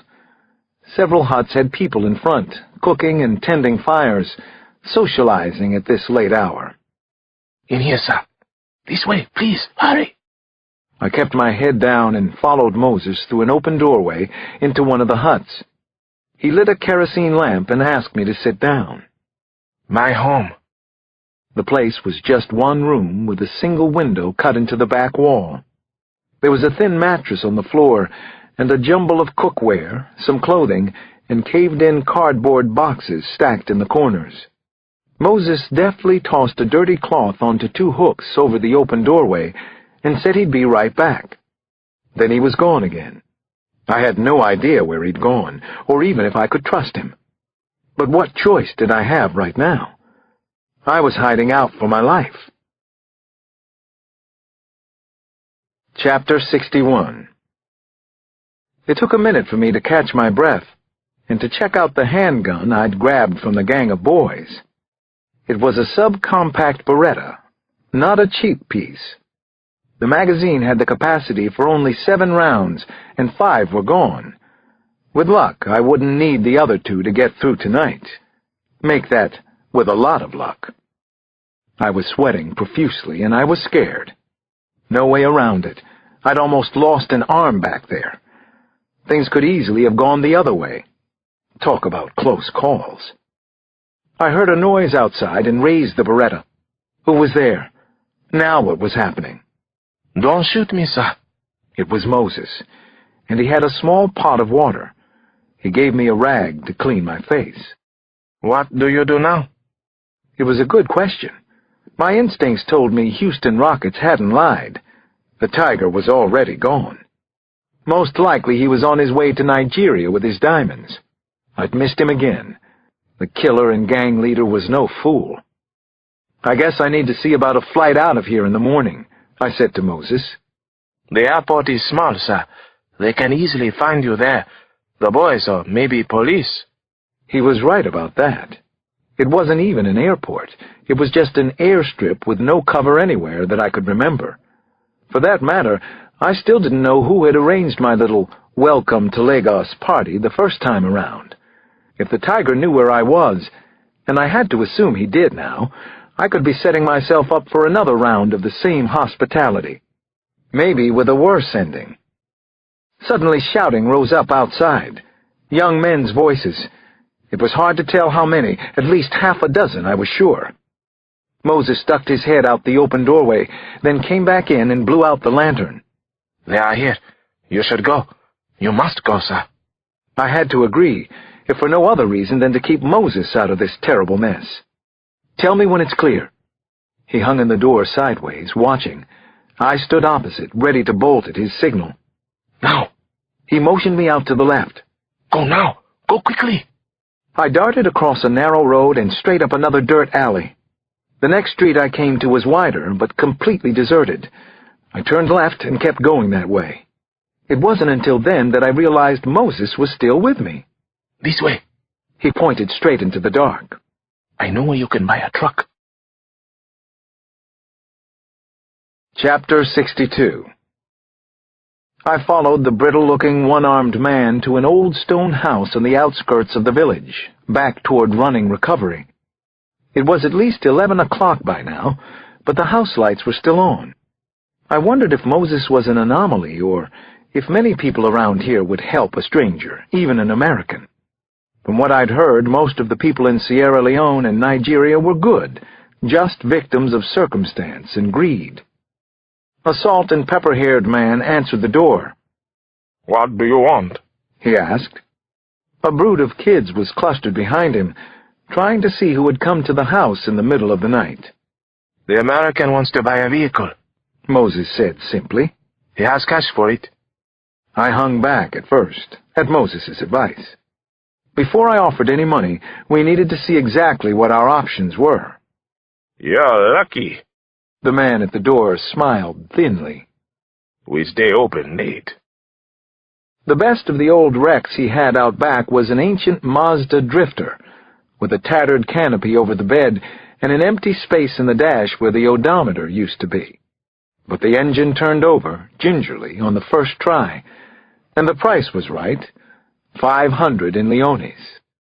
Plus, he didn't mind our spending the night right there in the truck.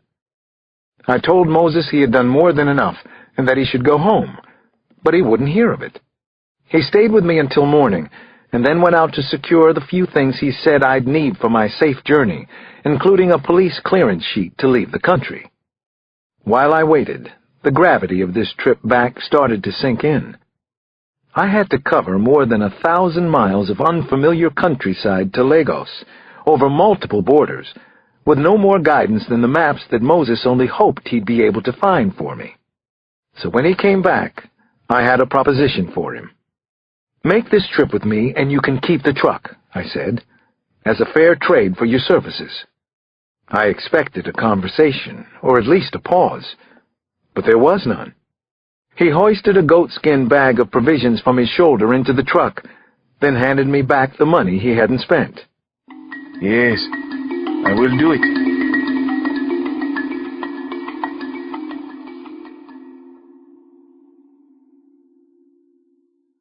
Chapter 63. Samson? Yeah? This sucks big time, you know that. I hate you. Shoulda called Tails, Bree. The house on 18th Street was quiet now. Not the nasty hive of activity it had been on the night of the murders. Today, this morning, Bree and Samson had it to themselves.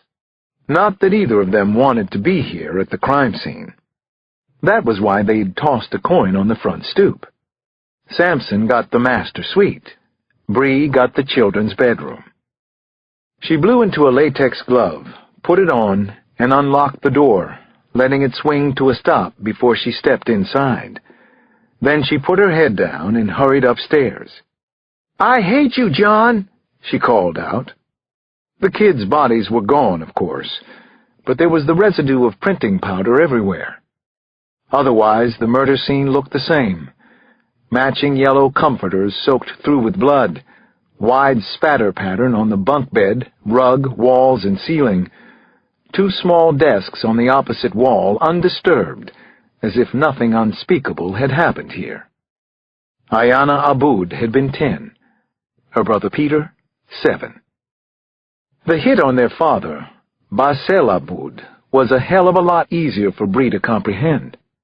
His columns in the Washington Times had been an early and insistent voice for U.S. military intervention in Darfur, with or without UN Security Council buy-in.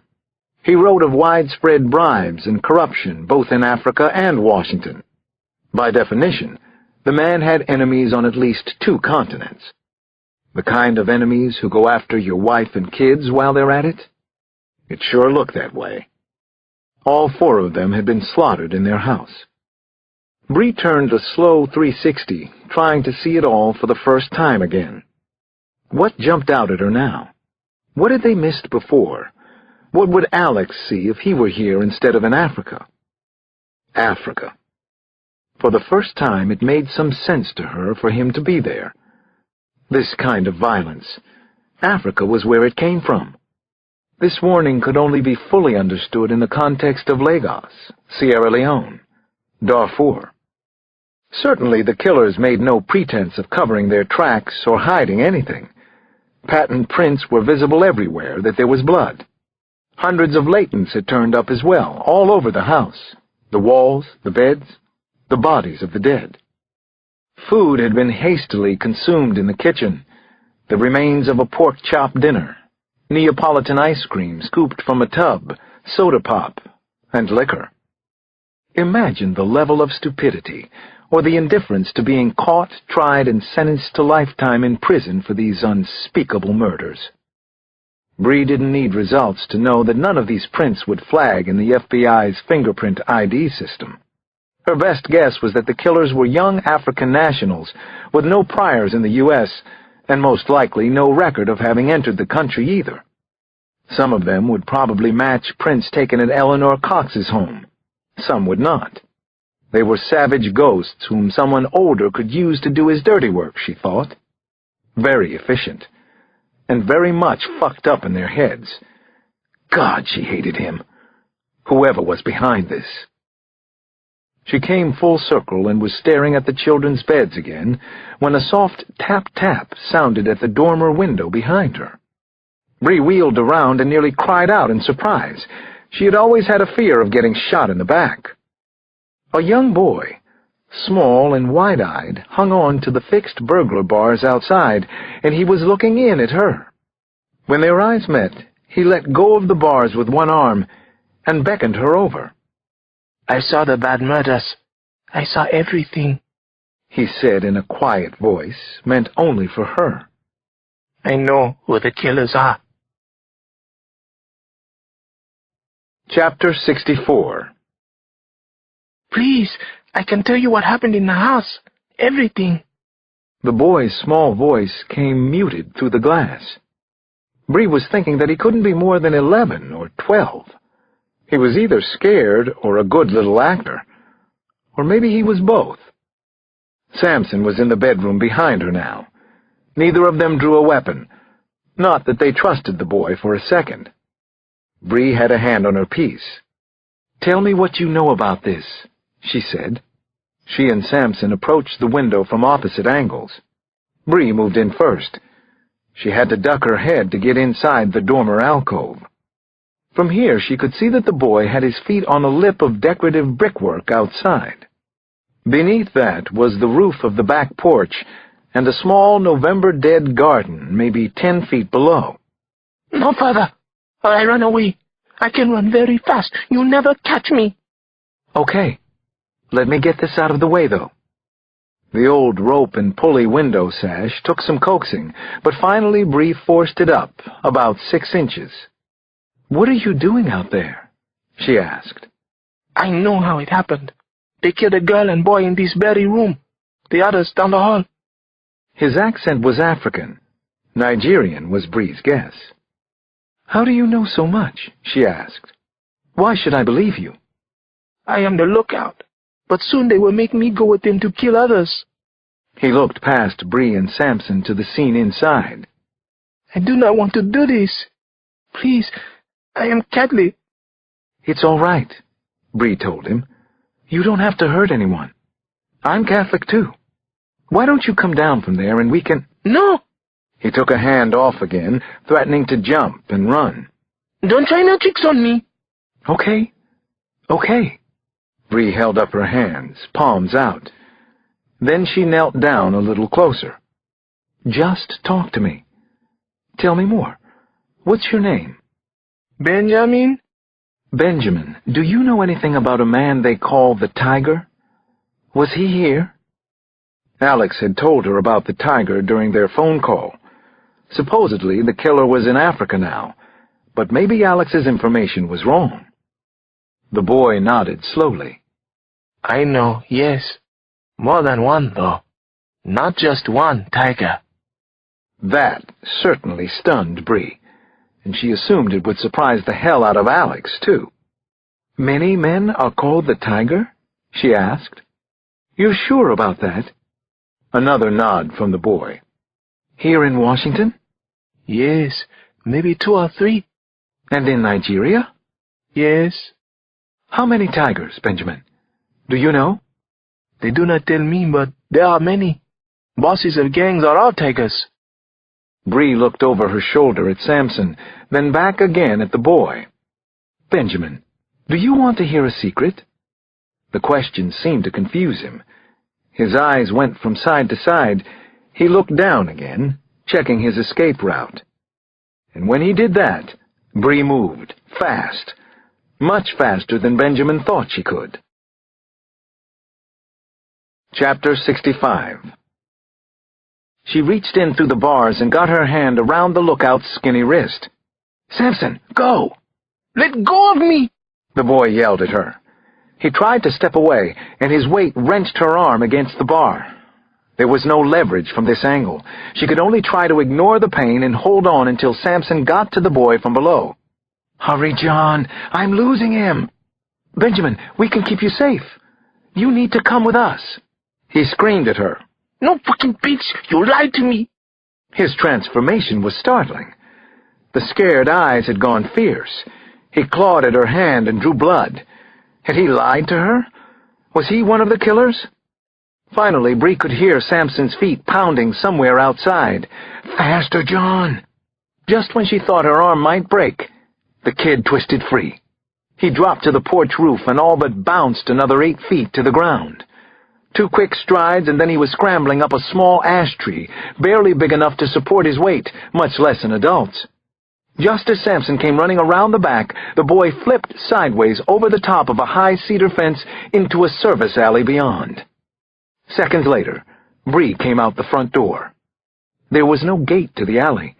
They had to sprint back through the house, out another door, and around the block, just to find out what they already knew. The boy named Benjamin was long gone. The so-called lookout for the murders had gotten away from them. 5 minutes later, they had an APB out, but Bree wasn't holding her breath.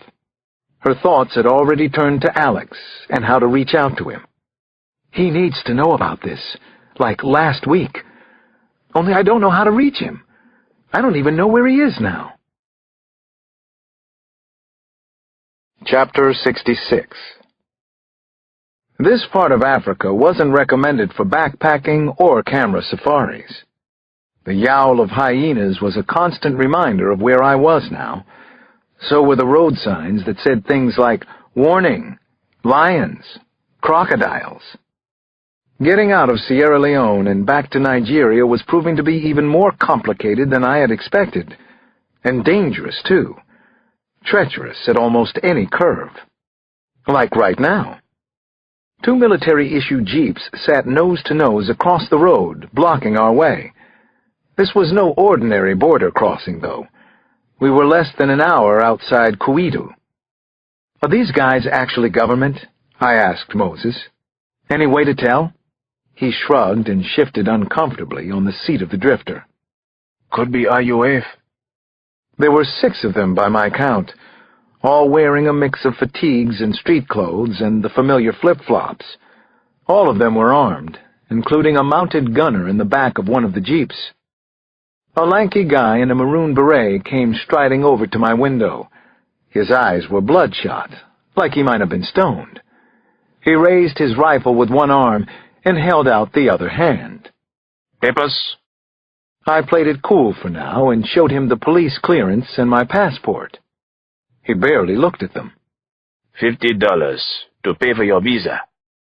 Whether these men were government officers or not, I knew right then that this was grift, pure and simple. A hold-up. I raised my gaze and looked into his red eyes. I just spoke with the U.S. Embassy in Freetown this morning. Deputy Ambassador Sassi assured me himself that my papers were in good order. So what's the problem here? He stared back hard at me, but I didn't flinch. Two of the other guards started over from the other side of the road, but he held up a palm to save them the trouble. Still, it is 10 for the passenger. 20 if it's in Leones. Somehow, we both knew I'd pay that one. I didn't want to push my luck. I gave him 2 American 5s, and we were on our way. To the next roadblock, anyway. We hit 4 of them before the actual border crossing. Each rite of passage went about the same. It got easier as we went, cheaper anyway, and by the time we finally crossed at Bow Waterside to Liberia, I'd paid out only another $15 or so. The precious thing we did lose was time. We didn't get into Monrovia until after dark, and with no guarantee of supplies east of there, we had to spend the night. I worried through the night and didn't sleep very well. We were safe so far, but the speed we were traveling was no tiger's pace. He was getting away again. Chapter 67. We drove all the next day and into the second night, alternating at the wheel, trying to make up time. As we traveled, Moses told me that he was representative of most people here, not the RUF, and certainly not the Tiger and his murderous gang. There are many good people in Africa, sir, and no one to help them fight back against the devils.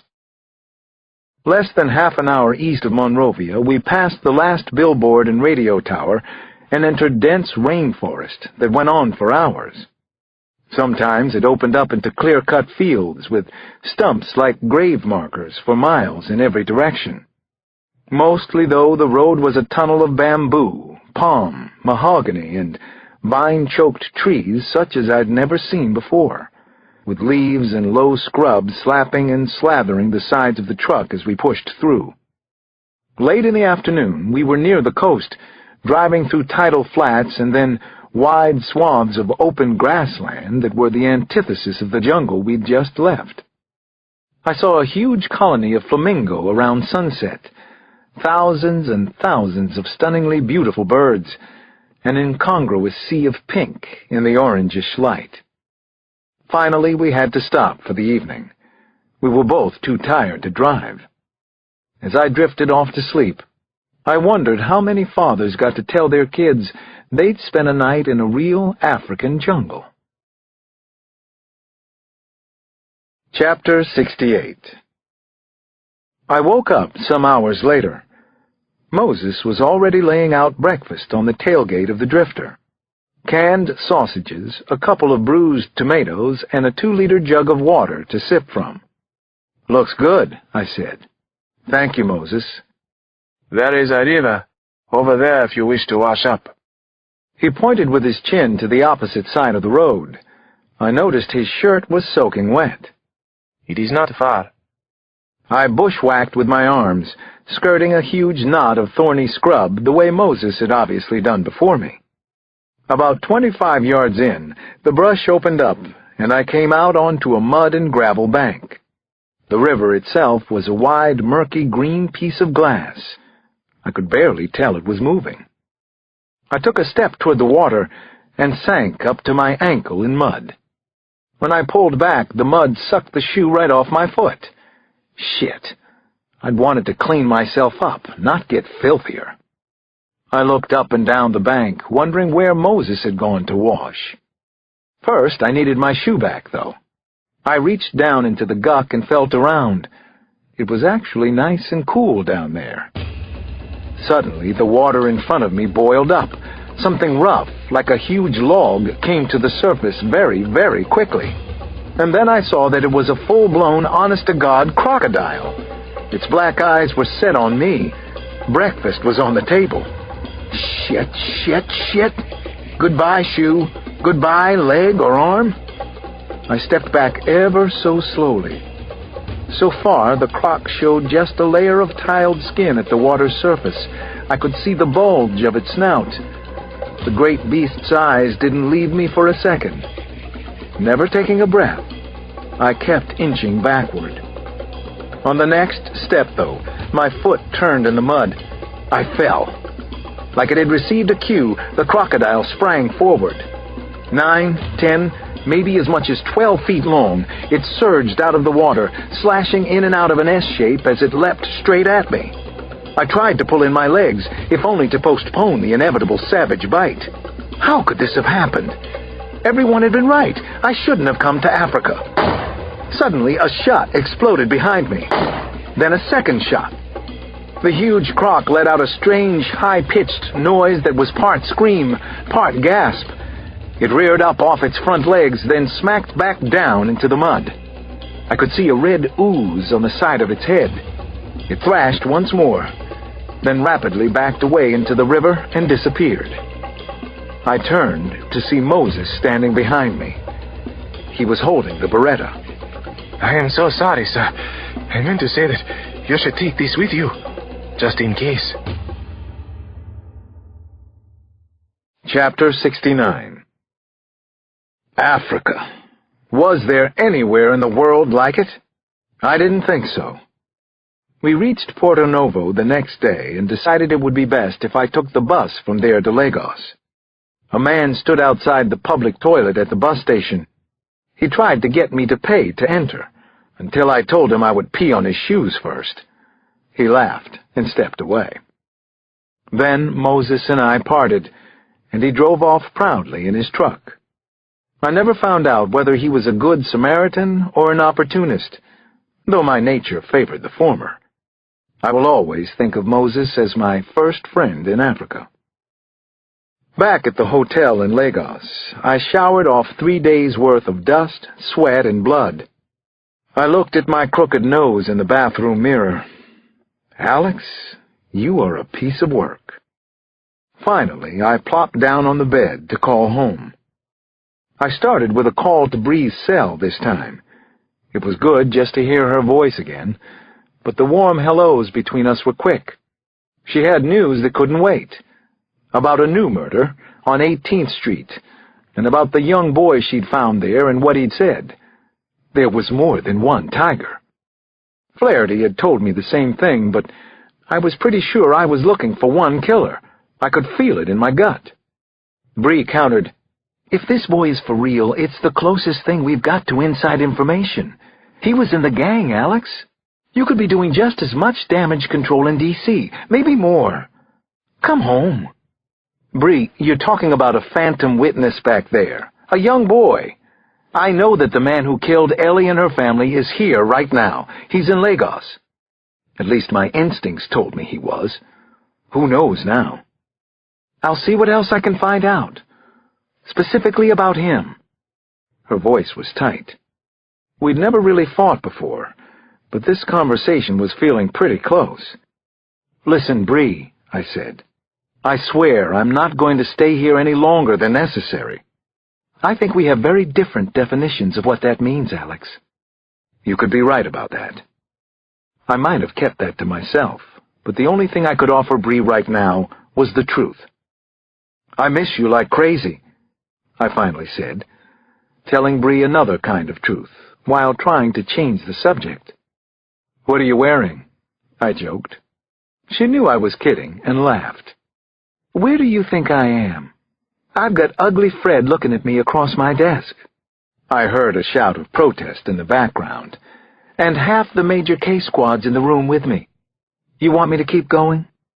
I took a rain check, and we said our goodbyes. Then, before I could dial home to 5th Street, I heard a rattle at my door. "Hello?" I called. "Who's there?" The door swung open so fast I didn't have time to get off the bed to look. I recognized the front desk manager. but not the two dark suits with white shirts standing in the hall behind him. "What are you doing in my room?" I asked the desk man. "What is this all about? Who are they?"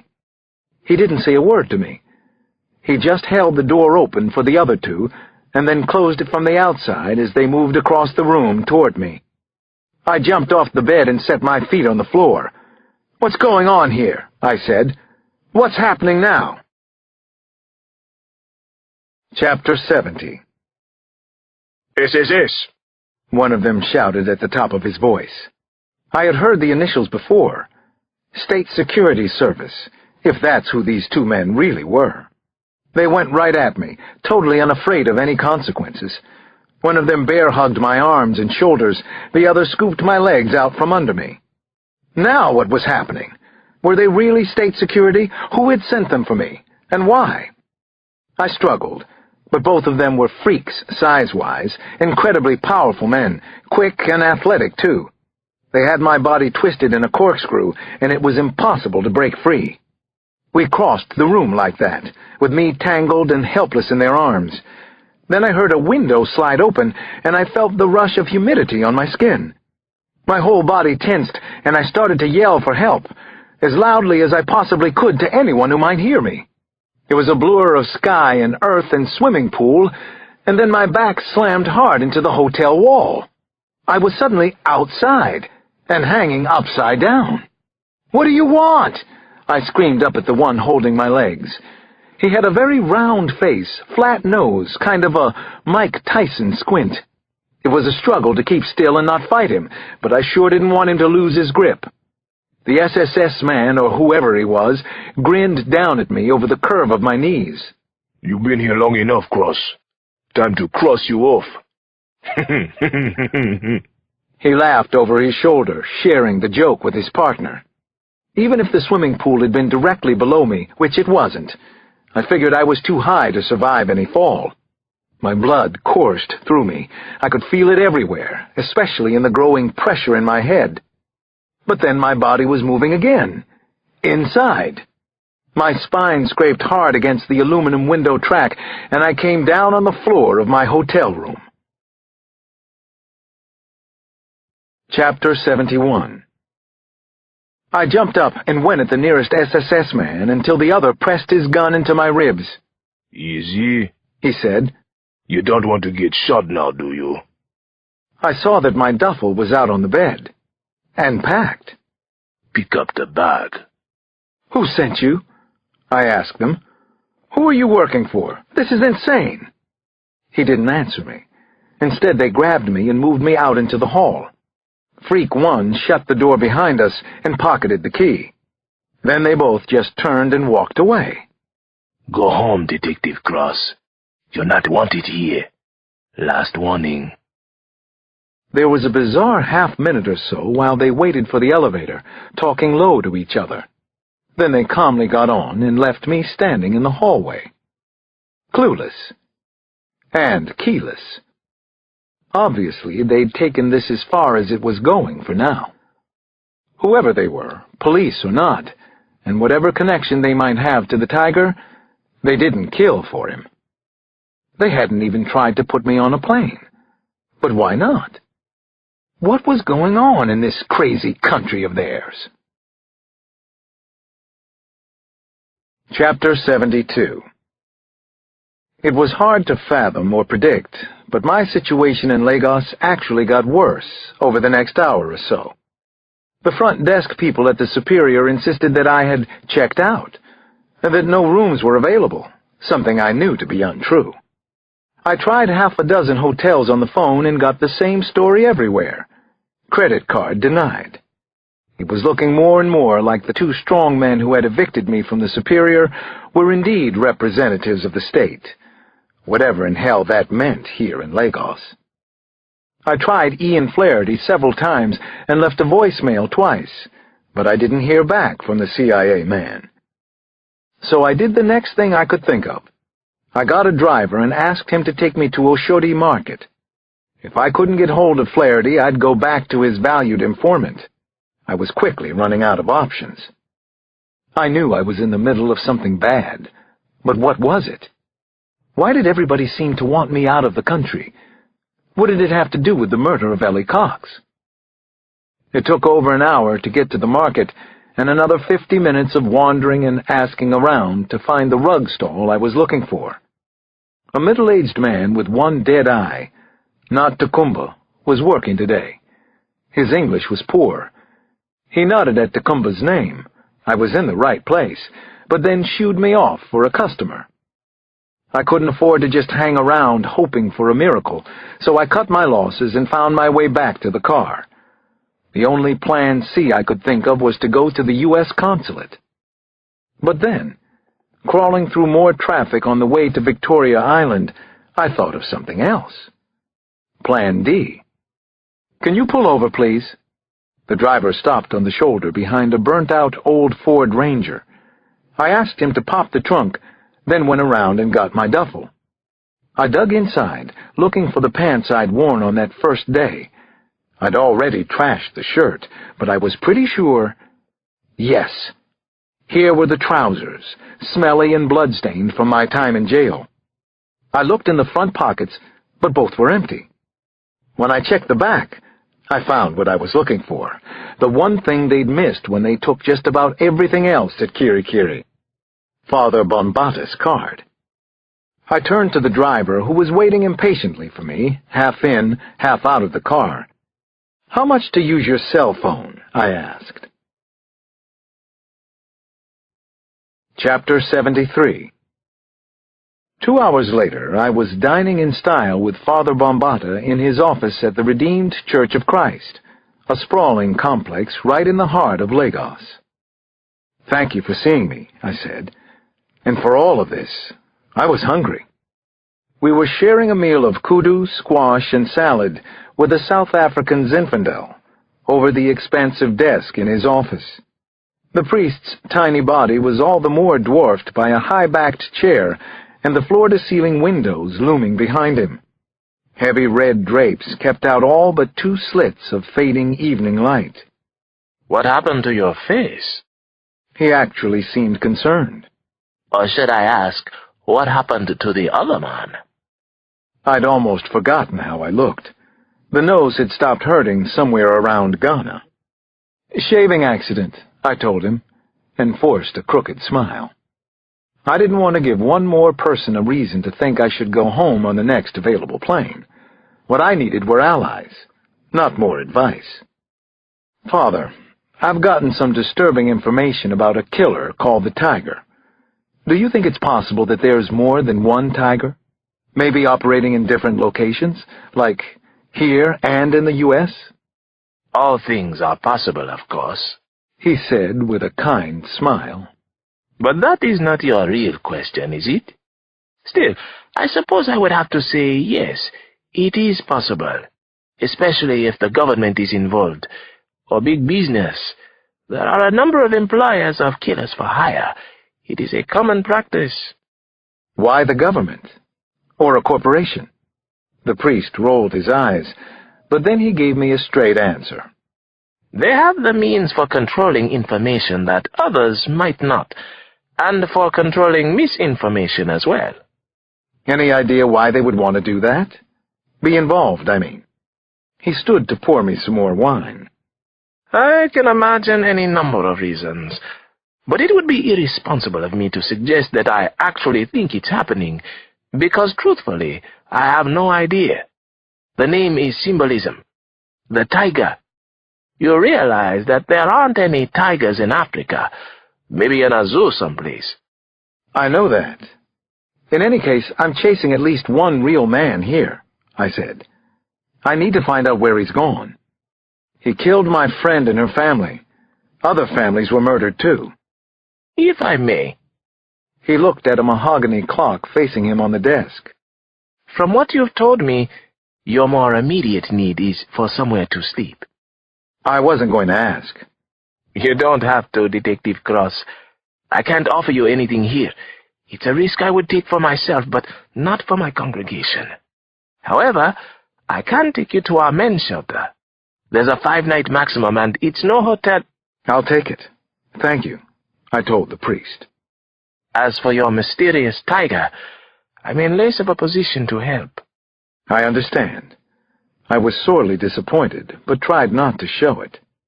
Father Bambata held up a hand. You think quickly, don't you? Maybe sometimes your mind works too fast. What I was going to say was that I can't help you there, but I do know someone who might. My cousin, actually. She is the most beautiful woman in Nigeria. But of course, I'm biased. You be your own judge. Chapter 74. Her name was Adan Tansi, and as promised by the priest, she was one of the most beautiful women I had ever seen in person. She was also a reporter with The Guardian, Lagos's biggest newspaper. Her office was maybe 6 by 8, if that. As I entered, I only hoped that I didn't smell like I'd just spent the night in a crowded homeless shelter.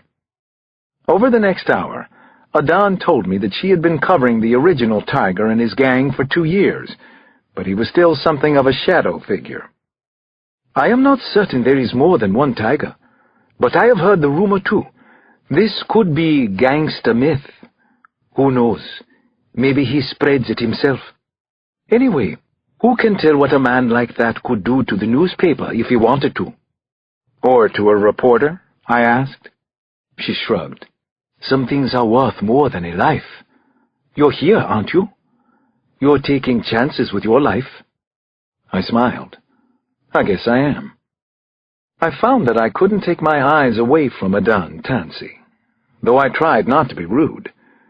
She was stunning, in the manner of some actresses, and it was impossible not to notice her high cheekbones and her dark, doe-like eyes, but also the way she carried herself. She seemed unafraid, and I wondered why that was so. She had much to lose, but carried it lightly. She picked up a pen. It had escaped me that she had a pad at hand among the mess of other papers at her work area. No notes, I said. This isn't an interview. I'm just a tourist here. That's been made very clear to me. Adan immediately put the pen down, smiling as though she had had to at least give it a try. I went on. Do you have any sense of where the Tiger is now? Or any idea how I could find out? No to the first, she said, and I believe so to the second. Chapter 75. I waited, but she left it at that. After a few seconds, I realized that in Lagos, even a newspaper office was a marketplace. In exchange for what? I finally asked her. Adan smiled again. She was very coy, and clever. A good story about an American detective looking for a criminal and murderer like the Tiger. That would be hard not to print. I put my hands on the arms of my chair, ready to go. No. Suddenly her eyes were locked onto mine. Detective Cross, do you realize how much good could come from a story like this? This human monster is responsible for hundreds of deaths, maybe more. I know, I said, working hard to keep my voice in check. One of them was a friend of mine. And one was my brother, said Adan. So you can see why I want to write this story. Her words resonated in the small room. She wasn't angry, just measured, and within that, passionate. Miss Tansi, please, call me Adan. Everyone does. Adan, you obviously care a great deal about this, but I don't know you. I wish I could trust you, but I can't. Her stare told me I hadn't lost her yet. But I hope you'll help me anyway. I'm Alex, by the way. Everyone calls me that. She thought about what I had said, and I could see she was conflicted. It was unusual to see this in a journalist, at least the ones I knew back in Washington, this kind of transparency. Finally, she stood. All right, she said. I'll see what I can do for you. She picked up her pen again, a silver-topped onyx roller, the kind people give as gifts. Where can I reach you, Alex? At the Redeemed Church of Christ Men's Shelter. That's where I live now. I don't know if she noticed my pause, Whether or not it was wise, I found that I wanted to impress Adan Tansi. "I'll call you," I said. "First thing tomorrow, I promise." She nodded, and then she smiled. "I believe you, Detective Cross. So far, anyway. Don't disappoint me, please." How could I even think of it, Adan? Chapter 76. A businessman with rumored connections named Mohammed Shoal stood like an expensively framed portrait of himself in the open double doors of his enormous home.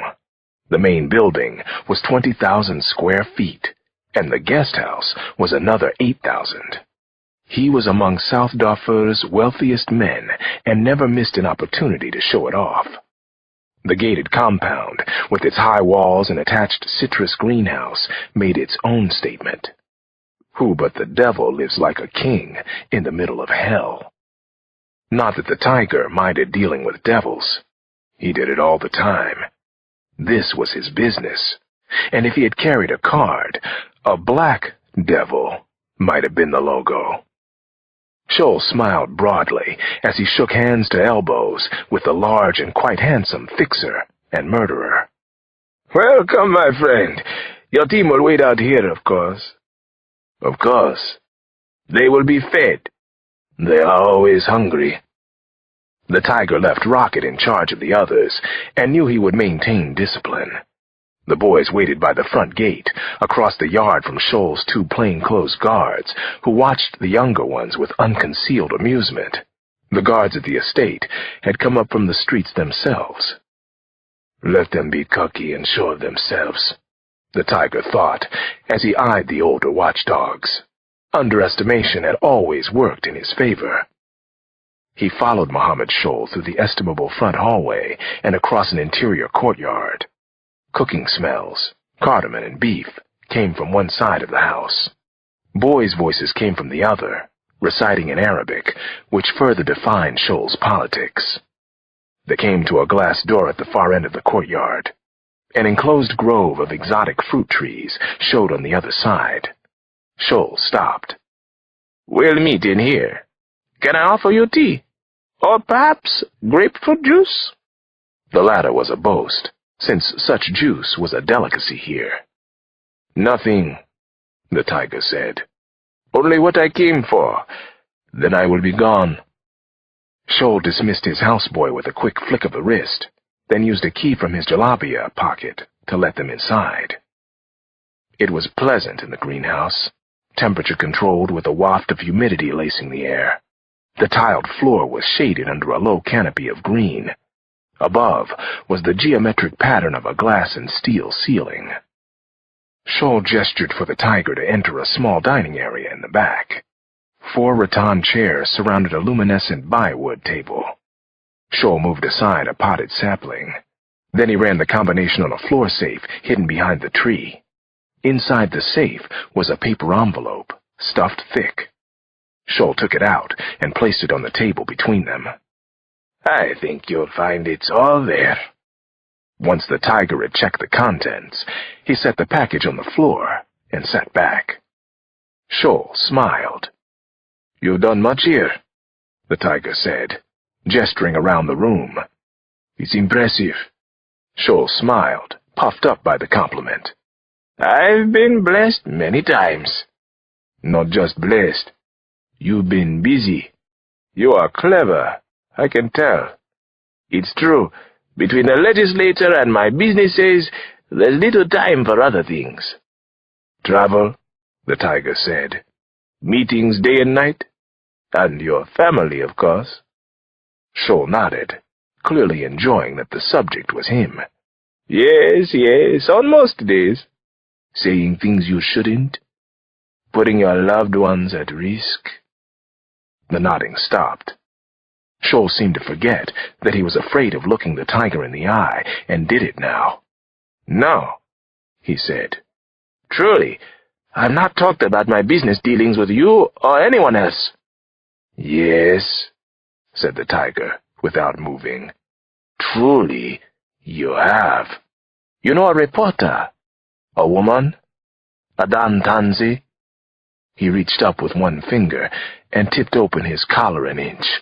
He spoke into a microphone. "Rock the house. Now rock it. Spare no one. Make an example of them." Chapter 77. A few seconds later, the entire greenhouse reverberated with a half-dozen or more gun blasts coming from outside, and then bursts of machine gun clatter. Muhammad Shoal tried to get up, but the tiger was fast and agile and already had his hands around the man's throat and was choking him. He slammed Shoal into the far wall, and a spiderweb pattern blossomed in the glass. "Do you hear that?" the tiger shouted at the top of his voice. "You hear it? All your fault." There was more gunfire, then screams. Women first, followed quickly by boys, their voices high and pitiful. "That," the tiger told him, "is the sound of your mistakes, your greed, your stupidity." Shoal grappled with both hands at the tiger's huge and unmovable wrists. His eyes reddened, and veins appeared ready to burst at his temples. The tiger watched, fascinated. It was possible, he'd learned, to bring a man to the edge of death, and then keep him there for as long as he liked.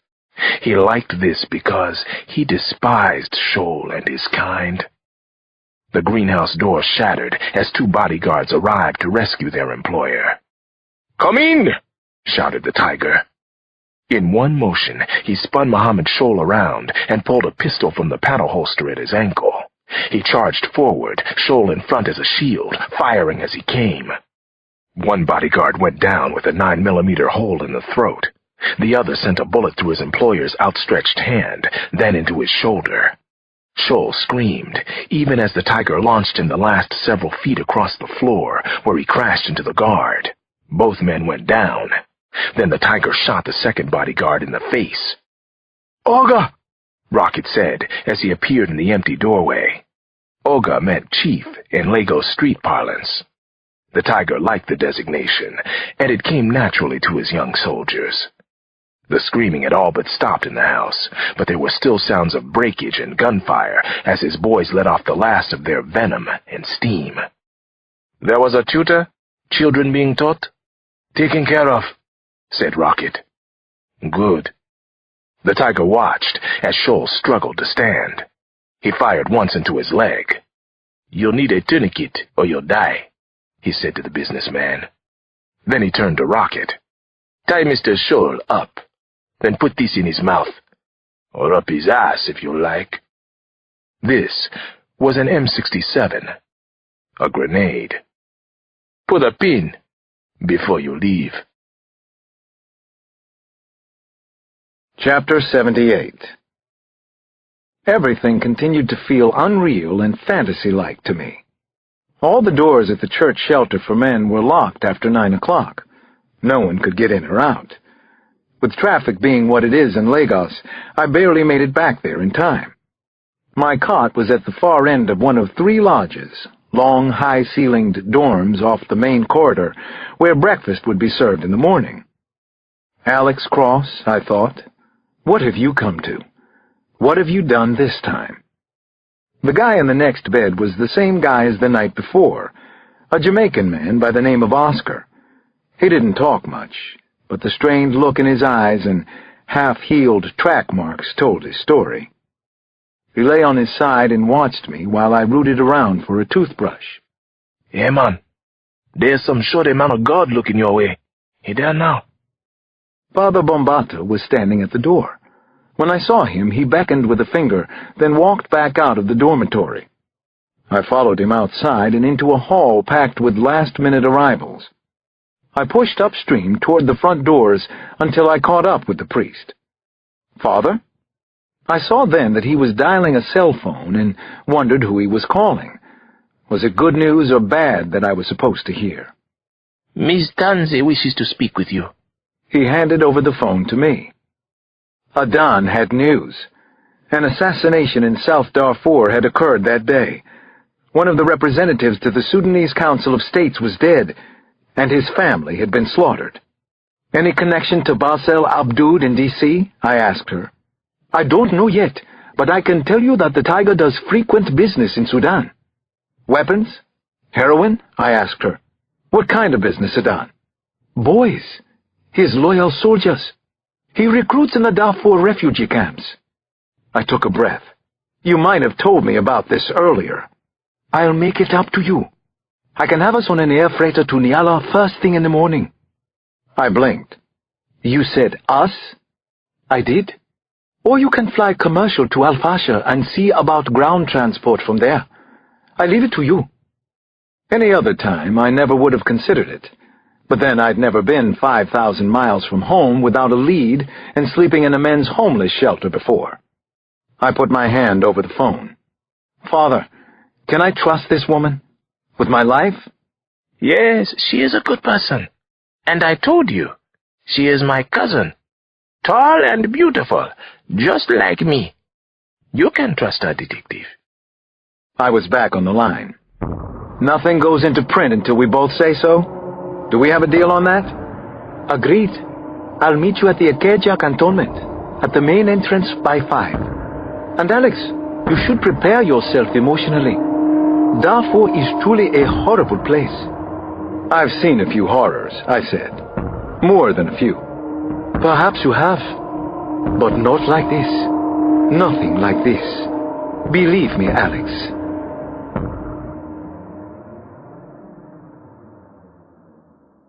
Part 3. Camp. Chapter 79. So far, Adan's connections were very good, and I was impressed by how quickly and efficiently she got things done. It took her only one brief conversation on the tarmac, and then one radio call, before the African Union sergeant in charge allowed us to board the C-130 freighter the following morning.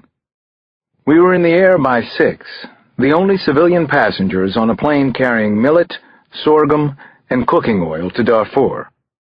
The murder investigation continued, and now it was airborne and seemed to have more purpose than ever. I borrowed a situation map from one of the flight crew and saw that Darfur was about the size of Texas. If I was going to get anywhere, I had to run with a few assumptions. One, that the tiger had been in Nyala at the time of the massacre of the Scholl family, and two, that Adan's information was correct, and he might still be culling boys from camps for displaced persons in the area. Given all of that, how far would he have gotten in the past 18 hours? That was the next question that had to be answered. During the flight, Adan patiently told me much about Darfur and Sudan, and though she spoke in a low-key manner, there was no disguising the horrors, especially against women and children, thousands of whom were raped, then branded to increase their humiliation. Rape has become such a cruel weapon in this civil war.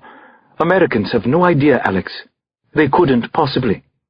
Sometimes the Janjaweed will break a woman's legs first, so she can't possibly escape, and will be an invalid for the rest of her life. They like to flog victims, to break fingers one by one, to pull out fingernails. Adan said in a voice that barely got above a whisper. Even some of the peacekeepers are guilty of rape, and of using the refugees as prostitutes. What's worse, the government of Sudan is behind much of it.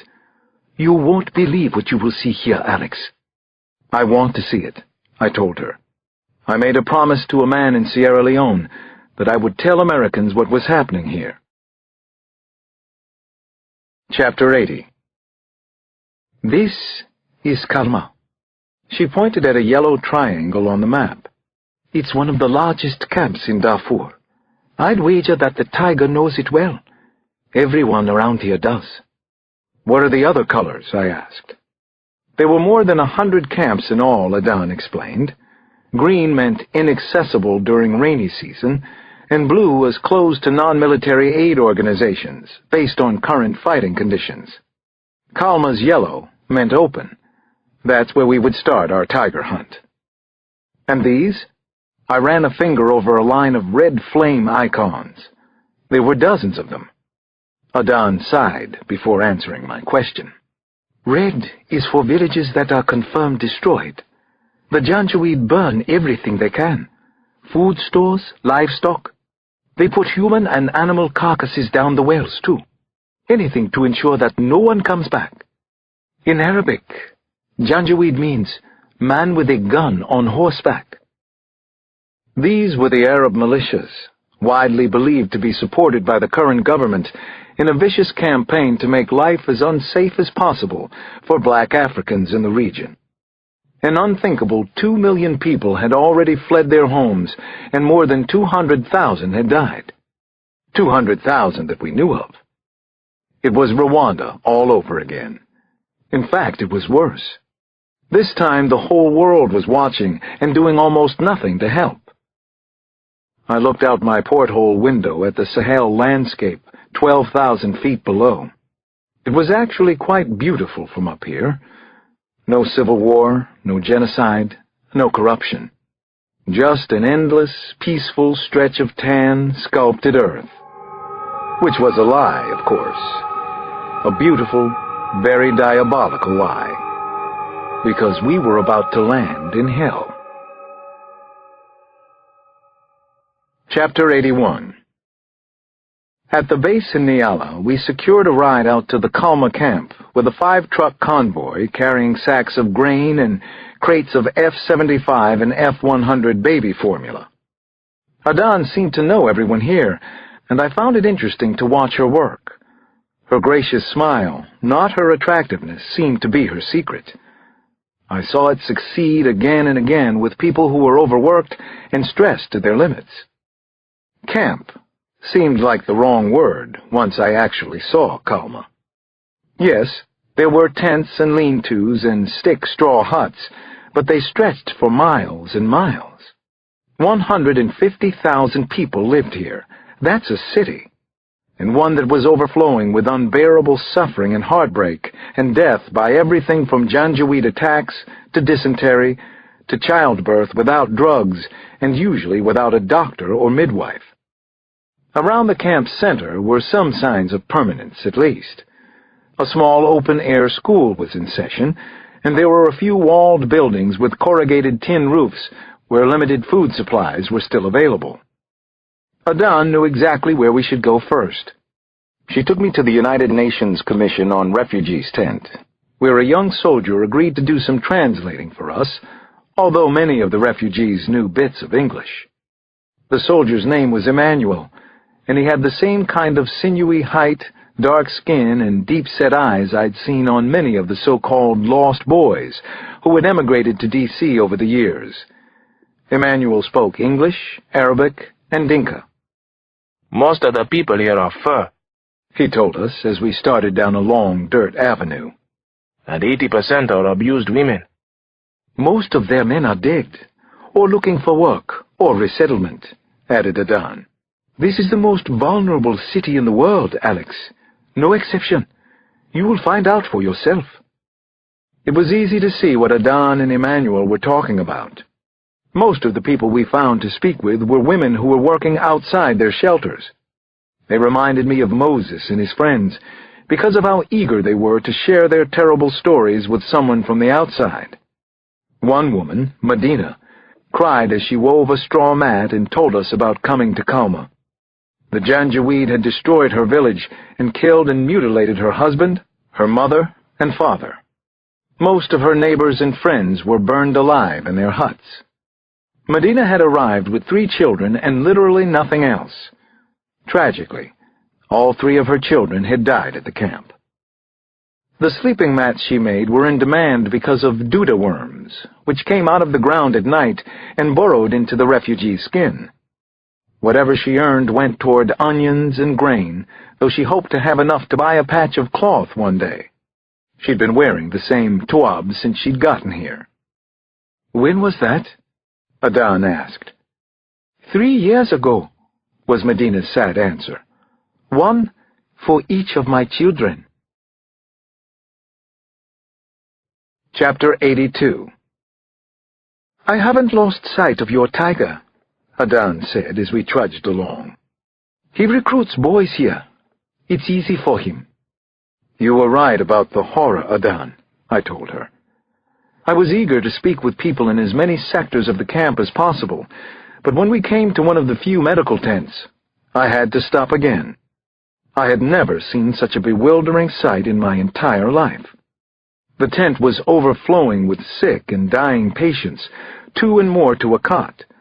Bodies were jigsaw-puzzled into every available space.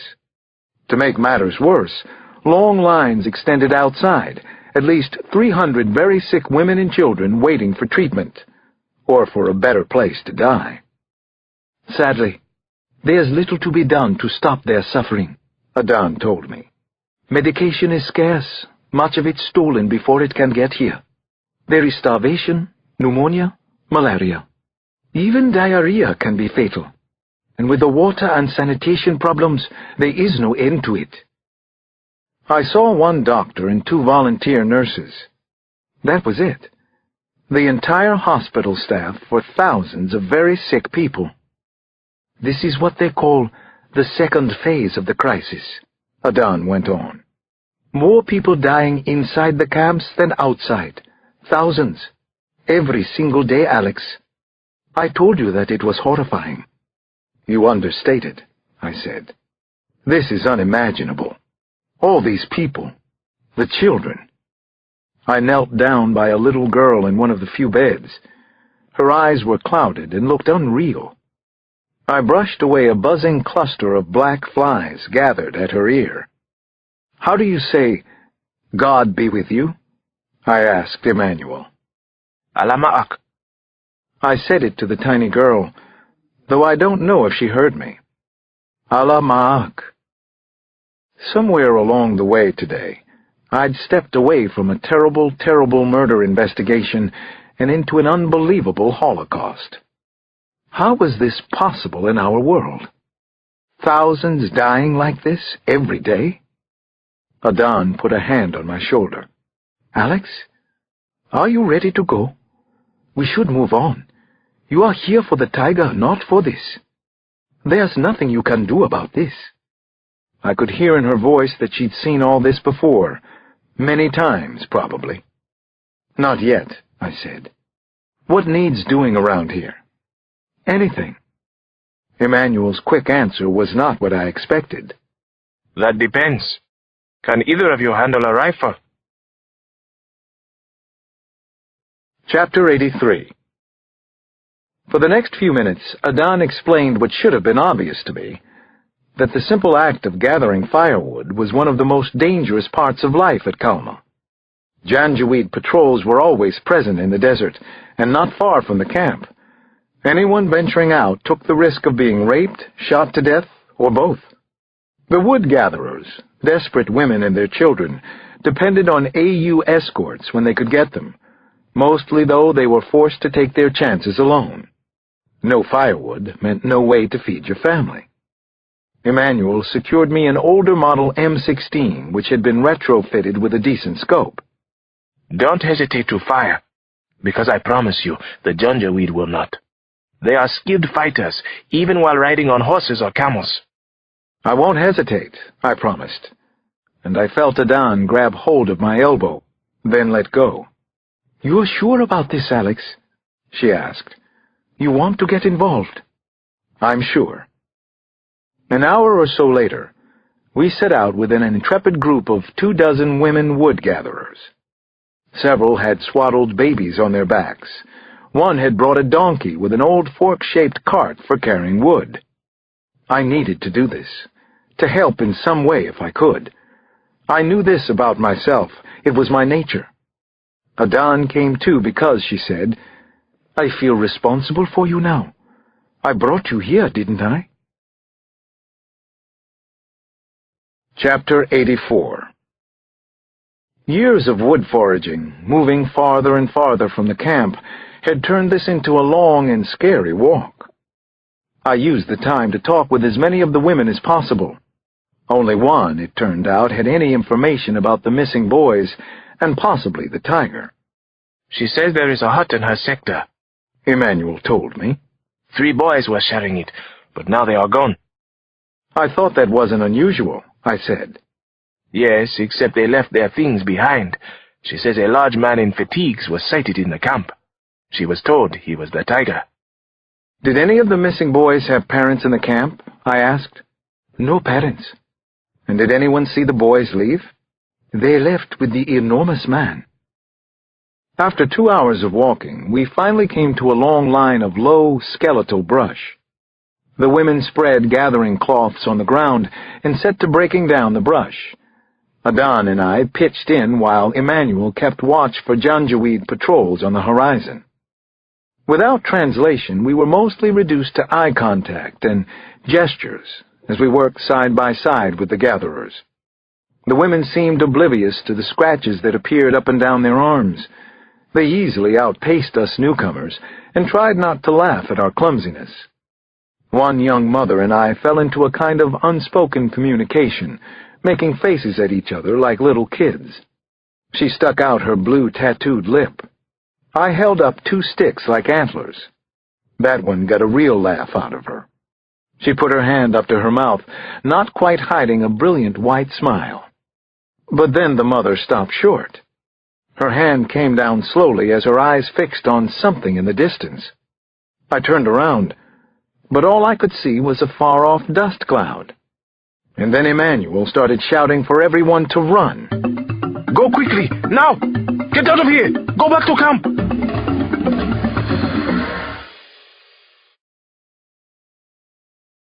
Chapter 85. Janjaweed. I could see them now. Maybe a dozen armed killers were riding toward us on horseback. There was a vapor, a kind of mirage that made it hard to tell the exact number. Either way, their pace didn't leave much to the imagination. They were coming for us, fast. 2 of the women, one with a child fiercely holding on to her blouse, were still unhitching the communal donkey. "Get them out of here!" I shouted at Adan. "You go with them, please. Adan!" "Is there another weapon?" she yelled back. No, Emmanuel answered. no, distance is your weapon right now. Go! For God's sake, go! Take them back to camp! Emmanuel and I had to make a stand. We took up a position behind the abandoned donkey cart. I was using it as a brace for the rifle more than as cover. Our best hope was that we were on the ground, while they would be firing from horseback. I could see them through my scope now. 11 killers, bearded males in baggy fatigues, waving Kalashnikov rifles, just coming into range. The first shots came from them. Sand kicked up on either side of us. They rode a little wide of the mark, but still too close. They weren't amateurs. They were already yelling threats at us, confident about the final result. Why not? They outnumbered us 11 to 2. "Now?" I finally said to Emmanuel. Now! We fired back 4 shots, and 2 were hits. The killers slumped on their horses, like someone had dropped their puppet strings, then fell to the ground. One of them was trampled under his own horse. It looked like his neck was snapped, maybe broken. Even as I pulled the trigger again, it registered with me. Everything changes now. First kill in Africa. I heard a scream behind me, and my gut seized. One of the fleeing women had been hit, either by a stray shot or on purpose. Not Adan, I saw with a quick check over my shoulder. She was keeping low, trying to get to the wounded woman who was writhing on the ground. She'd only been shot in the arm. Only. When I turned toward the Janjaweed again, 2 of the riders had stopped. They were jumping down off their horses, not to help their brothers, but to get off a better shot at us. The others kept coming fast. They were maybe 50 to 60 yards away now. Emmanuel and I had the same instinct. We fired on the lead riders, quick shot after shot. Then at the 2 who were on flat ground. 3 more of the Janjaweed went down in the next half minute or so. Then Emmanuel screamed, dropped, and began twisting in pain on the ground. And the rest of the Janjaweed were on us.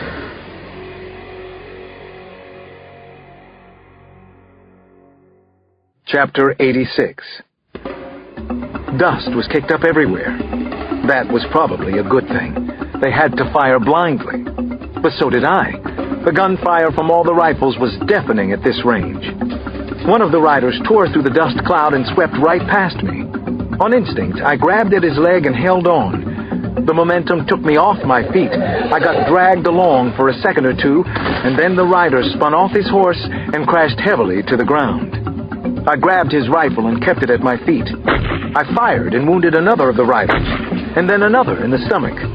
They had been cocky, because the wood-gatherers usually couldn't fight back, but they weren't well-trained, and not many men can fire accurately from horseback, despite what Emmanuel had said. I saw 3 of the riders break ranks and retreat. It gave me some hope. Not a lot, but some. I rushed to the fallen rider I'd pulled from his horse. I pushed his head down into the ground, then got off a hard punch that struck the hollow of his throat. "Don't move!" I yelled. He didn't need English to know what I was saying. He stayed very still where he was. "Alex!" A voice came from behind me.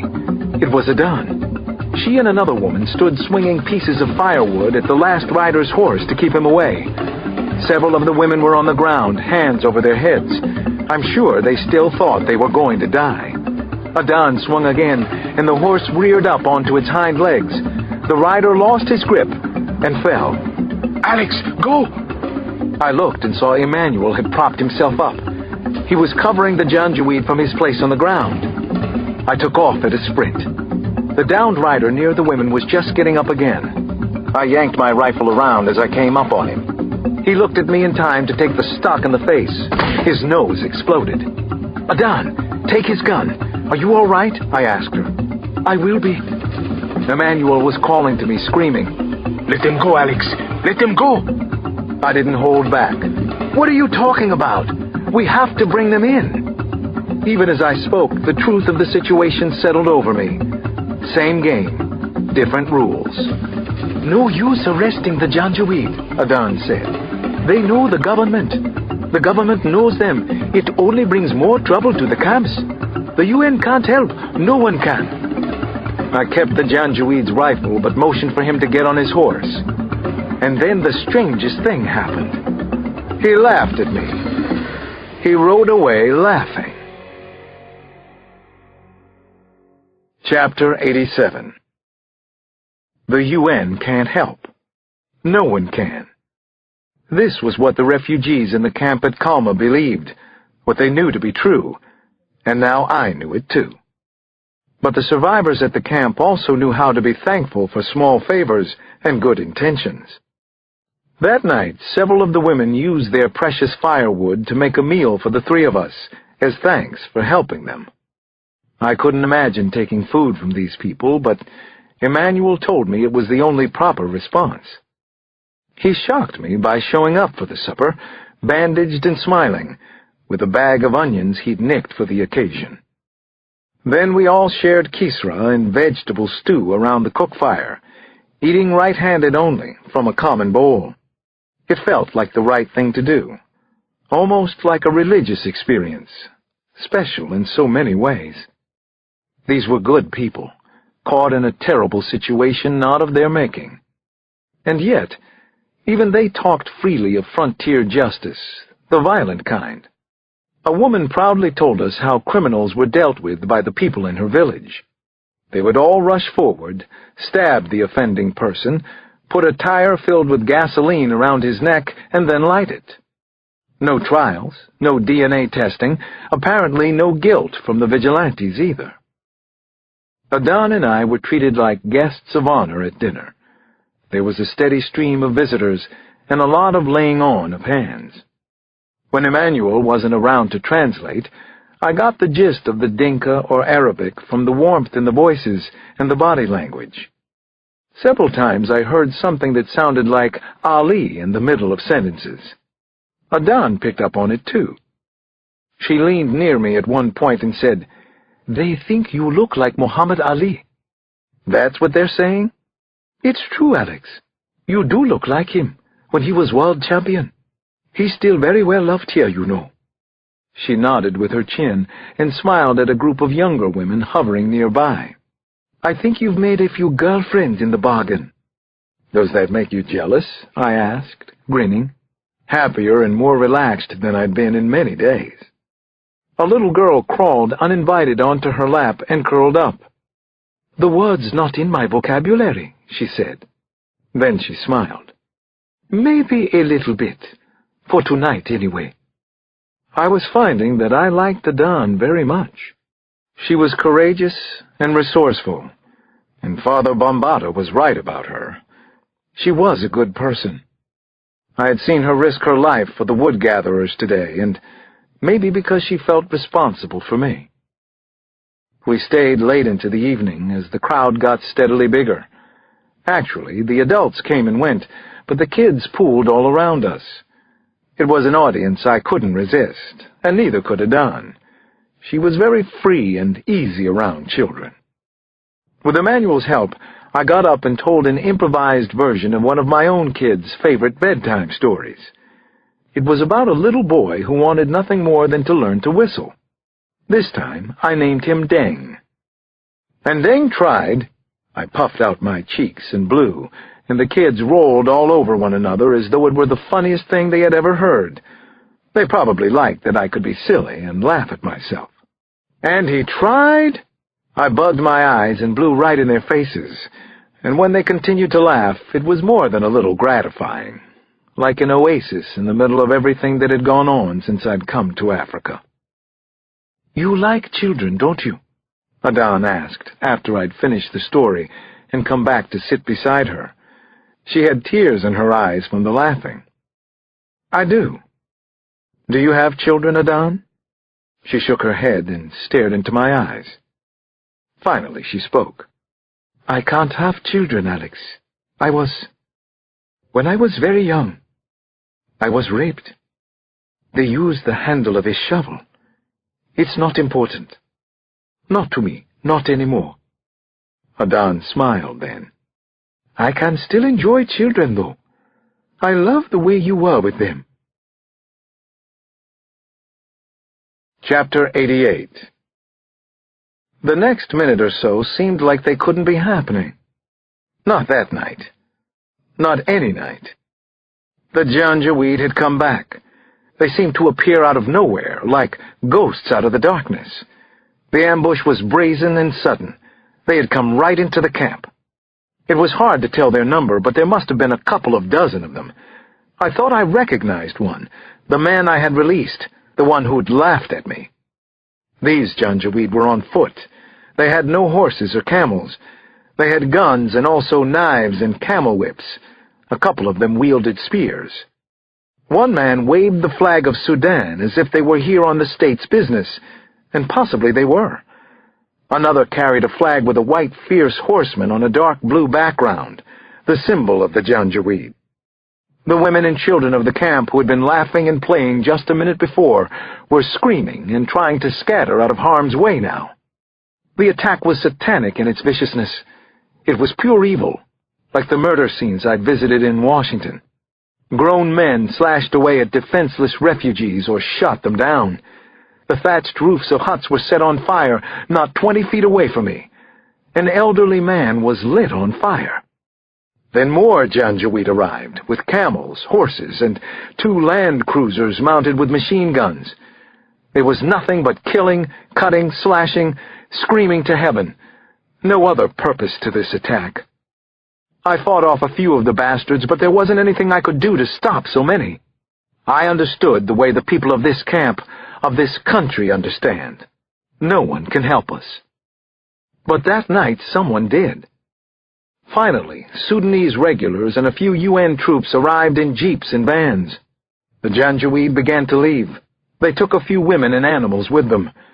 Their last senseless and vengeful act, they burned down a grain shed used for storing millet.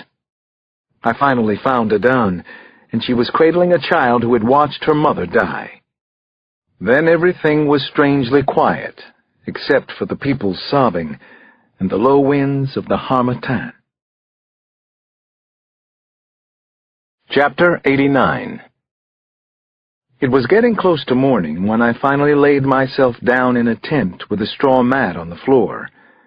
It had been provided to me by the Red Cross workers, and I was too tired to argue that I didn't need a roof over my head. The flap of the tent opened suddenly, and I got up on one elbow to see who it was. "It's me, Alex. Adan. May I come in?" "Of course you can." My heart pumped in my chest. She stepped inside and sat down beside me on the mat. "Terrible day," I said in a hoarse whisper. "It's not always this bad," she said. "But it can be worse. The Sudanese soldiers knew a reporter was in the camp, and an American. That's why they came to chase away the Janjaweed. They don't want bad press if they can possibly avoid it. I shook my head and started to smile. So did Adan. They weren't happy smiles. I knew that what she had said was true, but it was also ridiculous and absurd. "We are supposed to share the tent, Alex," Adan finally said. "Do you mind?" "Share a tent with you? No, I think I can handle that. I'll do my best." Adan stretched herself out on the mat. She reached out and patted my hand. Then I took her hand in mine. "You have someone back in America?" she asked. "I do. Her name is Bree. She's a detective, too." "She's your wife?" "No, we're not married. I was. Once. My first wife was killed. It was a long time ago, Adan." "I'm sorry to ask so many questions, Alex. We should sleep now." "Yes, we should sleep." We held hands until we drifted off. Only that. Hand-holding. Chapter 90. The following day we left the camp at Kalma. 9 refugees had died during the nighttime attack. Another 4 were still missing. If this had happened in Washington, the entire city would be in an uproar now. Emmanuel was one of the dead, and they had cut off his head, probably because of his participation when we'd fought back earlier. A mutual hunch took Adan and me to the Abu Shuk camp, the next largest settlement in the region. The reception there was more ambivalent than we'd gotten at Kalma. A big fire the night before had made personnel scarce, and we were told to wait at the main administrative tent until we could be processed. "Let's go," I said to Adan after we'd waited nearly an hour and a half. She had to run to catch up with me. I was already headed up a row of what looked like shelters. Abu Shuk was much more uniform and dismal than Kalma. Nearly all of the buildings were of the same mud-brick construction. "Go where?" Adan said when she came up even with me. "Where the people are." "All right, Alex. I'll be a detective with you today." 3 hours later, Adan and I had managed half a dozen almost completely unproductive conversations, with Adan attempting to serve as translator. The residents were at first as friendly as those in Kalma, but as soon as I mentioned the tiger, they shut down or just walked away from us. He had been here before, but that was all the people would tell us. We finally came to an edge of the camp where the sand plain continued on toward a range of low tan mountains in the distance, and probably bands of Janjaweed. "Alex, we need to go back," Adan said. She had the tone of a person putting her foot down. "Unfortunately, this has been unproductive, don't you think? We are nearly dehydrated, and we don't even know where we're sleeping tonight. We'll be lucky to get a ride into town." She stopped and looked around. "If we can even find our way back to the admin tent before dark." The place was like an impossible maze, with rows of identical huts wherever we looked, and so many displaced people, thousands and thousands, many of them sick and dying. I took a deep breath, fighting off the day's frustration. "All right, let's go. You're right." We started picking our way back and had just come around a corner when I stopped again. I put a hand out to keep Adan from taking another step. "Hold up. Don't move," I said quietly. I had spotted a large man ducking out of one of the shelters. He was wearing what I'd call street clothes anywhere else. Here, they marked him as an outsider. He was huge, both tall and broad, with dark trousers, a long white dashiki, and sunglasses under a heavy brow and shaved head. I took a step back, just out of sight. It was him. I was sure it was the same bastard I'd seen at Chantilly. The tiger. The one I was chasing. "Alex, shh! That's him, Adan."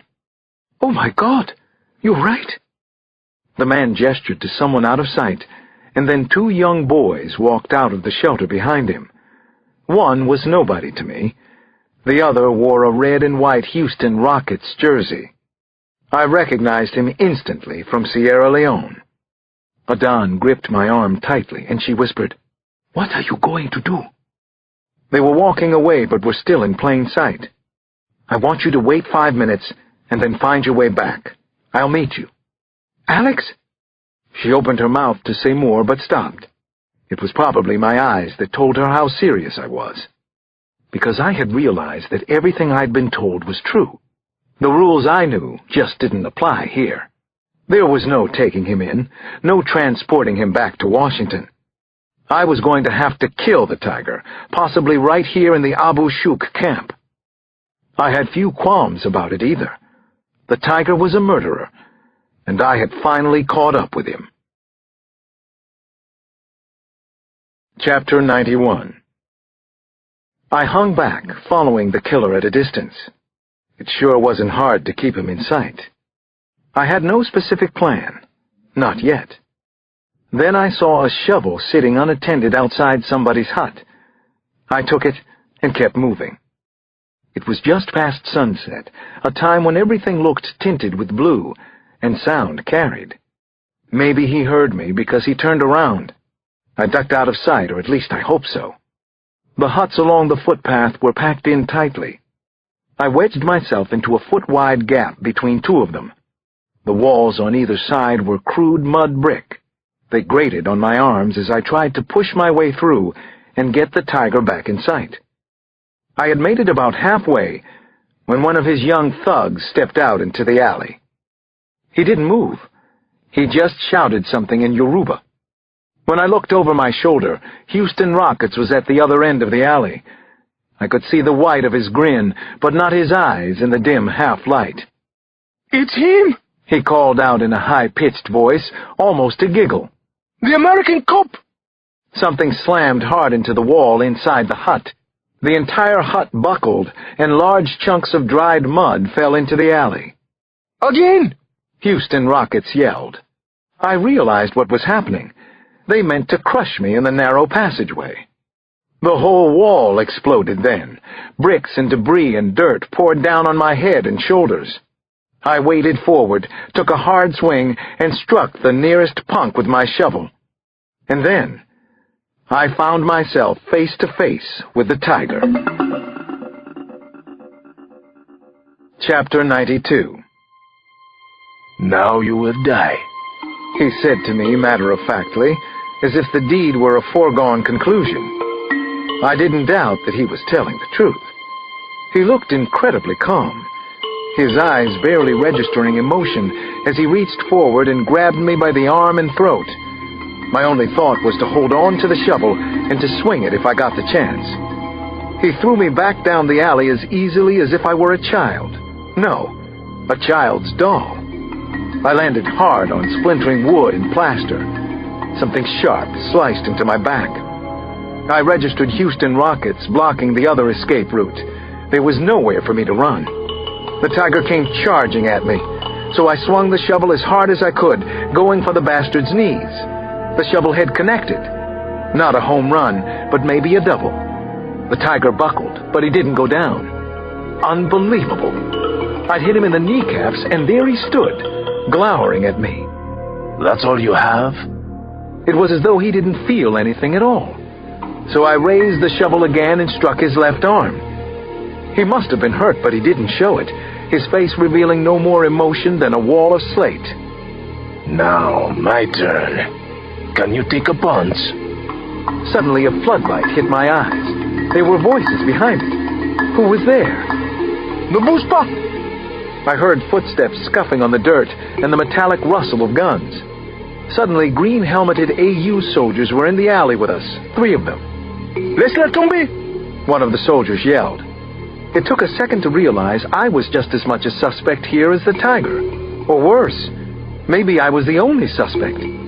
I dropped the shovel and didn't wait for any more questions. This man is wanted in the United States and Nigeria for murder. I'm a policeman. Tais-toi! One of the soldiers said and put his rifle right in my face. Jesus, the last thing I wanted was to have my nose broken again. Listen to me. Écoutez-moi. this was a Senegalese platoon, and my French wasn't the greatest. The scene was getting more insane and out of control by the second. He's got 2 accomplices. 2 garçons. Vous comprenez? They are all murderers. That last remark got me a punch in the gut. I doubled over, trying to catch my breath, while the tiger just stood there, mute, uttering not a word of protest.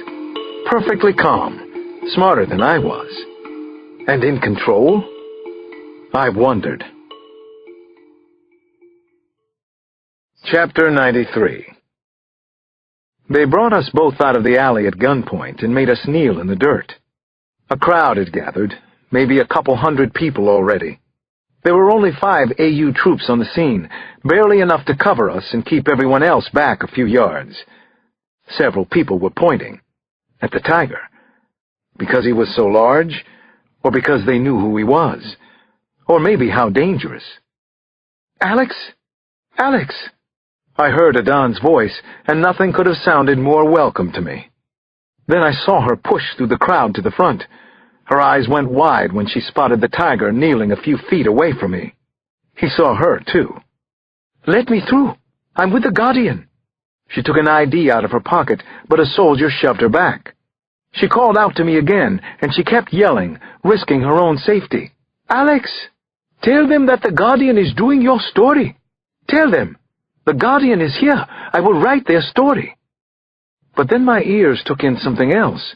The high-pitched whine of a vehicle traveling in reverse. Was that right? Was I hearing it correctly? Who was coming now? The crowd on one side started to stir, from the rear at first. Then people were scattering wildly, screaming or cursing. Everything was turning to chaos, even worse than it had been. I could see a black pickup truck now, backing toward us at high speed. It weaved recklessly along the very narrow street, taking out several shade canopies as it came. There were gunshots, too, possibly coming from the truck. The AU team scrambled back first, then the truck stopped, 20 yards away. Houston Rockets was in the back, shielding himself with a young girl. She was maybe 12 or 13. He had one arm around her throat. His other hand, held high over his head, was holding a grenade for everyone to see. The tiger wasted no time. He jumped up and ran for the truck. The passenger door opened for him, and he disappeared inside. I saw his huge hand come out and slap the roof hard. As the pickup raced away, the young girl was thrown from the back. Thank God for that, anyway. But as we watched in shock, she clawed the air with both arms and hit the ground with her head. Then she exploded. Houston Rockets must have shoved the grenade into the girl's clothing. They had no reason to kill her. The murder was just for show. Or maybe for my eyes. Or Adan's? Chapter 94. The next morning we returned to Lagos, exhausted and with heavy hearts. Clearly this kind of insanity happened often here. How could the people bear it? Adan insisted that her family put me up for a day or so. "Whatever you need, Alex. I want to get this killer as badly as you do. I've written about him enough." She had her own apartment in the city, but we drove to her parents' house on a part of Victoria Island, to a side of this fascinating megacity that I hadn't seen before. The streets here were wide and clean, with no buildings taller than 2 stories. Most of the homes sat behind yellow or pink stucco walls. Still, there was a familiar smell of fruit and flowers decaying in the air. Adan pulled up to a gate and punched in a code. "Alex," she said before we got out of her car, "I prefer to save my parents the stress and worry. I told them we've been in Abuja. They're worried about civil war." "Okay," I agreed. "Abuja it is." "Thank you. You're very kind," she whispered up close to my ear. "Oh, here they are. They'll think you're a new boyfriend. But I'll clear that up, don't worry." Everyone was coming out through the carport to the parking pad as we pulled in. I was still pondering the idea, Adan's new boyfriend. 2 boys, adorable, smiling twins in school uniforms and undone neckties appeared. They were elbowing each other to be the first to open Adan's door. There were hugs all around for Adan, and then introductions for me. I was a policeman from America who was helping her with an important story. I was not a new boyfriend. Adan had everyone laughing about that absurdity within seconds. Ha ha! What a comedienne she was. Chapter 95. I met her mother, Somadina, her father, Uchenna, her sister-in-law, Nkiru, and the nephews, James and Calvin. They couldn't have been warmer or nicer people. It seemed utterly natural to them that a complete stranger should come stay in their home for an unspecified amount of time. The house was a modest one-story, but with lots of windows and interesting views.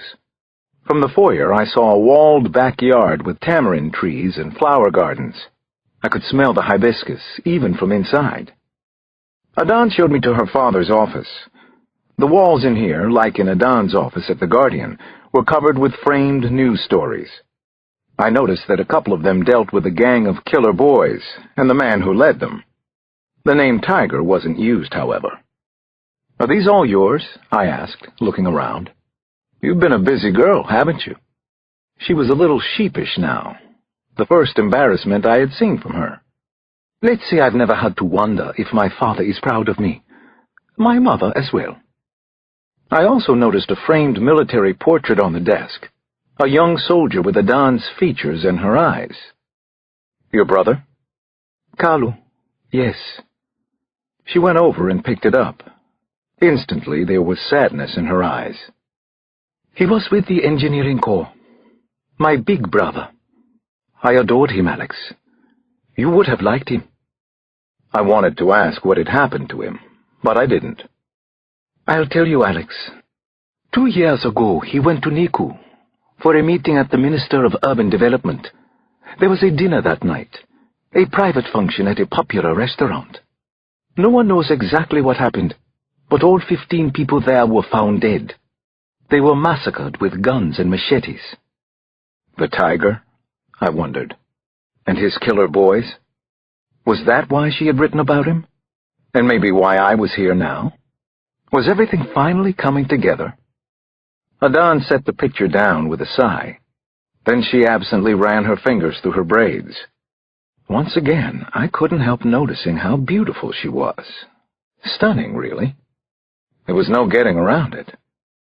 "That was the first time I ever heard of the Tiger. Only because I did my own digging. The official investigation by the police went nowhere. As usual." "And you're still digging?" I asked. She nodded. "Maybe someday I can tell my parents that Kalu's murder is solved. That would be the greatest thing. Make my career, as they say. In the meantime, we don't talk about it here, you understand?" "I understand. And I'm sorry." "No need for that, Alex. I'm working on a story that's larger and more important than any particular killer. It's about the people who hire them, the ones who want to control our country. Honestly, the story scares even me." For a few seconds, neither of us said anything, which was unusual for us. We looked at each other, and there was a sudden but undeniable charge in the silence. Like most of the men she met, no doubt, I wanted to kiss Adan, but I held myself back. I didn't want to insult her or dishonor her parents, or more important, Bree. She smiled at me. "You are a good man, Alex. I wasn't expecting that in an American." Chapter 96. I excused myself for a few minutes and borrowed Adan's mobile to make a call. I didn't think Ian Flaherty would pick up, but I wanted to at least try and re-establish contact with the CIA.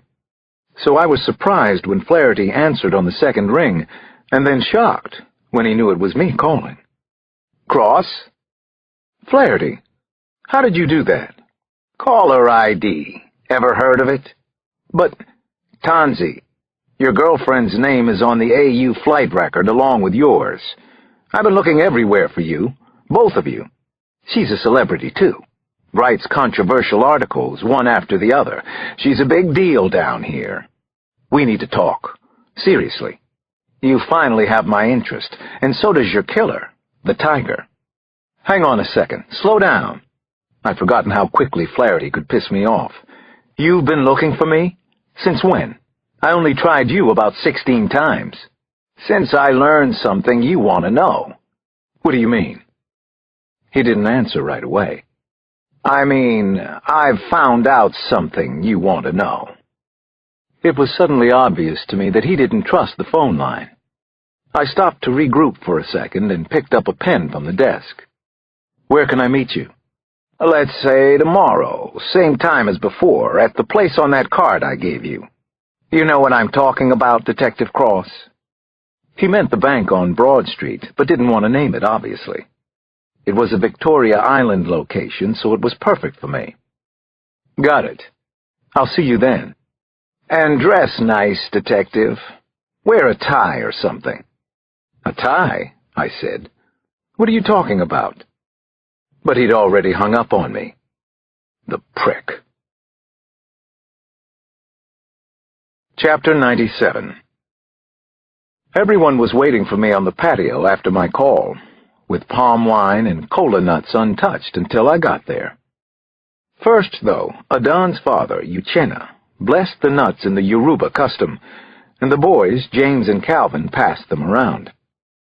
Adon seemed to be finding my visit either very joyful or amusing, and she was smiling all the time. I could tell she was happy to be home. Then the boys got me into a little backyard soccer. The twins were either polite or genuinely impressed that I could juggle the ball a little, even as they schooled me up and down the yard. But it felt good to be running around with the kids. Nice boys, not killers. Dinner was a chicken stew called egusi, and fufu, which is pounded yam for dipping in the broth. There were also fried plantains, served with a spiced tomato sauce that could have taken the paint off a car. The family setting seemed familiar to me, yet different at the same time, and I ate easily the best meal I'd had in Africa. Uchenna's favorite topic clearly seemed to be his daughter, Adon. I learned more about her in those few hours than in all the time she and I had spent together before coming back to Lagos.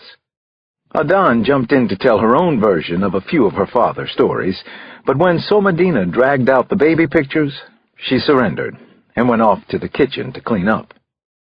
While she was gone, the conversation got more serious, and her father spoke of the tragic murders of Christians in northern Nigeria, and then of the reprisals by Christians in the east. He told me the story of a Christian schoolteacher who was recently beaten to death by her Muslim students. Finally, Uchenna talked about the provocative newspaper articles his daughter wrote on a weekly basis, and said how dangerous they were. But mainly, there was laughter in the house that night. Already I felt at home. This was a good family, like so many families here in Lagos. After Nkiru took the boys to bed, and Adon rejoined the group, the conversation turned to politics and grown-up talk again. There had been 4 bombings in Bayelsa State that week, down in the Delta region near the oil fields. The pressure for Nigeria to split into independent states was growing along with the violence all around the country. It is all about bad men, all of it. Always has been, Adon said. It's time that the world was run by women. We want to create, not destroy. Yes, I'm serious, Daddy. No, I haven't had too much wine. It was the beer, her father said. Chapter 98. Around midnight, Adon led me to a small bedroom where I'd be staying in the rear of the house. She touched my arm, came in behind me, and sat down on the bed. I could see she was still in a playful mood, still smiling, a different person from the one who had taken me to Darfur a few days ago, and very different from the suspicious, serious-faced reporter I'd met in her office. They like you, Alex, especially my mother and sister-in-law. I can't see why. I don't get it. I laughed. I guess I fooled them. They'll catch on to me soon. Exactly right. Just what I was going to say. So now we're thinking the same thoughts, I see. So, what are you thinking at this moment? Tell me the truth, Alex. I didn't have a very good answer for Adon. Well, Actually, I did, but I didn't want to say it out loud. But then I did anyway. I think there's an attraction between us, but we have to let it go. That's probably right, Alex. Or maybe not. She leaned in and kissed me on the cheek and held her lips there for a few seconds. She smelled nicely of soap, clean and fresh. Adan looked up into my eyes and she was still smiling. She had perfect white teeth. I just want to lie here with you for a while. Can we do that? Just be here together without any more intimacy than that? What do you think? Can we do it 2 nights in a row? I finally kissed Adan back, on the lips, but I didn't hold the kiss for very long. I'd like that, I told her. Me too, she said. I have love in my heart for you. It's just a crush, I think. Don't say anything, Alex. Don't spoil this, whatever it is. I didn't. We held on to each other until sleep took us both. I'm not sure if it took us farther away or closer together that night, but nothing happened for either of us to regret. Or maybe I would come to regret that nothing happened. Chapter 99. The next morning, Adan was up early, making coffee and fresh squeezed juice for everyone. Then she volunteered to drive me to my meeting with Flaherty. She was more serious and businesslike now, the way I'd seen her away from her family. "Why are you wearing a dumb tie?" she asked.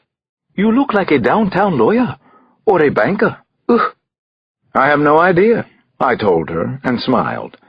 Now I was the one smiling all the time. "It's another Nigerian mystery, I guess." "You're the mystery," she said. "I think so." "You're not alone in that." She stopped the car in front of the bank on Broad Street. "Be careful, Alex." She gave me a quick kiss on the cheek. "It is dangerous out there, more than ever." Then I hopped out of the car and gave a wave, and she was off. I decided immediately not to think about her, but then I was thinking about nothing else but Adan. Her smile, last night at her house, things that we didn't do. Flaherty, I reminded myself. What the hell does he want from me? The CIA man was nowhere to be seen, though. I waited about 20 minutes, just long enough to start getting paranoid, when his Peugeot skidded up to the curb. He threw open the door at my side. "Come on, let's go. I don't have time to waste." When I got in, I saw there was a blue folder on the seat, and picked it up. "What's this?" Flaherty looked dirty and sweaty and totally stressed out, more Weasley than usual. He pulled away and started driving. Typical of him, he didn't bother to answer my question. So I opened the file. It was just a single photocopied form with a passport-sized picture of a young boy stapled to it. Adoption papers? Orphanage records. That's your tiger. His name is Abidemi Shawande. Born Lagos, 1972, to wealthy parents. Both of them died when he was 7 years old, no living relatives. Apparently, little Abi wasn't exactly the picture of mental health. He ended up on a ward for a year after that. When he came out, the old family fortune was gone. What happened to it? Flaherty shrugged, and a little smoke from his cigarette got into his eye. He squinted and rubbed at it. Shawande was supposed to get transferred to state care, but somewhere between hospital and orphanage, he disappeared. He was a bright boy, apparently. High IQ, anyway. He spent 2 years at university in England. Then he disappeared until a few years ago here. That's it. All I have. No further record of any kind until now. We think he might have worked as a mercenary. I stared at the picture in my hand. Could this boy be the man I'd seen in Darfur? The killer of so many people here and in Washington? Ellie's murderer? How do we even know it's him? I asked. The dead guy in Sudan, Mohammed Shoal? We got a source says he was bragging about doing business with the Tiger, supposedly knew a thing or two about him. It seemed like a long shot, but then someone dug up this record and we got a print match to the crime scene at Shoal's. Sweet, right? I don't know, I said, holding up the folder. I mean, really, what am I supposed to do with this? Seems a little convenient all of a sudden. Flaherty glared over at me and swerved out of his lane. Jesus Cross, how much help do you want here? Help? I said. I wanted to hit him. You hang me out to dry, then show up and give me the name of someone who doesn't seem to exist anymore? Possibly a mercenary, but who knows? Is that the kind of help you mean? This is gravy, detective. I told you not to count on me from day one. No, you told me that on day 4, after I spent 3 nights in jail. Chapter 100. Flaherty angrily flicked his lit butt out the window and wiped the sweat off his face. Do you even know why you're not dead yet? It's because everyone thinks you're CIA, and we let them think it. We've been babysitting you. I've been babysitting you. Don't bother to thank me. I clenched my hands several times, trying to cap my anger. It wasn't just Flaherty's arrogance getting to me, or his condescension. It was this entire case. The tiger was worse than any of the serial killers I had ever arrested. So why was he allowed to roam free here? I looked over at Flaherty. What is it you do exactly? For the agency. I service the copiers at the embassy, he said, deadpan. Then he lit another cigarette and blew out smoke. Actually, I'm on record here as CIA. Okay by you? Fair enough. How about this, then? Why aren't you on the Tiger's case yourself? Why pass me information instead of running with it? Abidemi Shawande is a murderer, you know that. Something about the debate, just getting it out in the open, I guess, was diffusing the tension in the car. Plus, I was on a roll. For that matter, why in God's name am I wearing this stupid tie? For the first time, Flaherty smiled. Ah, he said. That's one I can answer. Chapter 101. An hour later, I was in the waiting room at an executive suite on the 30th floor of Unilite International's administrative offices in Ikeja. I knew that Unilite was one of the most successful packaged goods companies in the world, but that was about it. Glossy pictures of Lubra soap and oral toothpaste hung on the walls, and I was trying to figure out exactly what I was doing here. Flaherty had dropped me out front with a business card and a floor number. Willem de Boos wants to meet you, and you want to meet him. Dr. Cross? A receptionist called over to where I was sitting. The director will see you now. I was shown down a hallway to a double door, which she opened for me, into a huge corner office with floor-to-ceiling windows. Stranger and stranger. What did a successful multinational corporation have to do with a murder case? A massive desk sat at an angle to the door, with 2 comfortable chairs opposite it. A pair of tufted leather couches took up another corner, where 2 men in dark suits, white shirts, and clubby ties were just standing up. Dr. Cross, the taller of them said. A white man with close-cropped blonde hair and heavy-framed rectangular glasses came over and shook my hand. I'm Willem de Boos. His accent was Dutch, I think. He motioned to the other man. This is Thomas Lassiter, an attorney with our legal department. Nice to meet you, I said.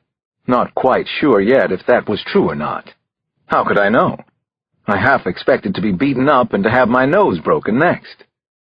It is our understanding you've been following a local man known as the Tiger, de Boos said, throwing me for a loop.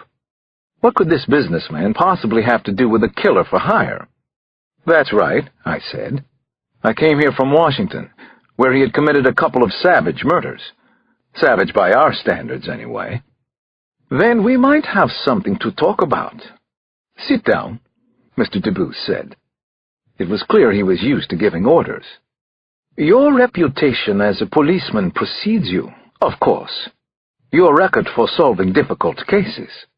How about you tell me what this is about first, and why your attorney is here? De Boos's demeanor didn't crack. In fact, he smiled. We'd like to help you find the Tiger, and given that this is a rather irregular situation.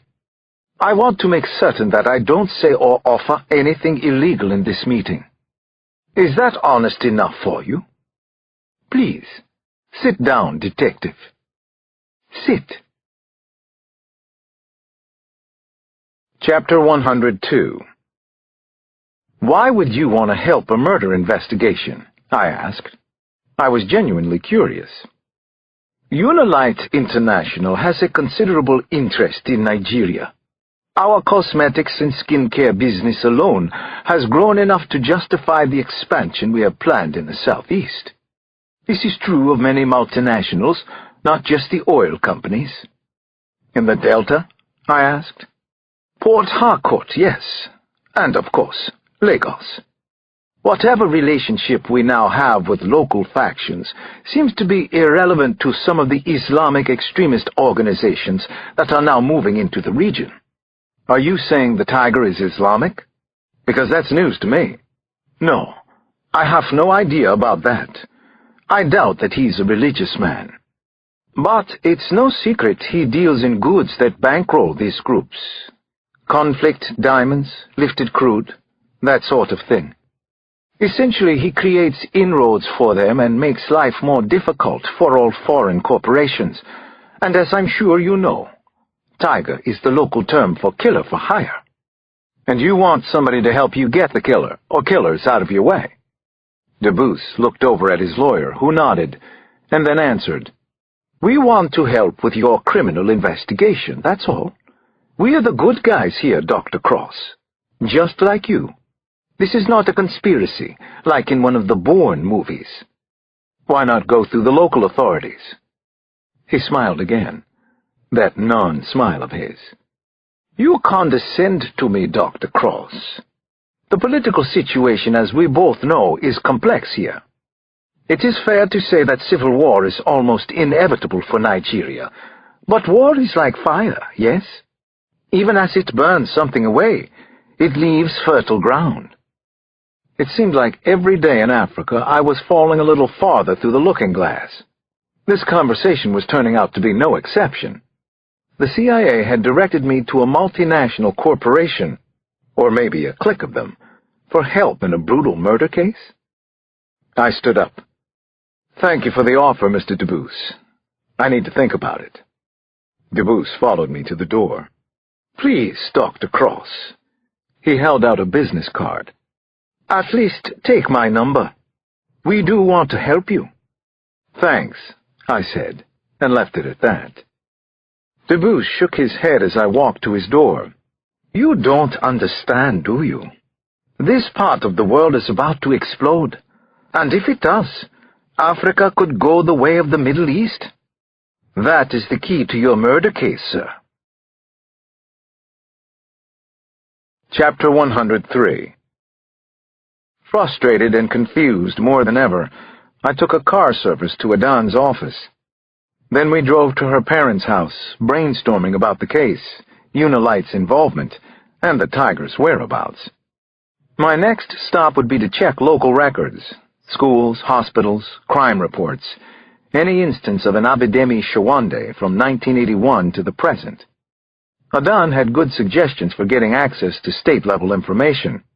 She wasn't surprised that the multinationals were frightened and looking for help anywhere they could find it. Maybe your murder investigation is heating up, she said. It feels like it to me. Yes, to me too.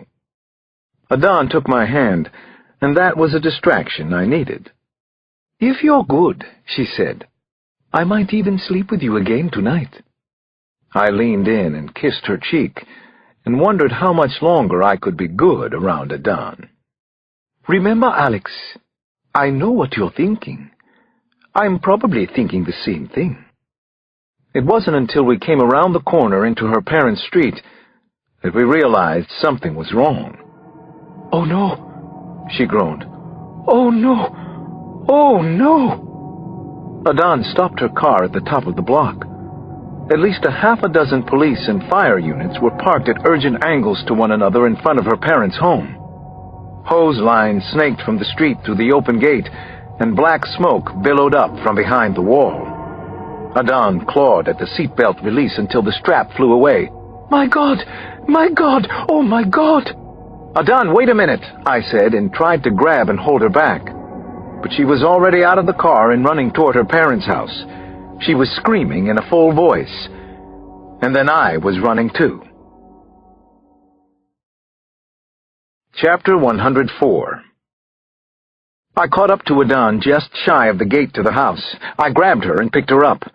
Her legs kicked off the ground and she struggled against me, reaching toward the gate even as I pulled her away from it. Adan, I said, you don't want to go in there and see. Trust me, please. The house was still burning, but it was mostly a ghastly black skeleton of itself. From where we were, Adan and I could see straight through to the back of the property. The roof was already completely gone. The driveway and lawn were littered with smoking black debris. Clearly there had been an explosion. It looked as though it might have been a firebombing. When I saw two small lumps under sheets on the lawn, I grabbed Adan tighter and pressed her head into my chest. The bodies had to be the twins. Poor little James and Calvin. Adan knew this too, and she was crying softly in my arms. A police officer ran by, and I caught his attention. How many were inside? He looked me over before answering any questions. Are you family? Who are you? Why do you want to know? This is her parents' house. I'm a friend. She's Adan Tansi. 3 adults, 2 children. He looked at Adan, then back at me, and shook his head no. No survivors. A deep shudder went through Adan, and then she began to sob. She was saying something. Maybe it was a prayer. I couldn't make out the words or even the language she was speaking. I need to talk to your commander, I said to the patrolman standing with us. About what? CIA, was what I said next. The policeman opened his mouth again, but I cut him off. Just get your commander. Get him over here right now. As he walked away, I spoke softly against Adan's forehead. I'm here. You're not alone. She continued to sob in my arms, shivering like she was freezing cold in the 90-degree heat. I watched the commander approach, a tall, broad-backed man in a dark suit. I couldn't hear anything over the fire crew and the hiss of water jets, but I didn't need to. I knew his face. The flat nose, those round cheeks, that idiotic Mike Tyson squint of his. The last time I'd seen it, he had been dangling me out a hotel window.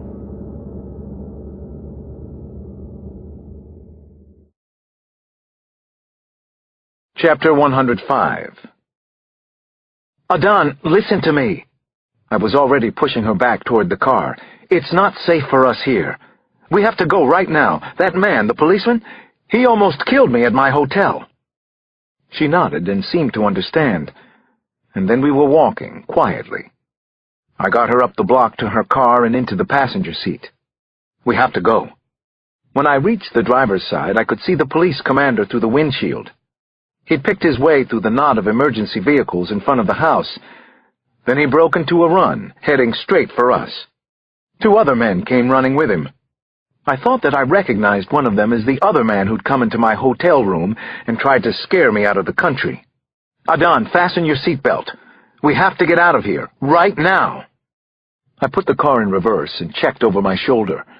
The intersection behind me was too busy. I couldn't wait for the traffic to clear, though. So I changed my mind. I shifted into drive and drove right at the approaching cops. I began to blare the horn, hitting the wheel again and again. Adan's car was only a little Ford Escort, but I caught the cops off guard. I floored it and stayed the course directly at the men. The commander didn't budge from his path. At the last second I braked hard, but I still struck him. His eyes looked huge with fear. Probably the same way mine did when I was hanging out that hotel window. Now I threw the small car sharply in reverse. He took one of the windshield wipers with him as he flew off and rolled into the street. I backed all the way up to the corner and spun the wheel hard to face the other direction. A horn blared as an Audi wagon clipped the car, nearly shearing off the rear bumper. I picked a direction arbitrarily and punched those 4 cylinders for all they were worth. Where are we going? Adan sat up a little straighter, almost like she was coming out of a trance. "Into the city," I told her. If there was one thing Lagos might be good for, it was crowds we could get lost in. Chapter 106. "Adan," I reached over and held on to her shoulder. "We have to get away from here. The policeman back there, when I was staying in Lagos, he nearly killed me. I'm sure it's the same man. It's all connected somehow. It has to be." Adan didn't argue with me. She just nodded and pointed to the right. "Turn here for the mainland bridge. It's the best way, Alex. We'll go through Benin." "Hold on tight. Brace yourself." "It's too late for that. Way too late." I took the turn, without slowing down. We came out onto a wide boulevard lined with low-slung stucco shops, open lots, and old dusty cars and trucks. A freestanding billboard advertised Grace of Light Church, with an illustration of a woman in a choir robe, eyes on the sky and arms open to God. But it certainly wasn't God that I heard next. It was the deafening chop of a helicopter, loud and very close to the roof of the escort. They'd found us already. They were on top of us, right over our heads. "It's the police," said Adan. "They'll kill us, Alex. I know things they don't want in any newspaper." Chapter 107. I craned my neck to see what was up, literally. The small bird with white struts was almost directly overhead. There were no police markings, and the low altitude was another bad sign. The pilot was being increasingly reckless and didn't seem to care about the safety of people down on the street, or about his own well-being, for that matter. The mainland bridge was still a mile or so off. I scanned the area for any kind of cover. Parking garage, construction site. There was nothing obvious, nowhere for us to hide from the helicopter. What was worse, within a few blocks I saw lights in my mirror. Red and blue spinners, at least 3 cruisers moving very fast, gaining on us. Shit, that's definitely police. "I'm serious, Alex. They'll kill us if they catch us. I'm not being paranoid." "I believe you. But why, Adan?" "Alex, I know terrible things. I'm writing a story about it. I have to tell somebody what I found out." "Tell me," I said. In the next frantic few minutes, that's what Adan did. She told me secrets that she hadn't shared before. One of the secrets was that Ellie Cox had visited her in Lagos. They had shared sources and information. They had talked about Abidemi Shawande, the tiger, and the group that he worked for. "Alex, he is one of the most dangerous mercenaries in the world." I sped up and weaved through the traffic as best I could. But when I checked the mirror again, the police cars were still close. I was a little numb from hearing what Adan knew about the tiger and so much more. I still couldn't believe that she and Ellie had met. Suddenly, Adan grabbed my arm. "Alex!" she shouted. "There!" A police car had hopped the curb from a vacant lot on the left and was pulling across our path right now. I jammed down on the brakes. Too late. The escort skidded and caught the cruiser broadside. Our front end folded right in on itself as if it were made of molding clay. No wonder Ford was losing market share. My chest hit the steering column hard, and I saw Adan's head smack the windshield. Already the other police cruiser was right behind us, siren screeching, spinners going like crazy. "Adan?" I sat her up and saw that her forehead was swabbed in red. She raised her eyebrows and blinked several times. "You all right?" I asked. "I think so. Don't tell him anything, Alex. More people will die. Don't tell him a thing, I told you. Do you promise? Alex?"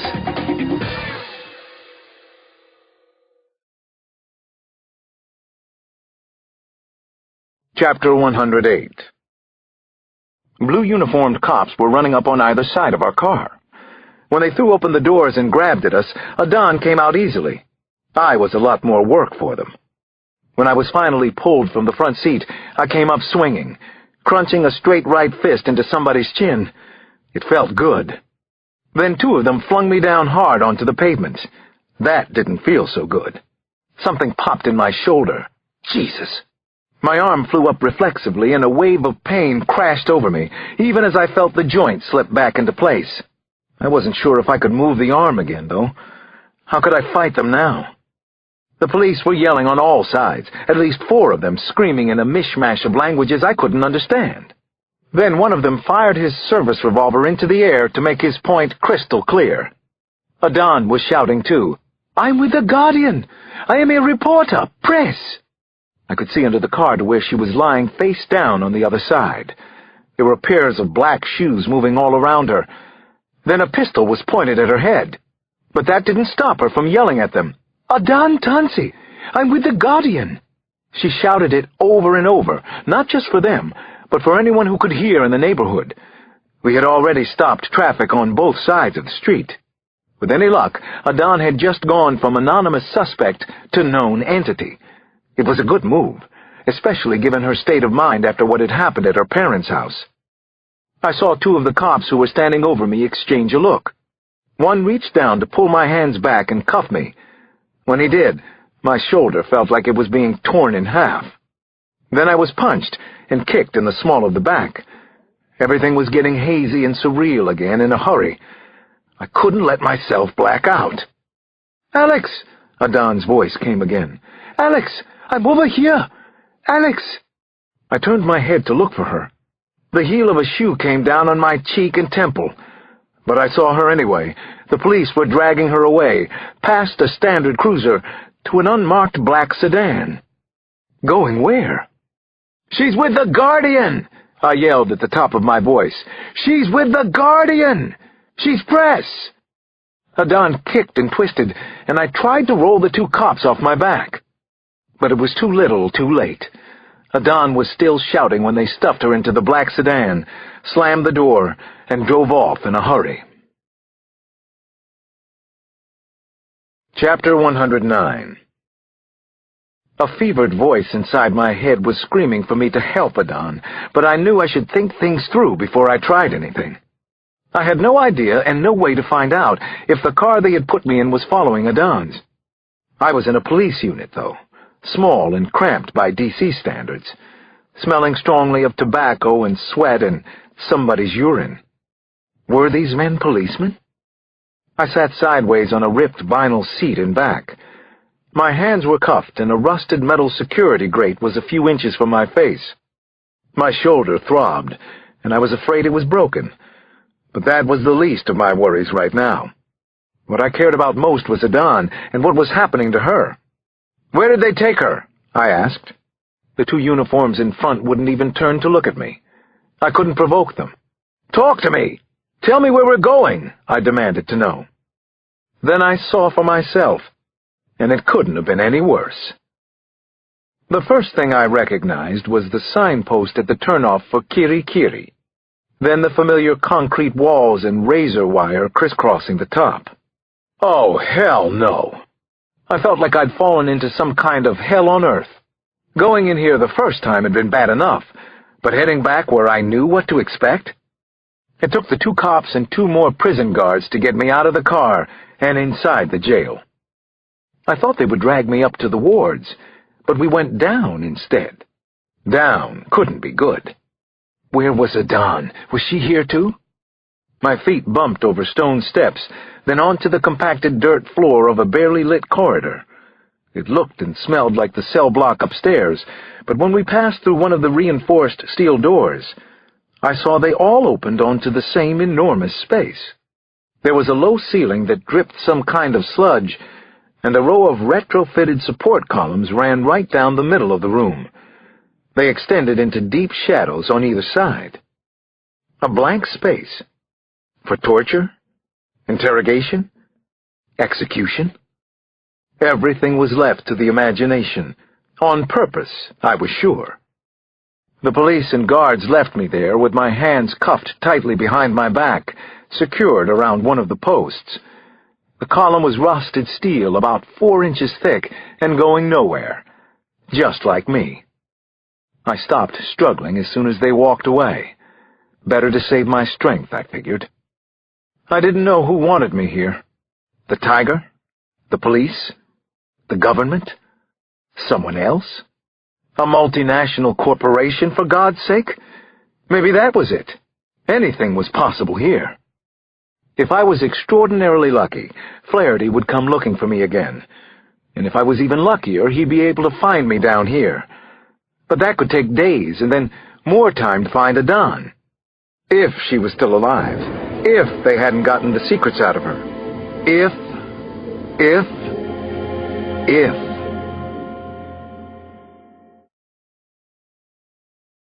Chapter 110. A light came on. 2 lights, actually. Quickly, one after the other. I didn't know how many hours had passed, or what time of day it was. I knew that I hadn't slept.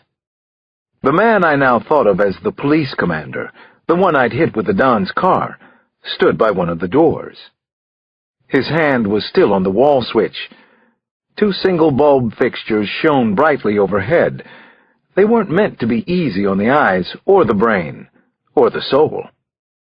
"Tell me what you know about the tiger," he said as he strode forward. I noticed he'd changed suits, and that there was a rectangle of gauze taped to his forehead. "Where's a Don Tansey?" I said. "Don't make me cross. The commander chuckled softly. He'd been a jackass joker the last time, too, I remembered. The accent was Yoruba, and the voice was calm. Too calm. He had more self-control than I would have thought he should, given that I'd tried to run him over and put tire marks on his ugly face. "Just tell me if she's alive," I said. "That's all I need to hear from you." "She's alive. Somewhat." He spread his hands. "Now, the killer you chased here, what do you know? Are you CIA? Or are you working with her, the reporter?" At least he wanted something from me. Quid pro quo was better than nothing, I guess. "There are lots of tigers, killers for hire," I said. "You know that. The one I'm after is physically large. He operates internationally, with teams in Lagos and Washington at the very least. I believe his name is Shawande. As of 2 days ago, he was in South Darfur. I don't know where the hell he is now." I paused and stared into his eyes. "I'm not CIA. Definitely not CIA. Tell me where she is." His shoulders barely shrugged. "She's here, at Kirikiri. No need to worry about her. She's close by. Ah, look at that. There she is now. The news reporter is here." Chapter 111. A police officer I didn't recognize was pushing a Don into the room. She shuffled ahead of him, with a wad of tape stuffed over her mouth. Blood streaked both her cheeks. Her braids had been cut short. They stuck out at angles from her head. One of her eyes was swollen shut and colored blue-black. She saw me and nodded that she was okay. I didn't believe it for a second. "Now maybe there's more that you can tell me," the commander said. "Something I don't already know about the tiger. Why did you come here? Not to solve a murder case. Why would I believe that? How do you know a Don Tansey?" I began to shout at him. "What the hell is the matter with you? I'm a cop, just like you. I'm investigating a murder case. It's that simple." The cuffs tore at my wrists. Then the pain in my shoulder turned to nausea. I thought I was going to throw up. The commander nodded once at the cop who'd brought in a Don. The underling threw a hard uppercut into her stomach. I felt the cruel blow in my own body. Adan groaned behind the tape and fell to her knees. The dirt on her face was streaked with tears, but she wasn't crying now. She was watching me. Blood from her mouth was turning the tape red. Her eyes were pleading. But for what? "Why are you doing this?" I spit between clenched teeth. I could imagine my hands around his throat. "My friend was killed in Washington. That's why I'm here. That's all there is. I'm not part of some conspiracy." "Take the tape off her mouth," the commander ordered. The guard ripped it away, and Adan said, "Alex, don't worry about me." The commander turned to the cop. "Again. Hit her." He turned back to me. "Alex, worry about her." "Okay." I cut him off. "The tiger's name is Abidemi Shawande. He disappeared in 1981 when he was 9 years old, turned up in England at a university for 2 years, and hasn't used that identity since. He's murdered a lot of people, here and in America. He uses wild boys. He may control other tigers, that's all I know. That's everything I have. You know about the diamonds, the gasoline, the illegal trading. The commander kept his hand in the air to hold off the next punch. You sure that's it? I'm sure, goddammit. I'm just a cop from Washington, D.C. Adan has nothing to do with this.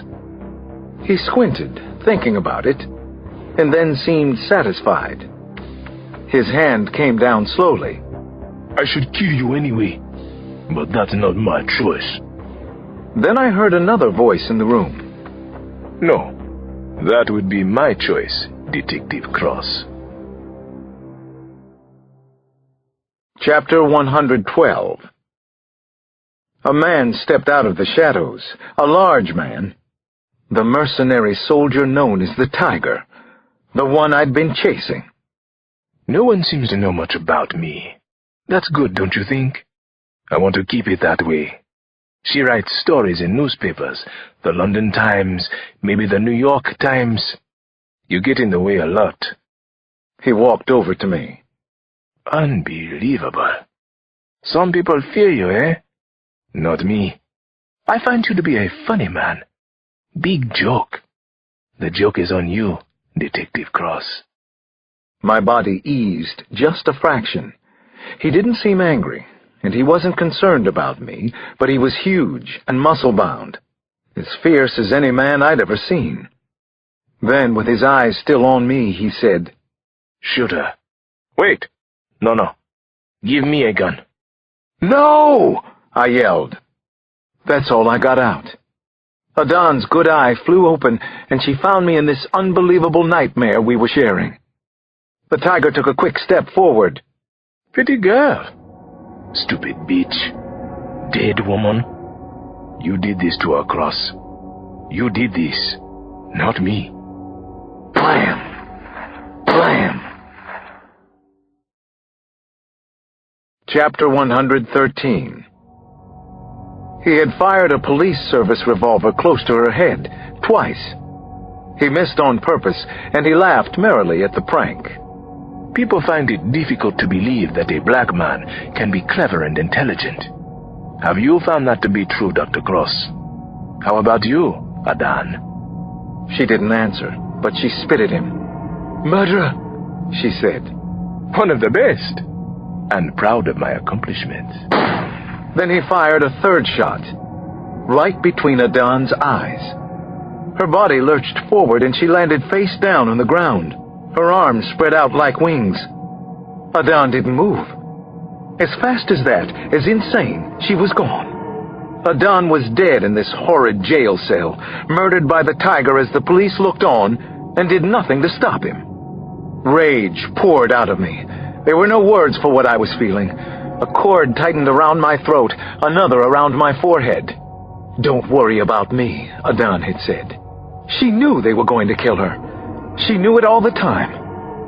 Her killer stood over her and he watched me. Then he grinned.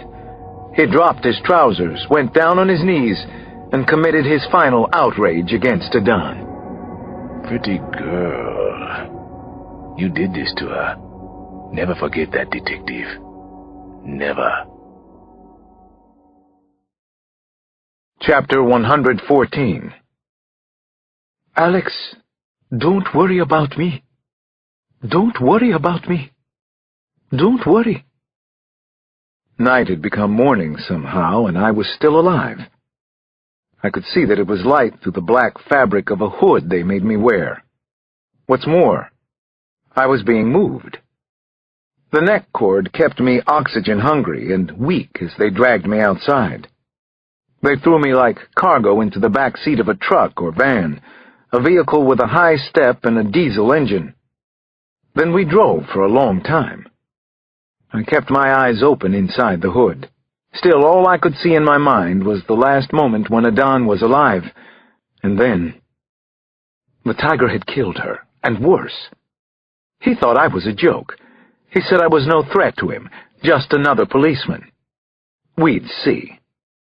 If I lived through the next few hours or so. As the ride continued, I prayed for Adan and for her family. I told them in my own way that this wasn't over yet. Not that it mattered to them, but it did to me. I wondered why I was still alive. It made no sense to me. Another mystery. When we finally stopped, car doors opened on either side of me. Now what? Somebody shoved my head down into the seat. The cuffs were roughly removed. Powerful hands pressed into the small of my back and pushed hard. You go home now. Go. I went flying through the air, but only for a few seconds of uncertainty and terror. Then I landed on stone or cement. By the time I'd gotten up and untied the hood, they were gone, out of sight. Whoever had brought me here. They had dropped me on a side street next to an official-looking building, the sort of white stone box you might find in downtown D.C. I could see through an iron fence and across a manicured front lawn to a gatehouse out front. An American flag flew above it, flapping in a light breeze. This was the American consulate. Had to be. The embassy was in Abuja. That must be where I was now. But why? Chapter 115. Something was going on here at the consulate. Something big and dangerous looking. Hundreds of people were gathered in the streets outside the front gates. Actually, it looked like they were two separate crowds. Half of them were lined up like they were waiting to get in. The other half, on the opposite side of a concrete barrier, were demonstrating against the United States. I saw hand-lettered placards that read, U.S. pays the price, and Delta people, Delta rule, and no more Americans. Even from a distance, I could tell it was the kind of scene that could turn ugly or violent at any time. I didn't wait around for that to happen. I walked around the corner, and leading with my good shoulder, I started pushing through the crowd. People on both sides grabbed at me, either because I was cutting in line or maybe because I looked like an American. The shouting on the street side blocked out any other noise around me. One guy got hold of my shirt. He ripped it all the way down the back before I knocked his arm away. The shirt didn't matter to me. Nothing did anymore. Once again, I wondered why I was still alive. Because they thought I was CIA? Because I had friends in Washington? Or maybe because they finally believed I was a cop? I made my way to the main gate. Standing there, filthy and barefoot, with no passport to show, I told the double-chinned Marine who got in my face that my name was Alex Cross, I was an American police officer, and I had to speak with the ambassador right away. The Marine didn't want to hear it. Not a word. I was kidnapped. I'm an American cop, I told him. I just witnessed a murder. Out of the side of his mouth, the Marine muttered, Take a number. Chapter 116. I was going more than a little crazy now, but I had to hold my emotions in. I had stories to tell someone, information to give, a Don's secrets to share with someone who could make a difference. I got several minutes of healthy skepticism at the gate before I finally convinced a Marine guard to call in my name. The response came back right away. Bring Detective Cross inside. It was almost as if they were expecting me. I wasn't sure if that was a good sign or not. Given my recent history, probably not. The consulate lobby, with its metal detectors and bulletproof glass on all the windows, felt like an urban police station. People were lined up at every desk and window, most of them clearly agitated, waiting to be seen. All the American accents, and a portrait of Condoleezza Rice presiding over the room, played tricks with my mind about where I was, and exactly how I had gotten here. Once inside, I was met by a non-military escort in an off-white suit. He was Mr. Collins, a Nigerian of some unspecified position here. Unlike the Marine who'd brought me this far, Collins was friendly and animatedly answered a few questions as we walked. There's been at least one rebel attack in River State today, he explained, gesticulating the whole time. Much bigger than we've seen before. The government won't admit to it, but the independent media is calling it the beginning of a civil war. The populist buzz on the first floor gave way to crisp officiousness and hushed conversations on the second. I was taken straight to the ambassador's consular suite, where I waited outside his office for several minutes, until a dozen men, black, white, and 4 who looked Chinese, walked out all at once. Each of them appeared somber and nervous. No one met my gaze, or perhaps no one was in the least interested that I was sitting there barefoot and in rags. Mr. Collins politely held the door for me, then he closed it from the outside. Chapter 117. Ambassador Robert O'Lean was tall and willowy, almost too thin, a silver-haired man of maybe 60. He stood behind his large antique desk, flanked by American and Nigerian flags. 2 aides stayed where they were, on a small couch in an alcove off to one side. "Mr. Cross," he shook my hand, unsmiling. "My God, what happened to you?" "A lot. I won't waste your time. I'm here about a man, a killer known as the Tiger. It's a matter of Nigerian and American security." He swept my words away in the air. "I know why you're here, Mr. Cross. I've been getting all kinds of pressure from Abu Rock about you." "Excuse me? Abu Rock?" "The capital. It seems that the only one who wants you in Nigeria is you. The CIA has actually saved your life here, haven't they?" Now, I was a little dumbstruck, to add to my general numbness and dizziness about what had happened recently. The American ambassador knew about my presence here? Was someone taking out billboards about me or something? "We're sending you home today," O'Lean continued, with finality in his voice. I looked at the floor and back at him again, trying to keep it together. "Sir, the man I'm chasing is a mass murderer. He may have government ties here. He's definitely involved with the police in some mysterious way. If I could just have a chance to reach my CIA contact in Lagos—" He cut me off. "What exactly do you think your authority is, Mr. Cross? You're a visitor in this country, nothing more than that. You can take this up with the State Department if you wish, in Washington. He needs to be stopped, sir. Yesterday he murdered a reporter for the Register named Adan Tansi. I saw him kill her. He murdered her entire family. He's responsible for at least 8 deaths in Washington." Finally, O'Lean exploded.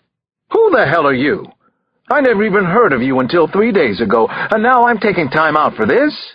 Do you have any idea what's going on here?" He waved his hand at the plasma TV on the wall. "Turn that up." One of the aides pushed a button on a remote, and then I watched the TV in shocked silence and with dread. Chapter 118. The TV was turned to CNN. A British reporter was speaking over an image of an upscale housing complex, white 2-story buildings in neat rows, shot from high above. The overlay read, "Breaking news. Summit Oil Residential Compound, Bonny Island, Nigeria." "Never before have families been taken," the reporter was saying, "and certainly never this number of live hostages. In an email to the international press, people for the liberation of the Niger Delta now have claimed responsibility for the incident, with these shocking images attached to their message." The screen switched to a grainy infrared video. Dozens of people sat along the floor of a dark hallway. Their heads were covered and hands tied, but it was easy to tell there were men, women, and children on the film. Some of them were crying, others moaning piteously. "Those are British and American citizens," Ambassador O'Lean informed me. "Every one of them. Consider yourself lucky to get a flight out of here at all." "What flight? When?" He held up a hand, looking back at the TV. "Look at this, will you? Do you see what's happening?" Armed troops were streaming out of a truck, single file. The British reporter went on. "Government forces have established a perimeter around the entire complex, while economic pressure mounts internationally. With more attacks promised, oil production facilities are shutting down region-wide, approaching an unprecedented 70% slowdown, which is considered to be catastrophic. Chinese, French, Dutch, And, of course, U.S. interests in particular are at stake.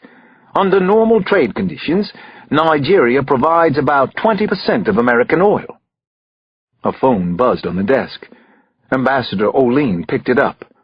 "Yes," he said, and then, "Send them in." "Sir," I tried again, "I'm not asking for much. I just need to make one phone call. We'll get you a shower and some fresh clothes right away, and we'll take care of any immigration issues. We can get you a new passport right away, but then you're gone. Forget about your manhunt. As of right now, it's over." I finally snapped at him. "I don't need a shower or fresh clothes. I need you to listen to me. I just witnessed a reporter named Adan Tansi being murdered at the Kirikiri prison. She was writing an important story that has relevance to the violence near the oil fields." The doors to the office opened, and O'Lean's eyes shifted right past me. It was as though the moment I raised my voice, I'd lost him. He didn't even respond to what I'd said. He spoke directly to the double Marine escort waiting there. "We're all done here. Take Detective Cross downstairs and get him cleaned up for travel back to the U.S. Chapter 119. The two Marines were polite and respectful enough, but very mission-oriented as they escorted me to a sub-basement locker room. It had tall wooden lockers and a faded carpet, a tiled steam room and whirlpool, and a small area for showering. As promised, I was given a fresh towel. One of the Marines asked me my trouser, shirt, and shoe size, and then left. The other Marine told me I had about 10 minutes to shower and dress, so I ought to get started. Both of the Marines were black. Probably no coincidence there. There were 4 stalls, each with a curtained changing cubicle in front. I stood inside the last one, my mind racing while the clock ran down on my time in the country. What was I going to do? There were no windows in the room, and there was only one exit. I turned on the water just to sound busy. Then I leaned in and let it pour over my head. Suddenly, my whole body was shaking. I was remembering Adan, and that had to stop. For now, anyway. A minute later, I heard someone moving around outside. A curtain slid open and closed. One of the other showers was turned on. Someone was humming that James Blunt ballad that was always on the radio, the one where he keeps repeating the word beautiful. I took off the remnants of my shirt. Then I stuck my head under the water again and leaned back out, dripping on the floor. "Hey, can you get me another towel?" I asked the guard. I had noticed there were stacks of them by the entrance when we'd come in. "Why do you need 2? He leaned inside the shower and said, "Are you kidding? You saw the way I look and smell." He shook his head but went to get the extra towel. "Thanks," I called. I immediately stepped over to the other cubicle, holding the curtain rings to keep them from singing on the bar. Whoever was showering next to me had hung his clothes on a hook in the changing stall. I rifled through the pants pockets and found just what I was hoping for: a cell phone. Seconds later, I was back in my own stall, just before the Marine looped a white terry towel over the top of the bar. "You better pick up the pace," he said from outside the curtain. I turned the shower up hard and as loud as it would go. Then I dialed Ian Flaherty's number. He answered himself. Chapter 120. "Flaherty," I said. "It's Alex Cross." "Cross? Where are you?" "I'm at the consulate. I'm in Africa. They're sending me out of the country. It's going down right now. I need you to talk to someone and get it stopped. I'm close to the bastard. The tiger." He didn't even pause before he answered. "No can do. I can't cover for you anymore." "I don't need you to cover for me. Adan Tansi is dead. He killed her. I need you to make a call or 2. I can break this case now." "You don't get it," Flaherty said. "You're done over here. Game over. Go home and stay there. Forget about Abi Shawande, or whatever his name is now." The water in the other shower stopped. The man in there started whistling. I hit the heel of my hand against my forehead, putting it all together. Flaherty hadn't been covering for me at all. I had this all wrong. Right from the beginning. I was covering for you, wasn't I said. The whistling in the next stall stopped for a second, and then continued. That's why you wanted people thinking I was CIA. I was out in the open. While you played covert, I was a useful distraction. Listen. I could hear in Flaherty's voice that he was done. I've got to run. We saved your bacon a couple of times. Be thankful. There's a war going on here. Get the hell out of Dodge. Call me from the States.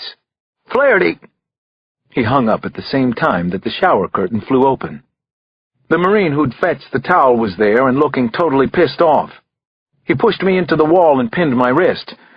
I didn't struggle with him. For one thing, my shoulder was howling with pain. When he reached for the cell phone, I just opened my hand and let him take it. Game over, all right. I was going home, whether I wanted to or not. Honestly, I had mixed feelings. Chapter 121. I left the consulate pretty much the way I'd left Kiri Kiri, as a captive, this time of the American government. I wondered if I could possibly get away again. And did I really want to? One of the Marine escorts drove while the other sat in back with me. Worse, they had handcuffed me to him. I guess they'd decided I wanted to do this the hard way. The main gates to the consulate were closed as we drove toward them. No one was waiting to get in anymore. The demonstrators had swollen in number, though. They were lined along the fence, holding on to it like they would jail bars, cursing against all things American, as well as the life that fate had dealt them. Once we were through the main gates, the crowd closed in around us. Bodies pressed against the car windows, palms slapped on the glass, and fists beat the roof. I could see anger and fear in their eyes, the frustration of lifetimes of injustice and misery. "What do these people want?" the young Marine in back with me asked. His name tag said Owens. "Those hostages in the Delta are Americans and Brits. They're probably going to die."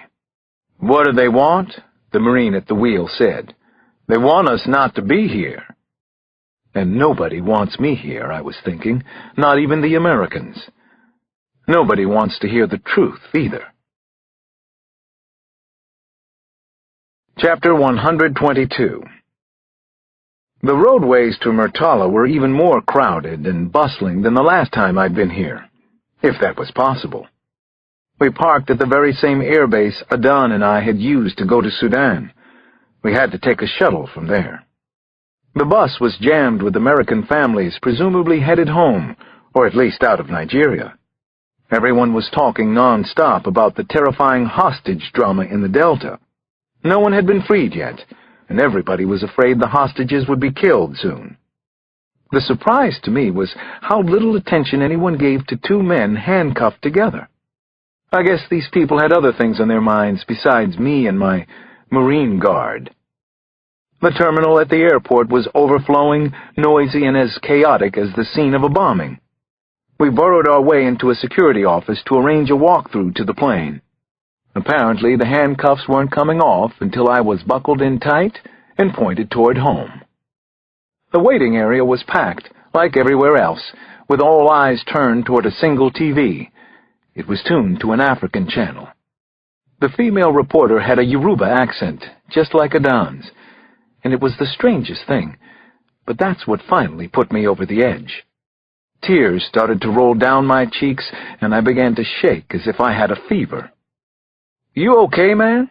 the Marine cuffed to me asked. He seemed like a good man, actually. He was just doing a job and doing it well. Yeah, I said. "I'm fine."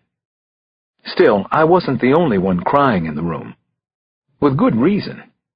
Nigerian troops had moved in on the Bonny Island complex in what was supposed to be a rescue mission. Instead, all 34 hostages were now dead. Open fighting had broken out all through the Delta region. Riots were reported in at least 2 other states in the south. The images of the slaughtered hostages were shocking by American news standards. The hostages were lying on the floor of the corridor, adults and children both. The bodies were slumped and fallen, draped over one another, with blood-stained clothes and hoods still over their heads. One woman near me let out a piercing scream. Her family was still down in the Delta. Everyone else was quietly fixated on the screen. Governor's offices in Rivers, Delta, and Bayelsa states have issued warnings, the reporter went on. Local citizens are urged to avoid all but the most necessary travel for at least the next 24 hours. Full curfew is in effect. Violators will be arrested or possibly shot. The Marine cuffed to me. Owens spoke. Your plane is boarding. Let's go, Detective Cross. Hell, I wish I could go with you. I'm from D.C. myself. I'd like to go home. I miss it. You have no idea. I took a number from Owens and promised to call his mother when I got back. A few minutes later, we were all being led out to the airplane. I heard someone call my name, and I looked to one side, toward the terminal building. What I saw there froze my blood and seemed to change everything. Father Bambata was looking right at me, and he raised his small hand and waved. Standing beside him, towering over the priest, if he was indeed a priest, was the tiger, Abi Shawande. The monster ran his thumb across his throat. What was that supposed to mean? That this wasn't finished? Hell, I knew that. It wasn't over by a long shot. I had never given up on a case yet. But maybe the tiger already knew that. Part 4. Home Again, Home Again. Chapter 123. I knew I had failed. And I knew and had known for a long time that I'd already witnessed and investigated enough murders and bloodshed to last me for a couple of lifetimes. Nothing had prepared me for the insane mayhem and horrors of the past few weeks. Torture and episodes of genocide, suffering by innocent women and children. Finally, the senseless murders of Adan Tansy and her family. I wanted nothing more than to escape into sleep for a few hours on the plane to London, where I would eventually connect with the flight to Washington. But I couldn't stop the terrible nightmare images from my time in Africa. Again and again I saw Adan's murder and rape by the monstrous tiger. And what had come of the murders of Adan and her family? What had been accomplished beyond a failed chase after the killer called Tiger? What of all the other deaths here that would never be avenged or even properly memorialized? What of the secrets Adan had shared with me? I woke with a shiver as the flight descended into London's Gatwick. I had slept some, and now I felt groggy and had an upset stomach and a splitting headache. Maybe it was just my paranoia, but the Virgin Nigeria flight attendants seemed to have avoided me for most of the trip. I needed water now and an aspirin. I signaled the attendants who were collecting cups and soda cans before we landed. "Excuse me?" I called out. I was certain the women had seen me signal, but I was ignored by them again. Finally, I did something I don't remember ever having done on a flight. I hit the attendant button. Several times. That got me a stern look from the closer of the flight attendants. She still didn't come to see what I needed. I got up and went to her. "I don't know what I've done to offend you," I began. She cut me off. "I will tell you. You are a most ugly American. Most Americans are that way, but you are even more so. You have caused suffering to those you came into contact with, and now you want my help? No, not even a cold drink. The seatbelt light is on. Return to your seat." I took her arm and held it lightly but firmly. Then I turned and looked around toward the cabin. I was hoping to see someone watching us, someone who had spoken to the flight attendants about me. No one seemed to be looking our way, nor did I recognize anyone. "Who told you about me?" I asked. "Someone on the plane? Who was it? Show me." She shook herself loose. "You figure it out. You are the detective." Then she walked away and didn't look back. That angry face of hers and the mystery of her anger toward me followed me all the way home. Chapter 124. The next 12 hours of the trip passed very slowly, but finally I arrived in Washington. I wasn't able to reach Nana to tell her I was home, so I just grabbed a taxi waiting at Reagan International and headed to 5th Street. It was a little past 9, and the nighttime traffic was heavy, but I was glad to be in D.C. again. Sometimes it feels that way when I come home after a long, hard trip, and this time certainly qualified. I couldn't wait to be in my own house, my own bed. Once I was in the cab, I got lost in a kind of jet-lagged reverie. No one had any idea about the carnage and suffering until they actually visited parts of Nigeria, Sudan, Sierra Leone. And there were no easy answers or solutions either. I didn't believe that the violence I had seen came from regular people being evil, but those at the top were, at least some of them.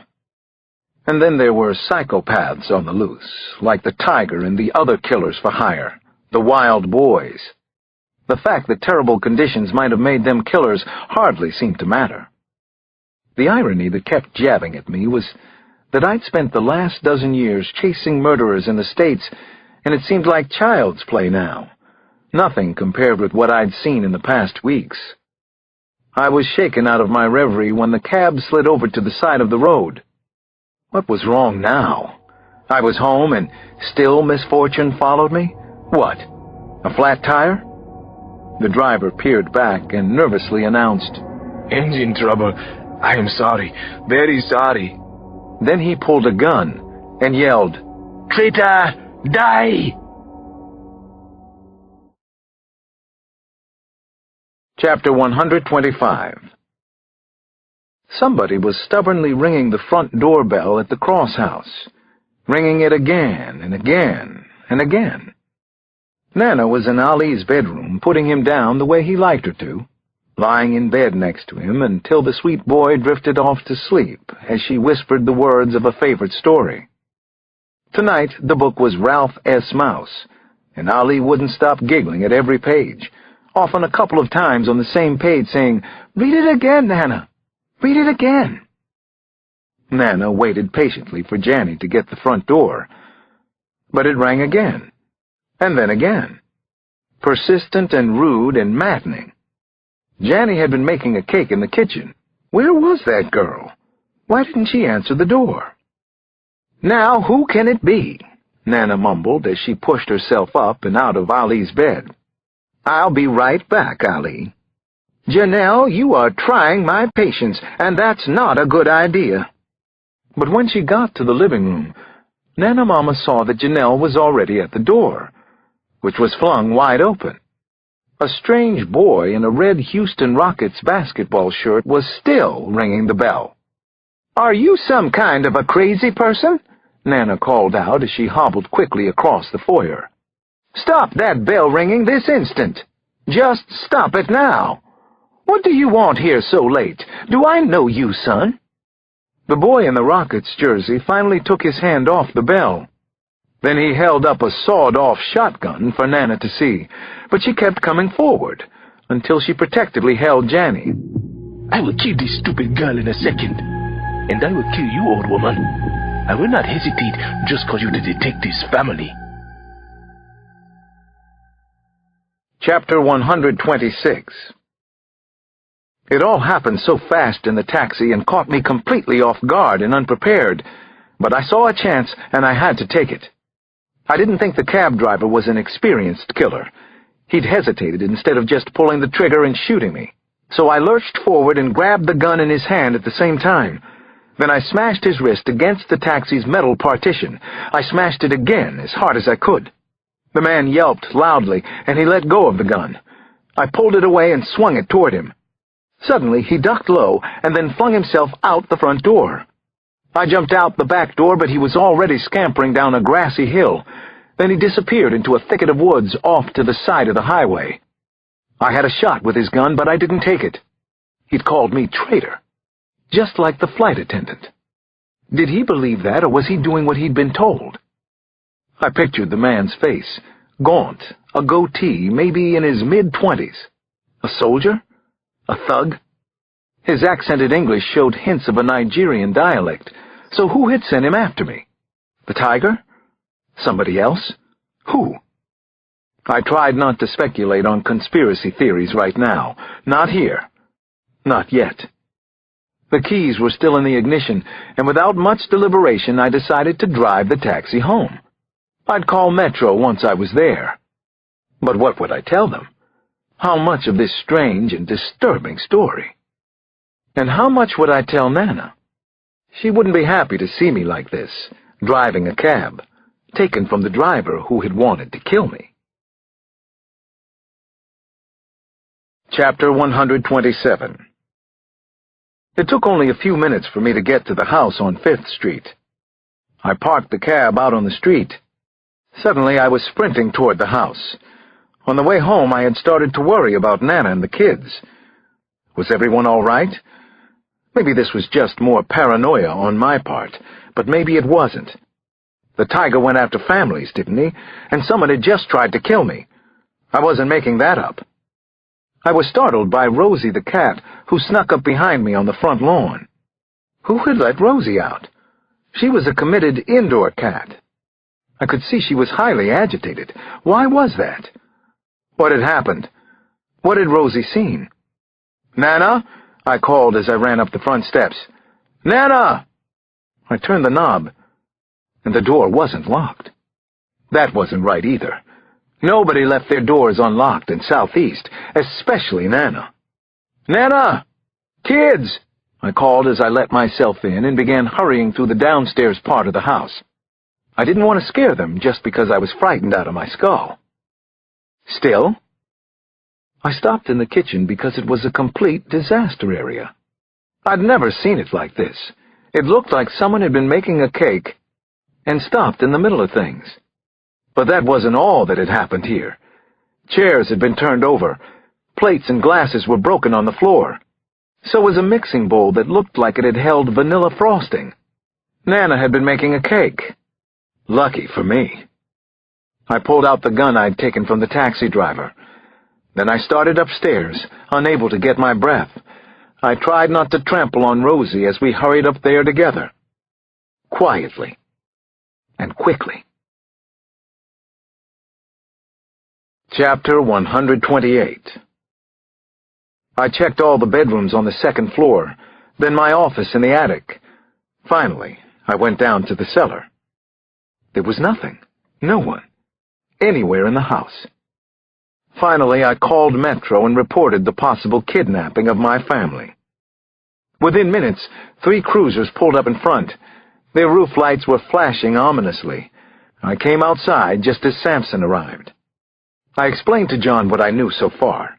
He stood with me on the porch where I was holding Rosie, holding on to her for support, really. Everything felt unreal, and I was numb from my head to my feet. "It's the tiger. It has to be him. Something about what happened in Africa," I said to John. "I almost got shot on the way from the airport." I pointed toward the taxi sitting on the street.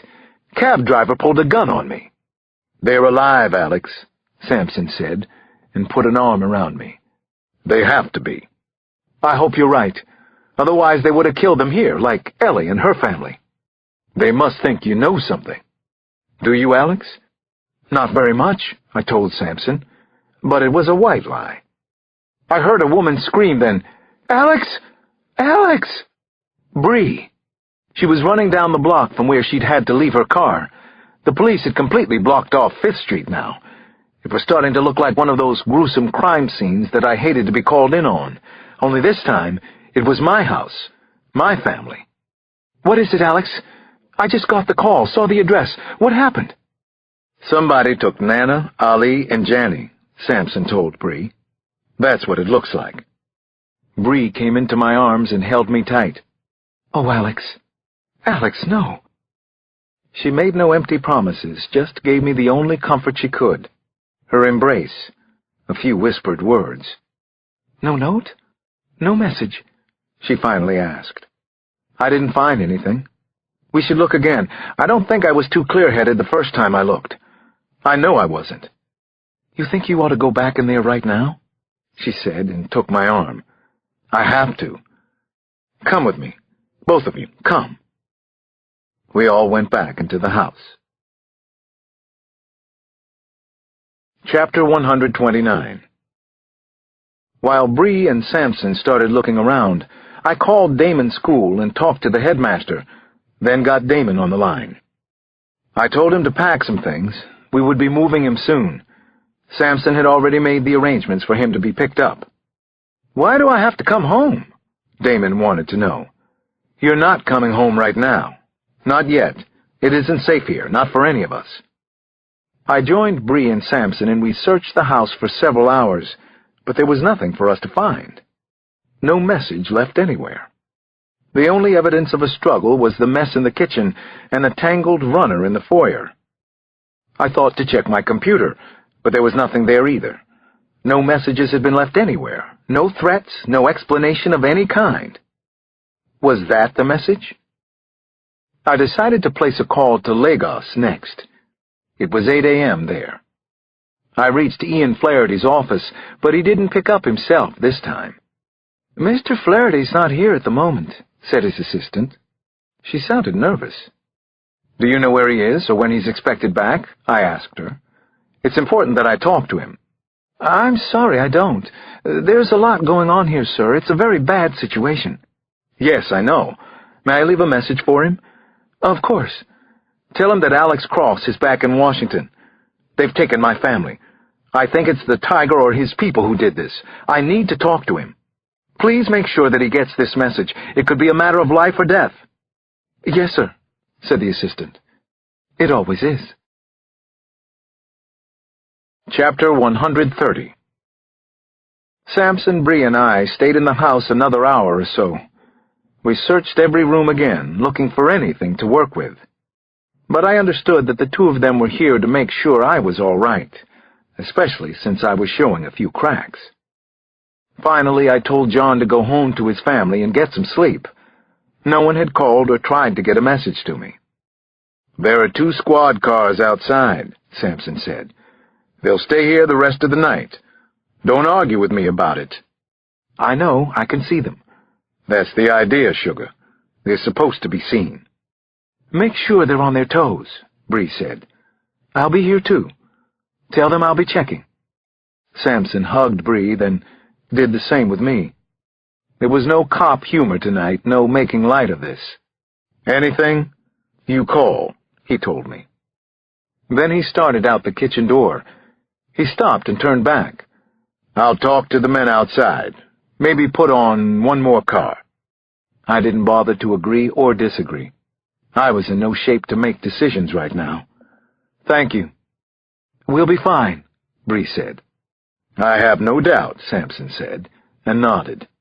"Call me if anything happens." Finally, he shut the door behind him. I went over and locked the door, which would give us an extra few seconds if somebody tried to come in. Maybe we'd need it. "You all right with this?" Bree asked. I nodded. "You staying with me?" "Of course I am." She drifted over and hugged me again. "Let's go upstairs then." She took my hand. "Alex, come." I let Bree take me upstairs. I was numb and in a faraway dreamscape anyway. "There's a phone in here," she said, as we entered the bedroom. Then she hugged me again and reached down and started to unhook my belt. I didn't think that was what I needed, but I was wrong about that. Until the phone in the bedroom rang.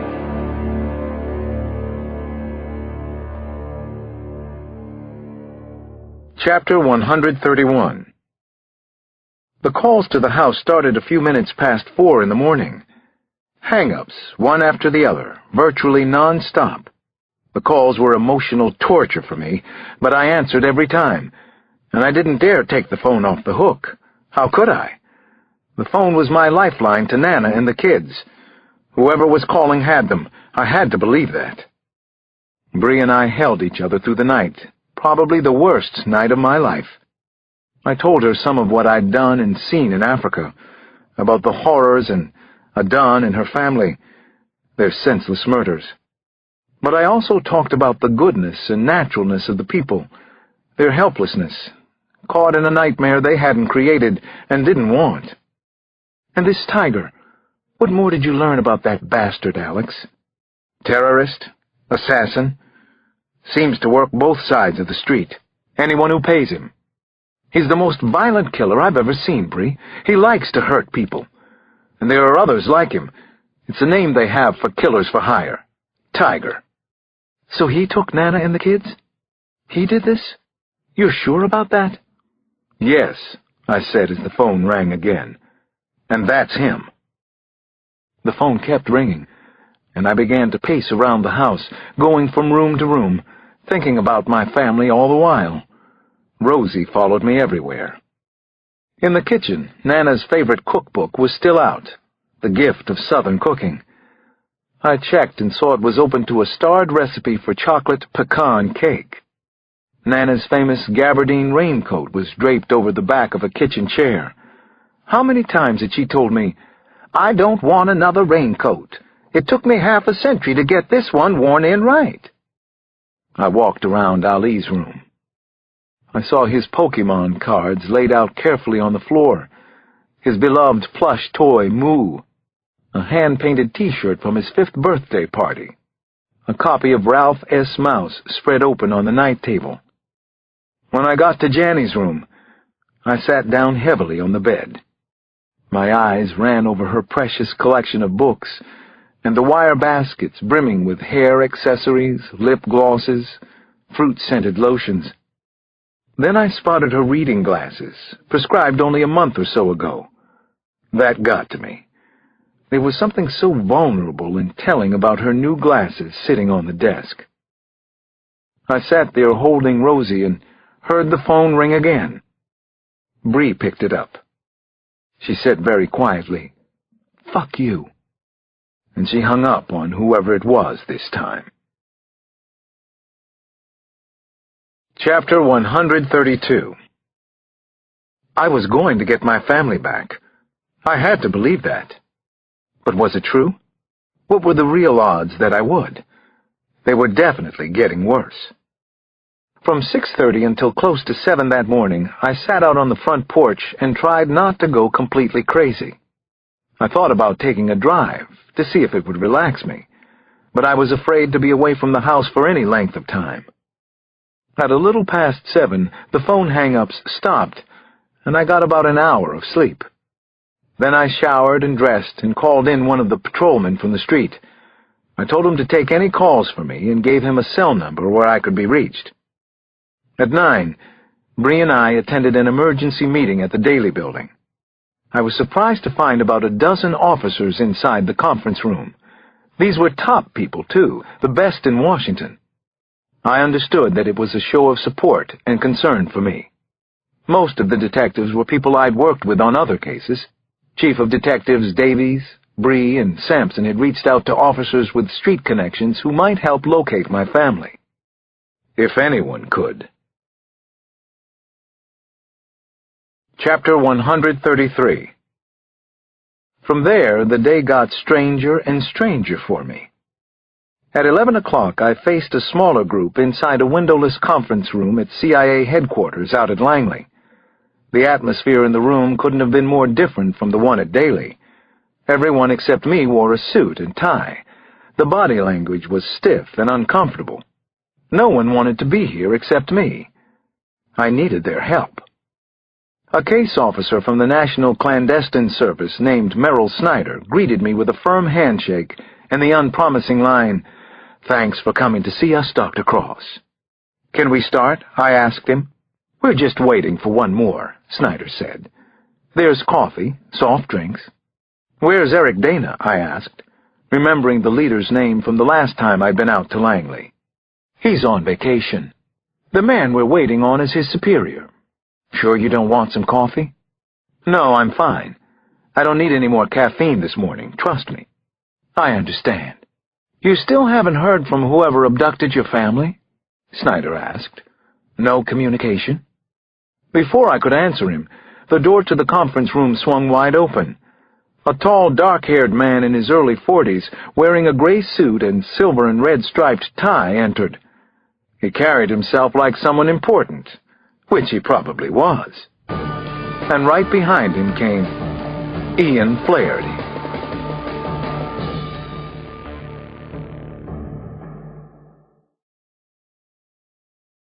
Chapter 134. The man everyone had been waiting for introduced himself as Stephen Millard. He said he was with National Clandestine Service, but gave no rank. I remembered now that Al Tunney had mentioned his name before I went to Africa.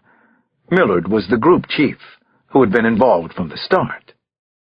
All Flaherty said was, "Dr. Cross." "Has there been any word about your family?" Millard wanted to know right off. Snyder cut in. "No word so far. They haven't contacted him." "There are cops from Metro at my house now," I told them. "They'll answer my phone and call me." "That's good. About all you can do," said Millard. I couldn't figure out what to make of him. I was sure he knew about my meeting with Eric Dana before I'd left for Africa. But how much more did Millard know? "I need whatever help you can give me," I finally said. "I really need some help." "You can count on it," said Millard. "But I have a couple of questions you might be able to help us out with first. Detective Cross, why did you go to Africa in the first place?" "A friend of mine and her entire family were killed. I had a lead that the killer fled to Lagos. It was my homicide case." Millard nodded and seemed to understand. "Tell me this, then. What did you learn in Africa? Something useful, I assume? Otherwise, why would this professional killer want to come after you and your family in Washington?" "I was hoping maybe you could help me out with that. What's going on in Nigeria and here in Washington, too? Can you tell me?" Millard clasped, then unclasped his hands. "Did you see anything unusual or unsettling in Nigeria? We need to figure out why this killer would want to come after you here. You're a well-known police officer. This Tiger or whoever it is wouldn't want to take the risk unless he had to. I can't imagine that he would. Unless you really pissed him off." "You know it's him, then?" No, I don't know for sure. It just makes sense." Ian agrees. "So what do you know, Dr. Cross?" I looked at Flaherty, then back at Millard. "You're not going to help me find my family, are you? You just want to pump me for information again." Millard sighed, took a beat, and then said, "Dr. Cross, regretfully, we think your family's dead." I stood up much too quickly from my chair, almost tipping it over. "How can you say that? What do you know? What aren't you telling me? Why would they call me all night if my family's dead?" Millard stared into my eyes, then rose from his seat, too. "You were advised not to get involved in this. I'm sorry for your loss. We'll help if we possibly can." Then he felt compelled to add, "We're not the bad guys here, Detective. There is no big conspiracy at work." If that was true, why did everybody have to keep saying it? Chapter 135. Those CIA bastards! Even though they had been a little more human this time, I knew they were hiding something. Maybe that's why I didn't tell them what Adan had revealed after the slaughter of her family. The meeting had been typical of my experience with them over the years. And Flaherty? After the meeting, he had gone to Langley for a previously scheduled series of meetings. No way that was the whole truth, or anything close to it. At least I didn't think so. That night I went home to an empty house. I'd told Bree that it might be better if I was in the house alone. I was so desperate I was ready to try anything now. Millard's words kept coming back. "Dr. Cross, regretfully, we think your family's dead." I fixed a sandwich, but only nibbled the corners away. Then I watched the news stations, CNN, CNBC, Fox, but there was almost nothing about the Civil War in the Delta. Unbelievable. A Hollywood actress had killed herself in L.A., and that was the big story. It was being covered on every station, almost as if they had all the same news source and used the same journalists. Finally, I switched the story about the dead actress off, and the silence wasn't a good thing either. I was nearly overwhelmed by sadness and fear that I had lost Nana, Ali, and Jenny. For a long time I stayed in the kitchen, holding my head in my arms and hands. I remembered certain images and feelings and sensations from the past. Ali, just a little boy and such a sweetheart. Jenny, Still my Velcro girl, my living memory of her mother. Nana, who had saved me so many times since I'd come to D.C. at 10, after both my parents had died. I didn't see how I could continue to live without them. Could I?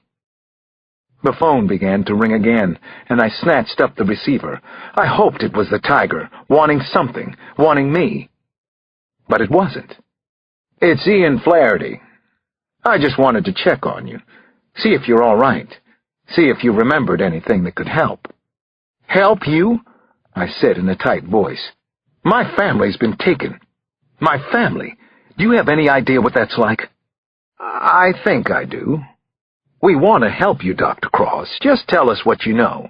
Or what, Flaherty? What else can they do to me? The proper question is, what can they do to your family? Flaherty left me a number where I could reach him at any time of the day or night. At least the bastard was staying up late, too. Chapter 136. The sound of a ringing telephone woke me from a shallow snooze on the living room couch. I picked the phone up, still half asleep, my extremities tingling. Cross. Go to your motor car now. We're watching your house, Cross. Lights on upstairs and in the kitchen. You are sleeping in living room? A male speaking. English with a pidgin accent. I'd heard a lot of it in the past few weeks, but I was particularly tuned into it now. Every syllable. Is my family all right? Where are they? Just tell me that. Bring your cell phone with you. We have number and we want your full directions. And don't call no one or your family dead. Go now, Cross. Listen up. I was sitting up now, staring out the window in the living room, sliding my feet into my shoes. I didn't see anyone outside. No cars or lights were visible from where I was. Why should I listen to you? I asked the caller. A second voice cut in. Because I say you should. The phone at the other end clicked off. The second voice had been gruff, older than the first, and I recognized it instantly. The tiger. He was here in Washington. He had my family. Chapter 137. Suddenly I had even more questions. They had the number of the cell phone I had borrowed. How did that happen? I wondered. Not that it was impossible to get, but how had a gang of hoodlums from Nigeria managed to do it? I wasn't inclined to conspiracy theories, but it was getting harder and harder to deny the obvious. Someone wanted to know what I had found out in Africa, and to shut me up for good. Maybe a minute after the call ended, I walked out on the front porch, which I'd decided to keep dark for now. I still couldn't see anyone watching on the street. Were they here? Had they left already? Did they have Nana and the kids in a nearby truck or van? I didn't want to play the target any longer than I had to. I hurried down the steps and got into the Mercedes, the family car that I had bought for safety. I started it up, then began to back out of the driveway, feeling the car's power. I felt like I needed that, the help of some external force. The cell phone shrilled, and I stopped. You continue to be a fool. It was the older male again. I wanted to curse him out, but I said nothing. He might have my family. That was a hard thing to hope for, but I did anyway. I had to hope for something. He laughed into the phone. What's funny? I asked him. You are? Don't you want to know which way to turn out of your driveway? Which way? Make a left. Then you follow my directions straight to hell. Chapter 138. He stayed on the line as I drove along 5th Street, but didn't say much of anything, and nothing to help me figure out what I should do next. I was trying to think things through, to make some kind of plan, anything that might work, maybe even a wild hunch. Let me speak to my family. I spoke again. Why should I? I thought about stepping on the brakes, making a stand here, but he had every advantage right now. Which way? I said. Make a right, next corner. I did as I was told. The fight in Africa is not your fight, white man. I listened to the tiger spitting rage as I drove along Malcolm X Avenue in Southeast. "You should drive faster," he said, as if he were right there in the front seat, watching me. He directed me onto I-295 heading south toward Maryland. I'd been on that road countless times before, but it seemed unreal and unfamiliar tonight. Next, I merged onto 95 and then Route 210, and followed it for nearly 15 miles, which seemed much farther than that. Eventually, I found myself on 425. His voice went low. "Let me tell you something that's true. You are only coming to collect the bodies. You want the bodies, don't you?" "I want my family back," I said. He only laughed at that. I said little more to the tiger unless he asked me a direct question, and he didn't seem to care. Maybe he wanted to hear himself talk. I needed to put the rational part of my mind in another place, so I listened to his threats, his cruel insults, but I just let them flow over me. It wasn't hard, because I was numb anyway. I was here, but I wasn't. Chapter 139. "Pull off the road," he commanded. I did as I was told. There didn't seem to be any other vehicles around. I didn't think I had passed anyone since I'd gotten onto Lalo's Nick Road, somewhere in Maryland, around Nanjamoy. But I wasn't completely sure. How could I be? I was that out of it, that nervous and afraid, that petrified. "Take the next right, at the corner. Don't miss the turn. You better hurry now. Hurry!" I made the turn, then drove straight ahead as I was told to do. The trees and bushes surrounding the road appeared black and very thick, possibly because my peripheral vision was narrowing in the dark. Above me was a big sky filled with stars. I was reminded of Janny, her love of the stars. But then I forced the sentimental thought out of my mind. Nothing sentimental, not now. Maybe never again. "Stop your motor. Get out. Do exactly as I see." That's what I'm doing. Chapter 140. "You see the farm ahead? Come and get your family. You can collect the bodies now. I know you can't believe it, but it's true. They're all dead, Dr. Cross. Come to the farm and see." My heart was floating as I started sweeping forward through tall grass and bushes toward the small farmhouse that was still a couple of 100 yards away. My legs and arms felt numb, like they were part of somebody else. I tried to calm myself by taking slow, deep breaths, then by not thinking at all. Finally, by gathering my hatred for the tiger into a small, tight ball that could explode at the proper time. "You remember how you found the Cox family in Georgetown? This is better." He taunted me. "You made it happen, detective."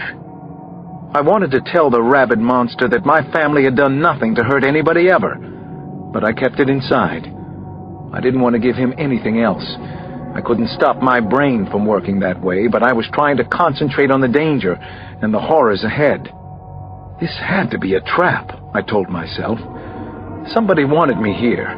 They needed to find out what I knew about the war in Nigeria. It didn't matter.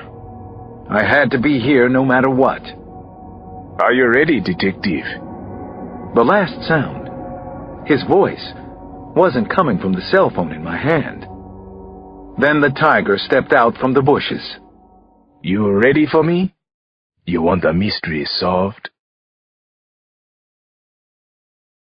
Chapter 141. Finally you listen. Only it's too late, fool. The killer spoke in a loud, cocky voice as he moved toward me. 2 young thugs were at his sides, Houston rockets, and a blunt-faced boy who aimed a flashlight at my eyes. "Where's my family?" I said, staying on message as best I could under the circumstances. What difference does it make? One family? You make me laugh. All you pitiful Americans. Everyone laughs at you all over the world. He pulled out a hunting knife and showed the long, thick blade to me. He didn't say anything about the knife. He didn't have to. I had seen what it could do at Ellie's house. "Where are they?" I asked again. You think you get to ask the questions? I can make you scream, beg for death. Your life is nothing to us. We say yeah, useless, worthless. Your family? Nothing. Yeah. It means useless. The tiger came up close, and I could smell his sweat and tobacco on his breath. He held the knife close to my throat. Say it. I am nothing. Say it. You want to know about your family? He screamed in my face. Say I am nothing. I am nothing. He cut me across the biceps. I didn't look at my arm, but I knew I was bleeding. I wouldn't show him weakness, no matter what happened to me now. Flesh wound. He laughed. His killer boys found it funny too, sick little bastards. I wanted to take all of them down. He motioned with the knife. You want to see your family so bad? Come on. You can see what's left. Yeah. Chapter 142. I stumbled forward toward the deserted-looking farmhouse, standing in shadowy darkness, and I wondered if Nana, Ali, and Janny really were in there. The closer I got, the less likely it seemed to me. I was afraid I had been living in denial all this time, for days now. Suddenly I found it hard to walk, to stand even, but I made myself go on, step by step, toward the dark farm that held secrets I maybe didn't want to know. There was a narrow dirt path winding up to the house, and I trudged along a few paces in front of the tiger and his killers. Were these the same bloodthirsty devils who had murdered Ellie's family? Was the one in the Houston Rockets shirt the bad lieutenant? Had he traveled back and forth from Africa with the tiger? What was their connection with what was happening in Lagos and down in the Delta? Could a civil war become a world war? Was it starting in Africa this time? Suddenly I was struck hard in the small of my back. I lurched forward and almost went down, but somehow I kept my balance. Then I whirled around and saw Houston Rockets holding the butt end of his rifle. He was going to hit me with it again. "Stop right there," I yelled. "You punk, you little coward." I wanted to go after him so badly, to wring his neck and break it. The tiger laughed, either at me or at his vicious killer. No, Akeem. I want him conscious. Open the front door, Cross. You are the detective. You made it all the way here. Now you will see. Open the door. Solve the great mystery. Chapter 143. I turned the rusty knob, then pushed hard on the sticking wood-frame door. It opened with a loud whine. At first I couldn't see much, even with the faint glow from the flashlight held behind me. "Where are they?" I asked. Go in and see. You wanted this. Proof of death? I walked into the house and still couldn't see anyone in there. My heart was racing. Everything in the first room smelled of mildew, of dirt and age, maybe of death. I can't see anything. It's too dark. Suddenly a light went on. The living area was illuminated. 2 small sofas, easy chairs, standing lamps, but I still didn't see anyone else in the room. I whirled to look at the tiger, who loomed behind me. "Where are they?" I yelled. "There's no one in here." Tell me what you know. He seemed serious and businesslike. What did the she-bitch Adan tell you? What do you know about the Delta? Tell me. I stared back at him. "Do you work for the CIA too?" They wanted to know what Adan told me. He laughed out loud. I work for anybody who pays me. Tell me what you know. "I don't know anything. I found out nothing in Africa. If I had, don't you think I'd tell you? I saw you kill Adan Tansi. That's what I know, only what I saw with my own eyes." Someone stepped out of an adjoining hallway. I turned to see Ian Flaherty there in the farmhouse. "I don't think he knows anything. You can kill him," he said to the tiger. "Then he can be with his family. Go ahead. Get it over with." A terrible look crossed my face.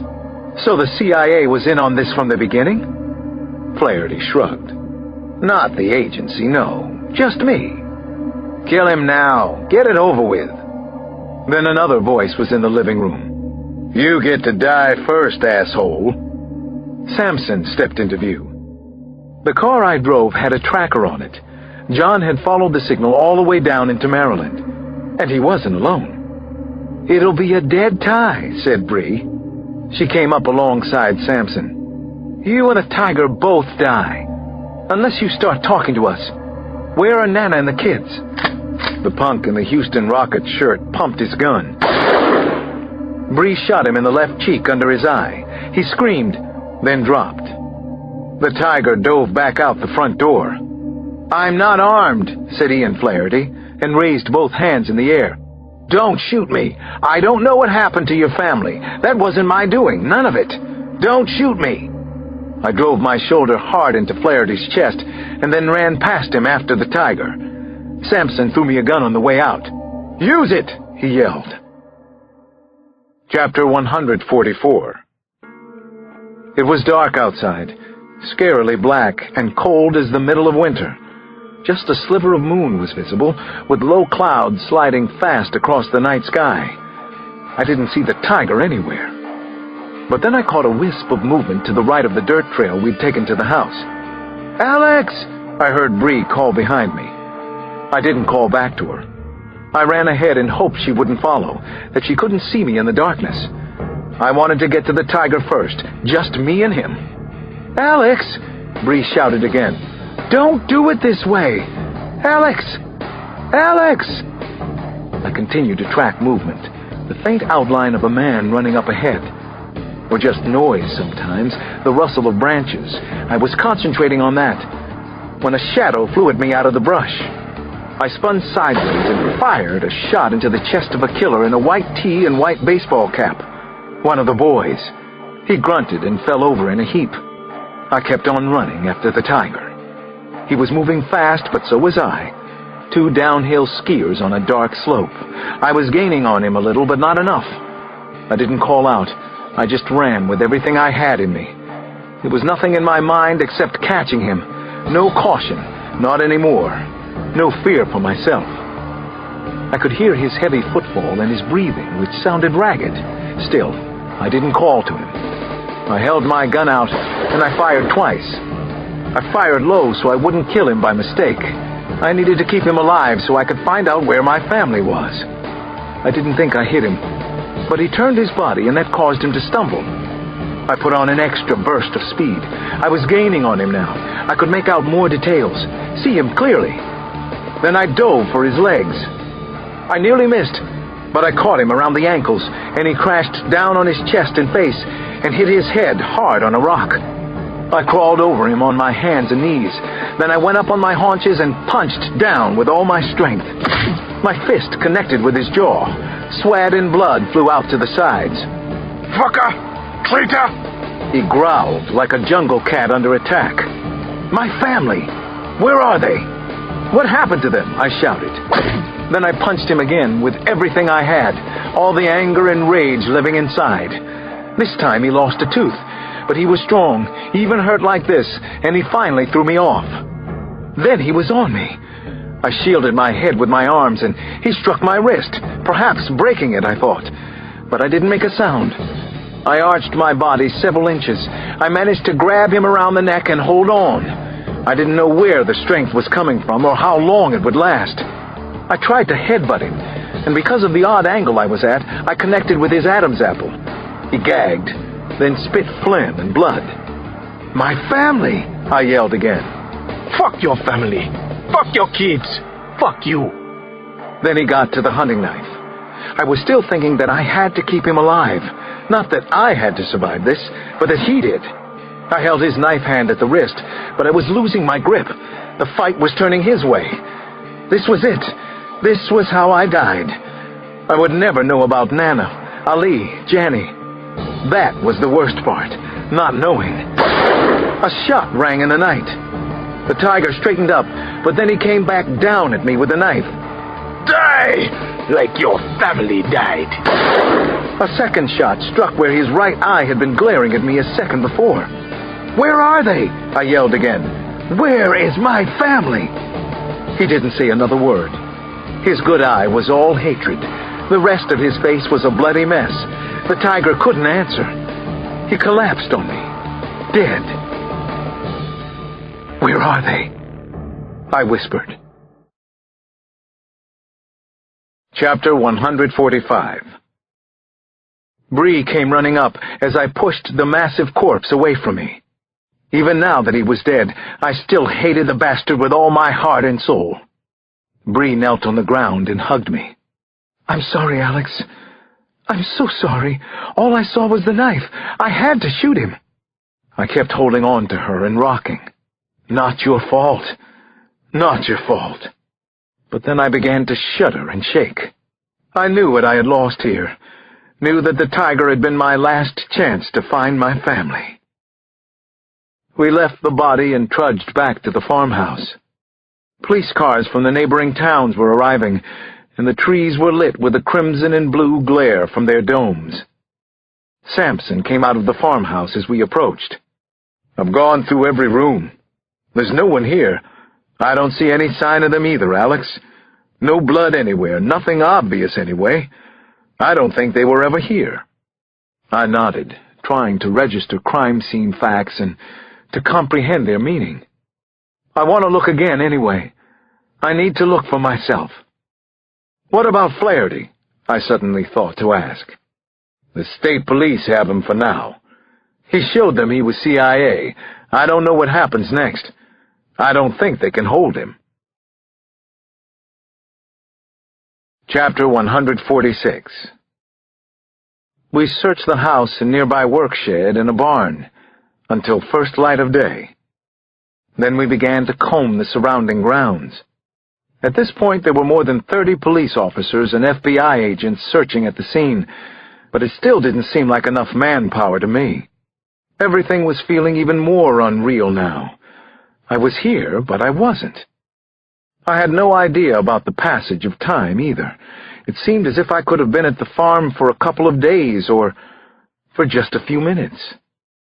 Proof of life, I thought. That's what I want, isn't it? And if not that, then proof of death. We found a Nissan minivan that had to be the vehicle the tiger and his killer thugs had come to the farm in. The van held small arms, clothing, and video games in cardboard boxes. But there was no sign of blood inside, no rope to tie anyone up with, nothing to make us believe Nana or the kids had been inside the vehicle. There were more tire tracks up near the house, but nothing seemed unusual. Judging from the look of the place, I figured it hadn't been a working farm for at least a couple of years. Town records showed that it belonged to a Leopoldo Gout, but we hadn't been able to contact the owner yet. Who was Leopoldo Gout? What did he know about what had happened here? Finally, at around 4 that afternoon, Bree walked me to my car. Then she drove me home to 5th Street. I was in no shape to continue looking, she said, and she was right. I hoped against hope for a good ending, but there was no one there at the house. The mess in the kitchen remained as I had found it, and I left it just that way. For memory's sake. Nana's kitchen. Her favorite place to be. Chapter 147. It was all so baffling, so incomprehensible, wrong in so many ways. Bree and I brainstormed for a while, but I couldn't concentrate. My thinking was too chaotic. I was too crazy in the head, too disturbed and lost. I didn't want to talk, didn't want to eat, and I couldn't sleep. I couldn't even keep my eyes shut the one time I lay down on the living room couch. I thought about taking a drive, and decided no, not right now. "I'm going to go for a run," I finally told Bree. "Clear my head. There has to be something I'm missing." "Okay, Alex. I'll be here. Have a good run." She didn't offer to come, understanding that I wanted to be alone now. I did need to be by myself, to plan, to do something that would make some sense of what had happened. I ran at first along familiar streets close to my house, but then on the streets winding off Fifth, where I didn't remember ever coming on foot before. Finally, I was able to concentrate a little better, and I began to think about what Adan had told me in Lagos. Had her secrets caused any of this? The death of her family? Her own murder? Whatever had happened to Nana, Ali, and Jani? "Alex, I know terrible things," she told me. "I'm writing a story about it. I have to tell somebody what I found out." She was afraid that something would happen to her. Well, something had happened to Adan. I continued to run, and I found that I was getting stronger physically, or moving faster anyway. What a cruel world this could be sometimes. Jesus. That wasn't how I looked at things usually. That wasn't me. Only now it was. I didn't notice anything until a gray van stopped suddenly at the curb, and the sliding doors flew open. 3 men jumped out. Suddenly they were all over me, knocking me down, pushing my face into the grass and dirt on somebody's lawn. Then I felt a sting in my thigh. A needle? 3 men, not boys, not the Tigers team. Who then? Who was holding me now? What did they want? Chapter 148. There was a damp cloth over my face, some kind of a hood that reeked of rubbing alcohol. Then I was being pulled to my feet. I'd been unconscious, but I didn't know for how long. I had no idea where I was now, but it wasn't a 5-star hotel. I could smell, almost taste, body odor, feces, and urine. The ground under my feet was rough stone, maybe concrete. Did that tell me anything? Put your hands flat against the wall and spread your legs. Stay just like that. Don't move, or you'll be shot. Where's my family? Where the hell are they? Who are you? Instead of an answer to the question, I heard an amplified whirring sound in the room. Stay just like that, or you die right here and now. Then you'll never know about your family. Never is a long time, Dr. Cross. Think about it. I thought about other things first. Who had grabbed me off the street in Southeast and was holding me now? Could it be another tiger? Somebody else from Nigeria? The voice didn't sound like it. No accent. American. Could it be the CIA? Where's my family? I asked again. No one answered, and I stayed there with my hands tied and held flat against the wall over my head. I knew this particular kind of torture had a name. Wall standing. I was also made to wear a hood and was subjected to loud noise and sleep deprivation. I'd heard about these torture techniques before. Now I was the victim. No one answered any of my questions, and I wondered if I was alone. Was I delirious? Was I dreaming all this? My hands went numb first. Then I could feel pins and needles stinging my ankles and feet. Then shooting pains moved up and down my legs. My head began to swim, and I thought I was going to pass out.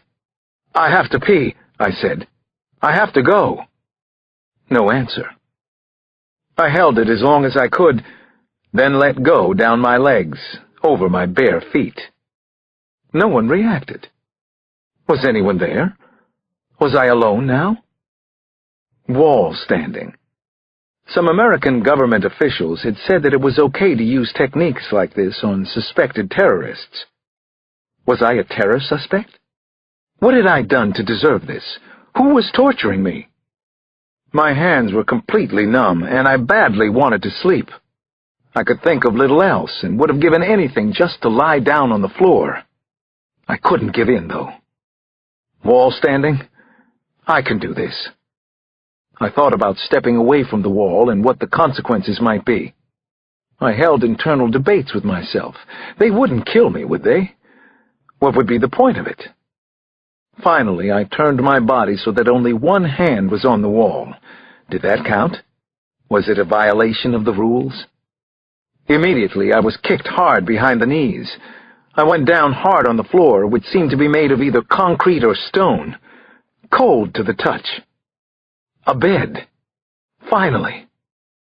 But I was yanked right back up and thrown hard against the wall. Still no one spoke, but I assumed the position. Not just my legs were trembling now, everything was. My entire body was shaking terribly. Who else was with me in the room? What did they want from me? Chapter 149. Then I was talking to Janny. I was hugging her, and I was so happy that she was all right.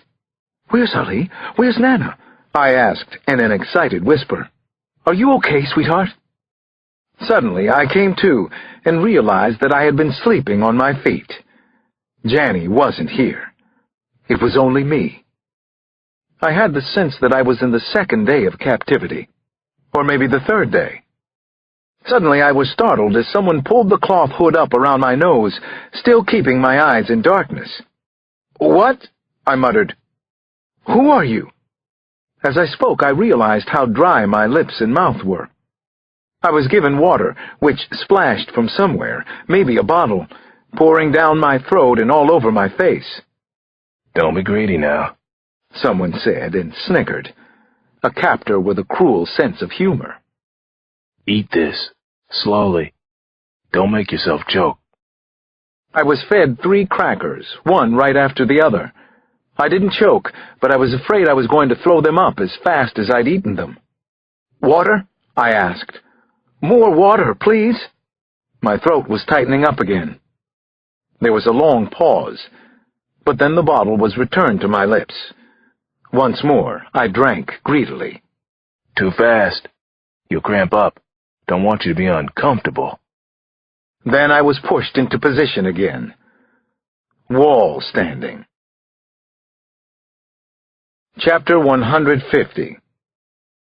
Sometime after that, I began to seriously hallucinate, and I wondered if there was something in the water, or maybe even the crackers I'd eaten. I was convinced that I was back in Africa, and that I was lost somewhere in a vast desert. I knew I was going to die soon, and that didn't seem like such a bad thing. I actually welcomed death, and wondered if I would meet Nana, Janny, and Ali on the other side. Would Maria be there too? And others I had lost? I was struck hard in the back, and I fell to my knees again. "You were dreaming. Asleep on your feet. That's not allowed, hotshot." "Sorry." "Of course you are. Now, would you like this to stop? Would you like to sleep? I'll bet that you would." More than anything I've ever wanted in my life. "Where?" I began to say. "Right. Where is your fucking family? You're nothing if not consistent, or is it stubborn, or stupid? Now, listen to me closely. I will let you sleep. I will give you closure about your family. Are you with me so far? Are you following what I'm saying?" "Yes."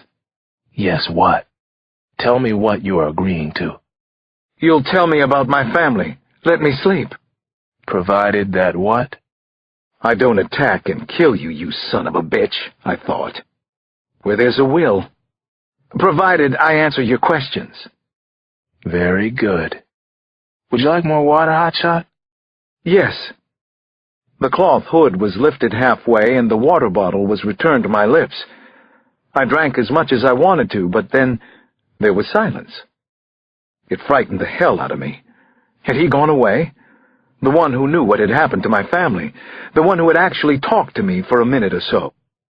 "I saw terrible things in Africa, especially in Sudan," I said. "I don't think any of that interests you. A family, the Tanzis, were murdered, in Lagos. Maybe because they were talking to me, or because of what Adan wrote in the newspaper. You can get her articles." "Are you there? You wanted me to talk, right? Are you listening now?" "Anyway, Adan Tansi and I were taken to a prison," I continued. "She was murdered there. I saw it happen. The tiger killed her. I don't know who the other men holding us were. I don't know who the hell you are. Before we got to the prison, Adan told me about a long piece she was writing. It was to appear in the London Times. The Times, maybe some other papers, I'm not sure.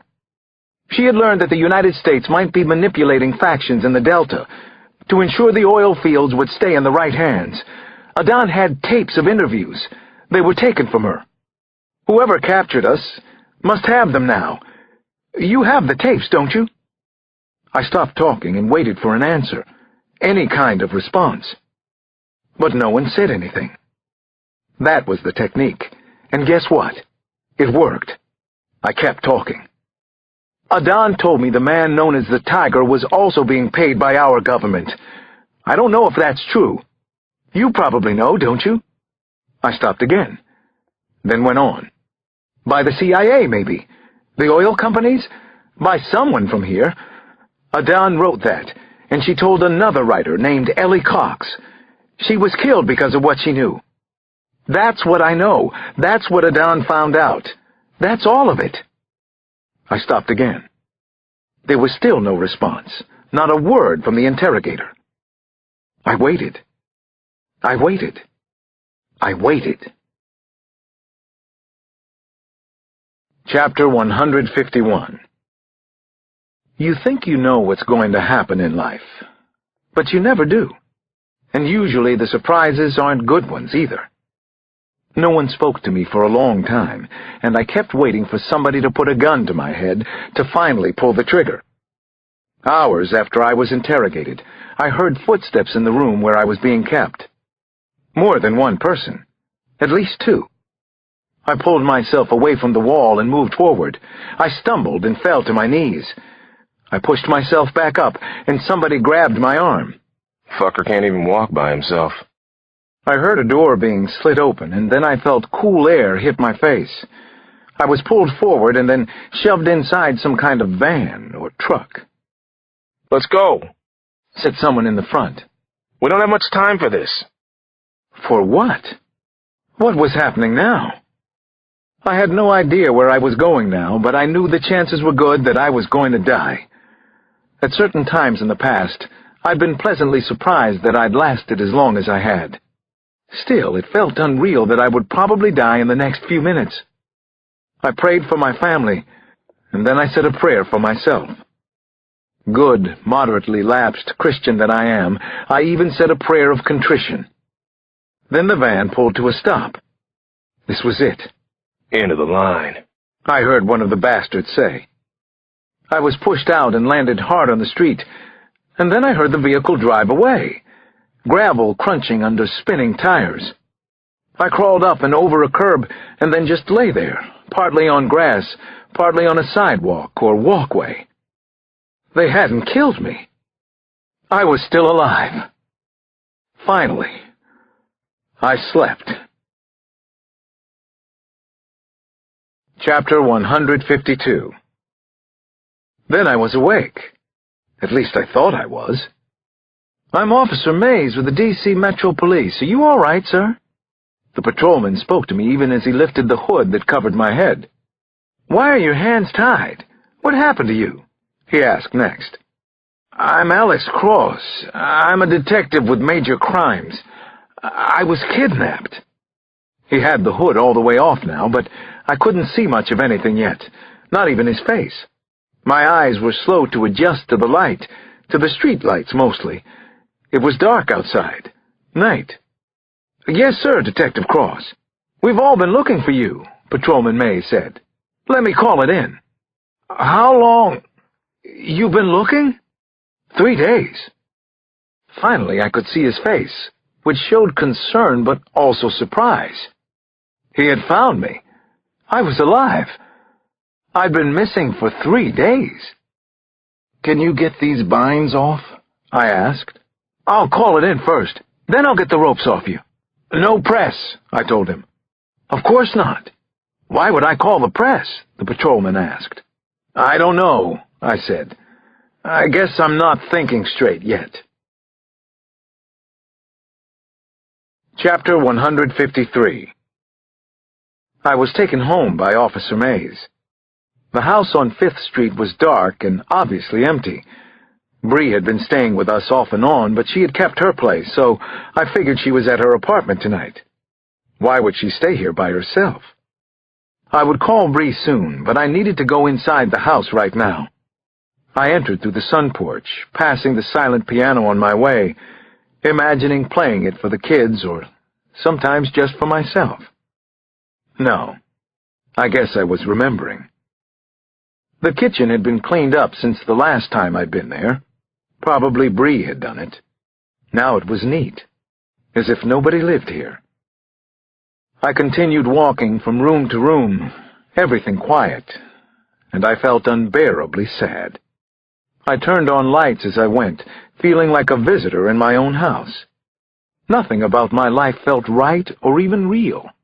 The world had become such a cruel, unsafe place. How had it happened? How much blame should America take? And did accepting blame really help anybody? Wasn't it time to stop offering criticism and start providing solutions? It was easy to be a critic. It took no imagination. Problem-solving was the bitch.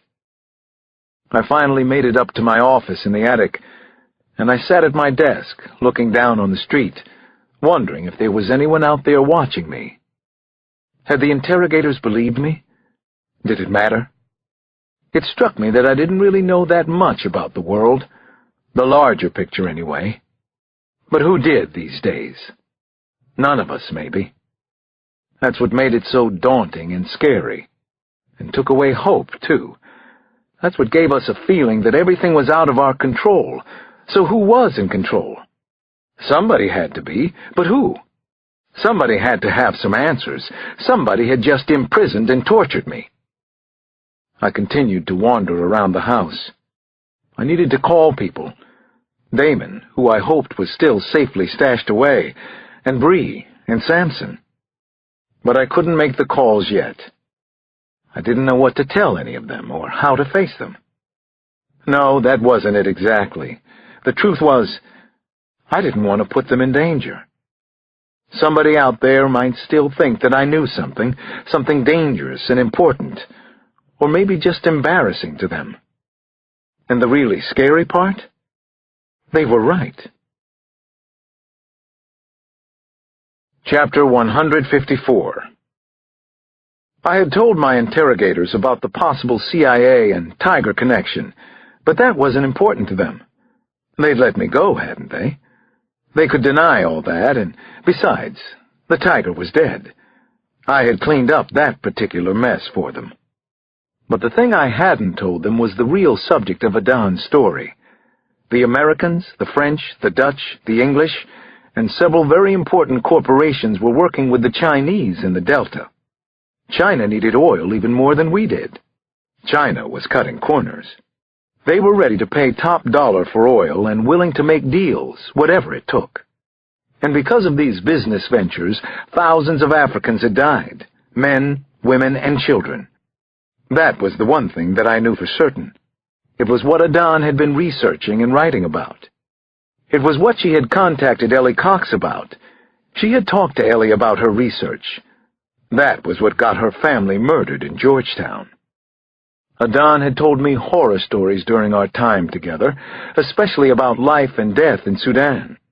Rape was the weapon of war there, and girls of age 5 and up were abused, sometimes by peacekeepers.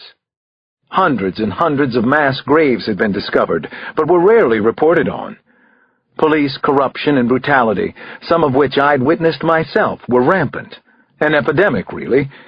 And kidnappers were working in the Delta area, especially around Port Harcourt. On the couch that had been in Nana's living room since I was a boy, I slept, finally. But not like a baby. That kind of sleep would never come to me again. The truth was, I had accepted that my family was gone, just like so many other families that had been murdered before them. Nothing would ever be the same for me again. Chapter 155.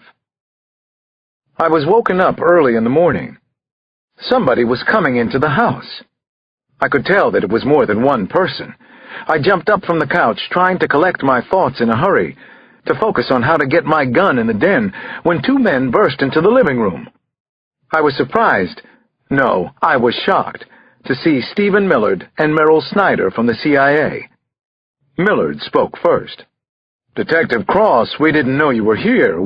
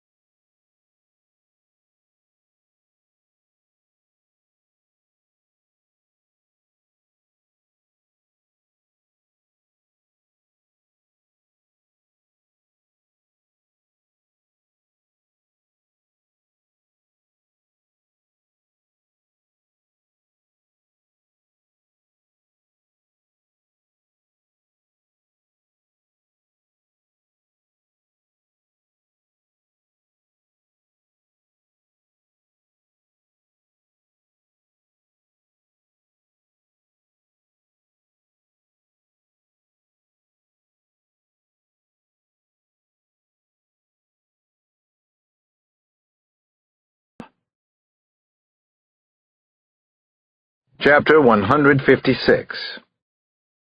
The good mood was broken by Stephen Millard from the CIA. "Detective Cross, can we have a moment?" "Whenever you're ready," he said. I went out with Millard, who I took to be the highest ranking of the CIA representatives at the house. He was the group chief, right? There were 4 of their vehicles parked outside. 3 agents, 2 of them women, stood around on the sidewalk. I wondered if they had been picked to make it easier for my family when they were brought home. "Where were they? Where did you find them?" I asked Millard. "Who took them?" He walked ramrod straight, and I decided he had probably been military before he came to the CIA. He seemed very sure of himself, confident about who he was and his role here. So what was it? Who the hell was Stephen Millard? What was his role? "I told you before, Detective, we're the good guys. We're still the good guys. Most of us are busting our asses to do a good job and help keep this country safe. He and Flaherty wasn't. He sold us out, maybe a couple of times. The last time it was to the Chinese, maybe to a bad apple from their basket." "My family?" I said, reminding Millard of my question. "We had Flaherty under surveillance from the moment he reached Washington. Trust me on that one. He led us to your family. I don't know if they would have been released. A couple of mercenaries were with them. They were working with Flaherty. Flaherty was working for the Chinese. Your family was questioned, but mostly they were just insurance, in case it was needed. Flaherty was afraid you might have found out about him in Lagos." I shook my head. Bribery has become a way of life there. Adon Tansi knew the Chinese were involved with oil traders in the Delta. Thousands of Nigerians have been murdered down there, as you know. "Yes, we know," said Millard. "And you knew the Civil War was coming, but you did nothing to stop it." "There was nothing we could do. We don't need another Iraq, do we?" I stared into his eyes. "Where's Flaherty now?" Millard didn't flinch as he answered. "We have him. We're talking to him now. Eventually he'll talk to us. We know that Mr. Shawande, your tiger, worked for him." "That's all you can tell me?" Millard shook his head. "No. I can tell you this. Go home to your family, Detective Cross. They're special. You've been away from them too much." I nodded at Millard. He wasn't going to level with me, so there was nothing else to say. I turned around and began to walk back to my house. He was right about one thing. My family was special. They were waiting for me on the porch, and as I got close, another dark sedan pulled up in front. Damon stepped out, and he looked my way. He half waved, half saluted. But then Damon came running, and so did I. The Cross family was back together again. Maybe that was all that mattered. Epilogue. The Last of the Good Guys. Chapter 157. I couldn't let it end like that. It just wasn't in me. One night, a couple of weeks later, I arrived at the house in Great Falls, Virginia, at a little past 3 in the morning. Interesting to me, and more than a little creepy, I had received a call from the psychopath Kyle Craig earlier in the week. Cool as ever, Kyle said he was glad I had gotten my family back, and then he hung up before I could say a word to him. I focused and walked to the front door of a red brick colonial that was obsessively well kept. I rang the bell a couple of times and waited. I looked at my watch. 3:11. After a few minutes, the overhead porch light flicked on. Then the door slowly opened. The CIA's Stephen Millard stood there wearing a dark blue terry cloth robe, his legs and feet bare. He didn't look so impressive without a suit and tie. I heard a woman's voice call from upstairs. "Steve, is everything all right down there?" "Go back to sleep, Emma. It's just work," he called back. Then Millard's eyes came back to mine. "What do you want at my house at 3 in the morning, Detective Cross? This better be worth it. Why don't you invite me in and I'll tell you all about it? I could use some coffee. So could you." Chapter 158. We went inside and sat in the kitchen, which looked as though it had been refurbished recently. Millard didn't offer coffee or anything else to drink, so I started to tell him why I'd come out to Virginia in the middle of the night. I spent some time at Ellie Cox's before I went to Africa. Your people did a good job in there. I found her partial manuscript, of course, even some notes she made while she was in Nigeria. Everything looked just fine, though. Nothing incriminating. Millard listened patiently, nodded, waiting for the punchline. I stared at him for a while, and I was thinking about the idea of good guys. Were there any left? I thought so. I sure hope so. So that's why you're here? To let me know that everything is fine? Millard spoke again. Looked fine, just like it was supposed to. But last week I went back to the Cox house. At that point I had enough time to be a real detective again. I talked to Ellie's editor at Georgetown Press. He hadn't gotten the last section of Ellie's manuscript, which surprised him. That was the part that detailed her trip to Nigeria. Maybe she never got to write it, Millard suggested. That would make sense, wouldn't it, Detective? It could be why she was targeted and murdered. I guess so, but if that was true, why would I be here at 3 a.m. when I could be home sleeping? Millard's brow furrowed. He was starting to show some irritation, and I couldn't blame him. Maybe because you never properly thanked me for finding and bringing home your family? You're welcome. Now you can go. Go! I hit Stephen Millard then. It was a strong right hand that lifted him right out of the kitchen chair and knocked him onto the pine wood floor. His nose was bleeding, but he didn't go out. I could tell he wasn't sure where he was. His hands were feeling around the floor for some purchase. That's for taking my family in the first place, I said to him. Ellie had a typist for her manuscripts, I went on. A woman in D.C. named Barbara Grzeski. I found that out through some checks Ellie paid every month. The good news, the reason I'm here, is that Barbara Grzeski had the last part of Ellie's manuscript, the section where she traveled to Lagos and met Adan Tansi, among others. Ian Flaherty is mentioned several times in the pages. So are you, Millard. Adan was aware of what you and Flaherty were up to. In fact, you were the one who set up the oil meetings with the Chinese. You took their bribes. And you were the one who hired Shawande, the tiger. You're under arrest, Millard, and the Central Intelligence Agency isn't going to protect you. They've already given you over to us, so maybe there still are some good guys left. Millard actually smiled. A manuscript? Part of one? A writer's notes? You have nothing to hold me on. I think we do, I told him. I'm sure of it. I opened the kitchen door and let in several agents from the FBI, including my buddy Ned Mahoney.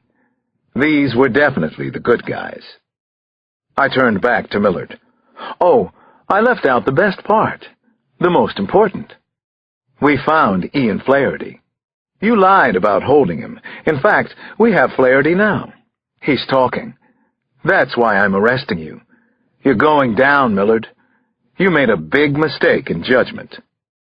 What was that? Millard finally asked. Now it was my turn to smile. You should have killed me when you had the chance. I'm very persistent. I don't ever give up. Thus spake the dragon slayer. On my way home, at around 5 that morning, my cell phone started to ring. I grabbed it off the seat and answered with my name. I heard a voice that I didn't want to hear, not ever again, but especially not now. You are so damn impressive, Alex. I'm awfully proud of you, said Kyle Craig.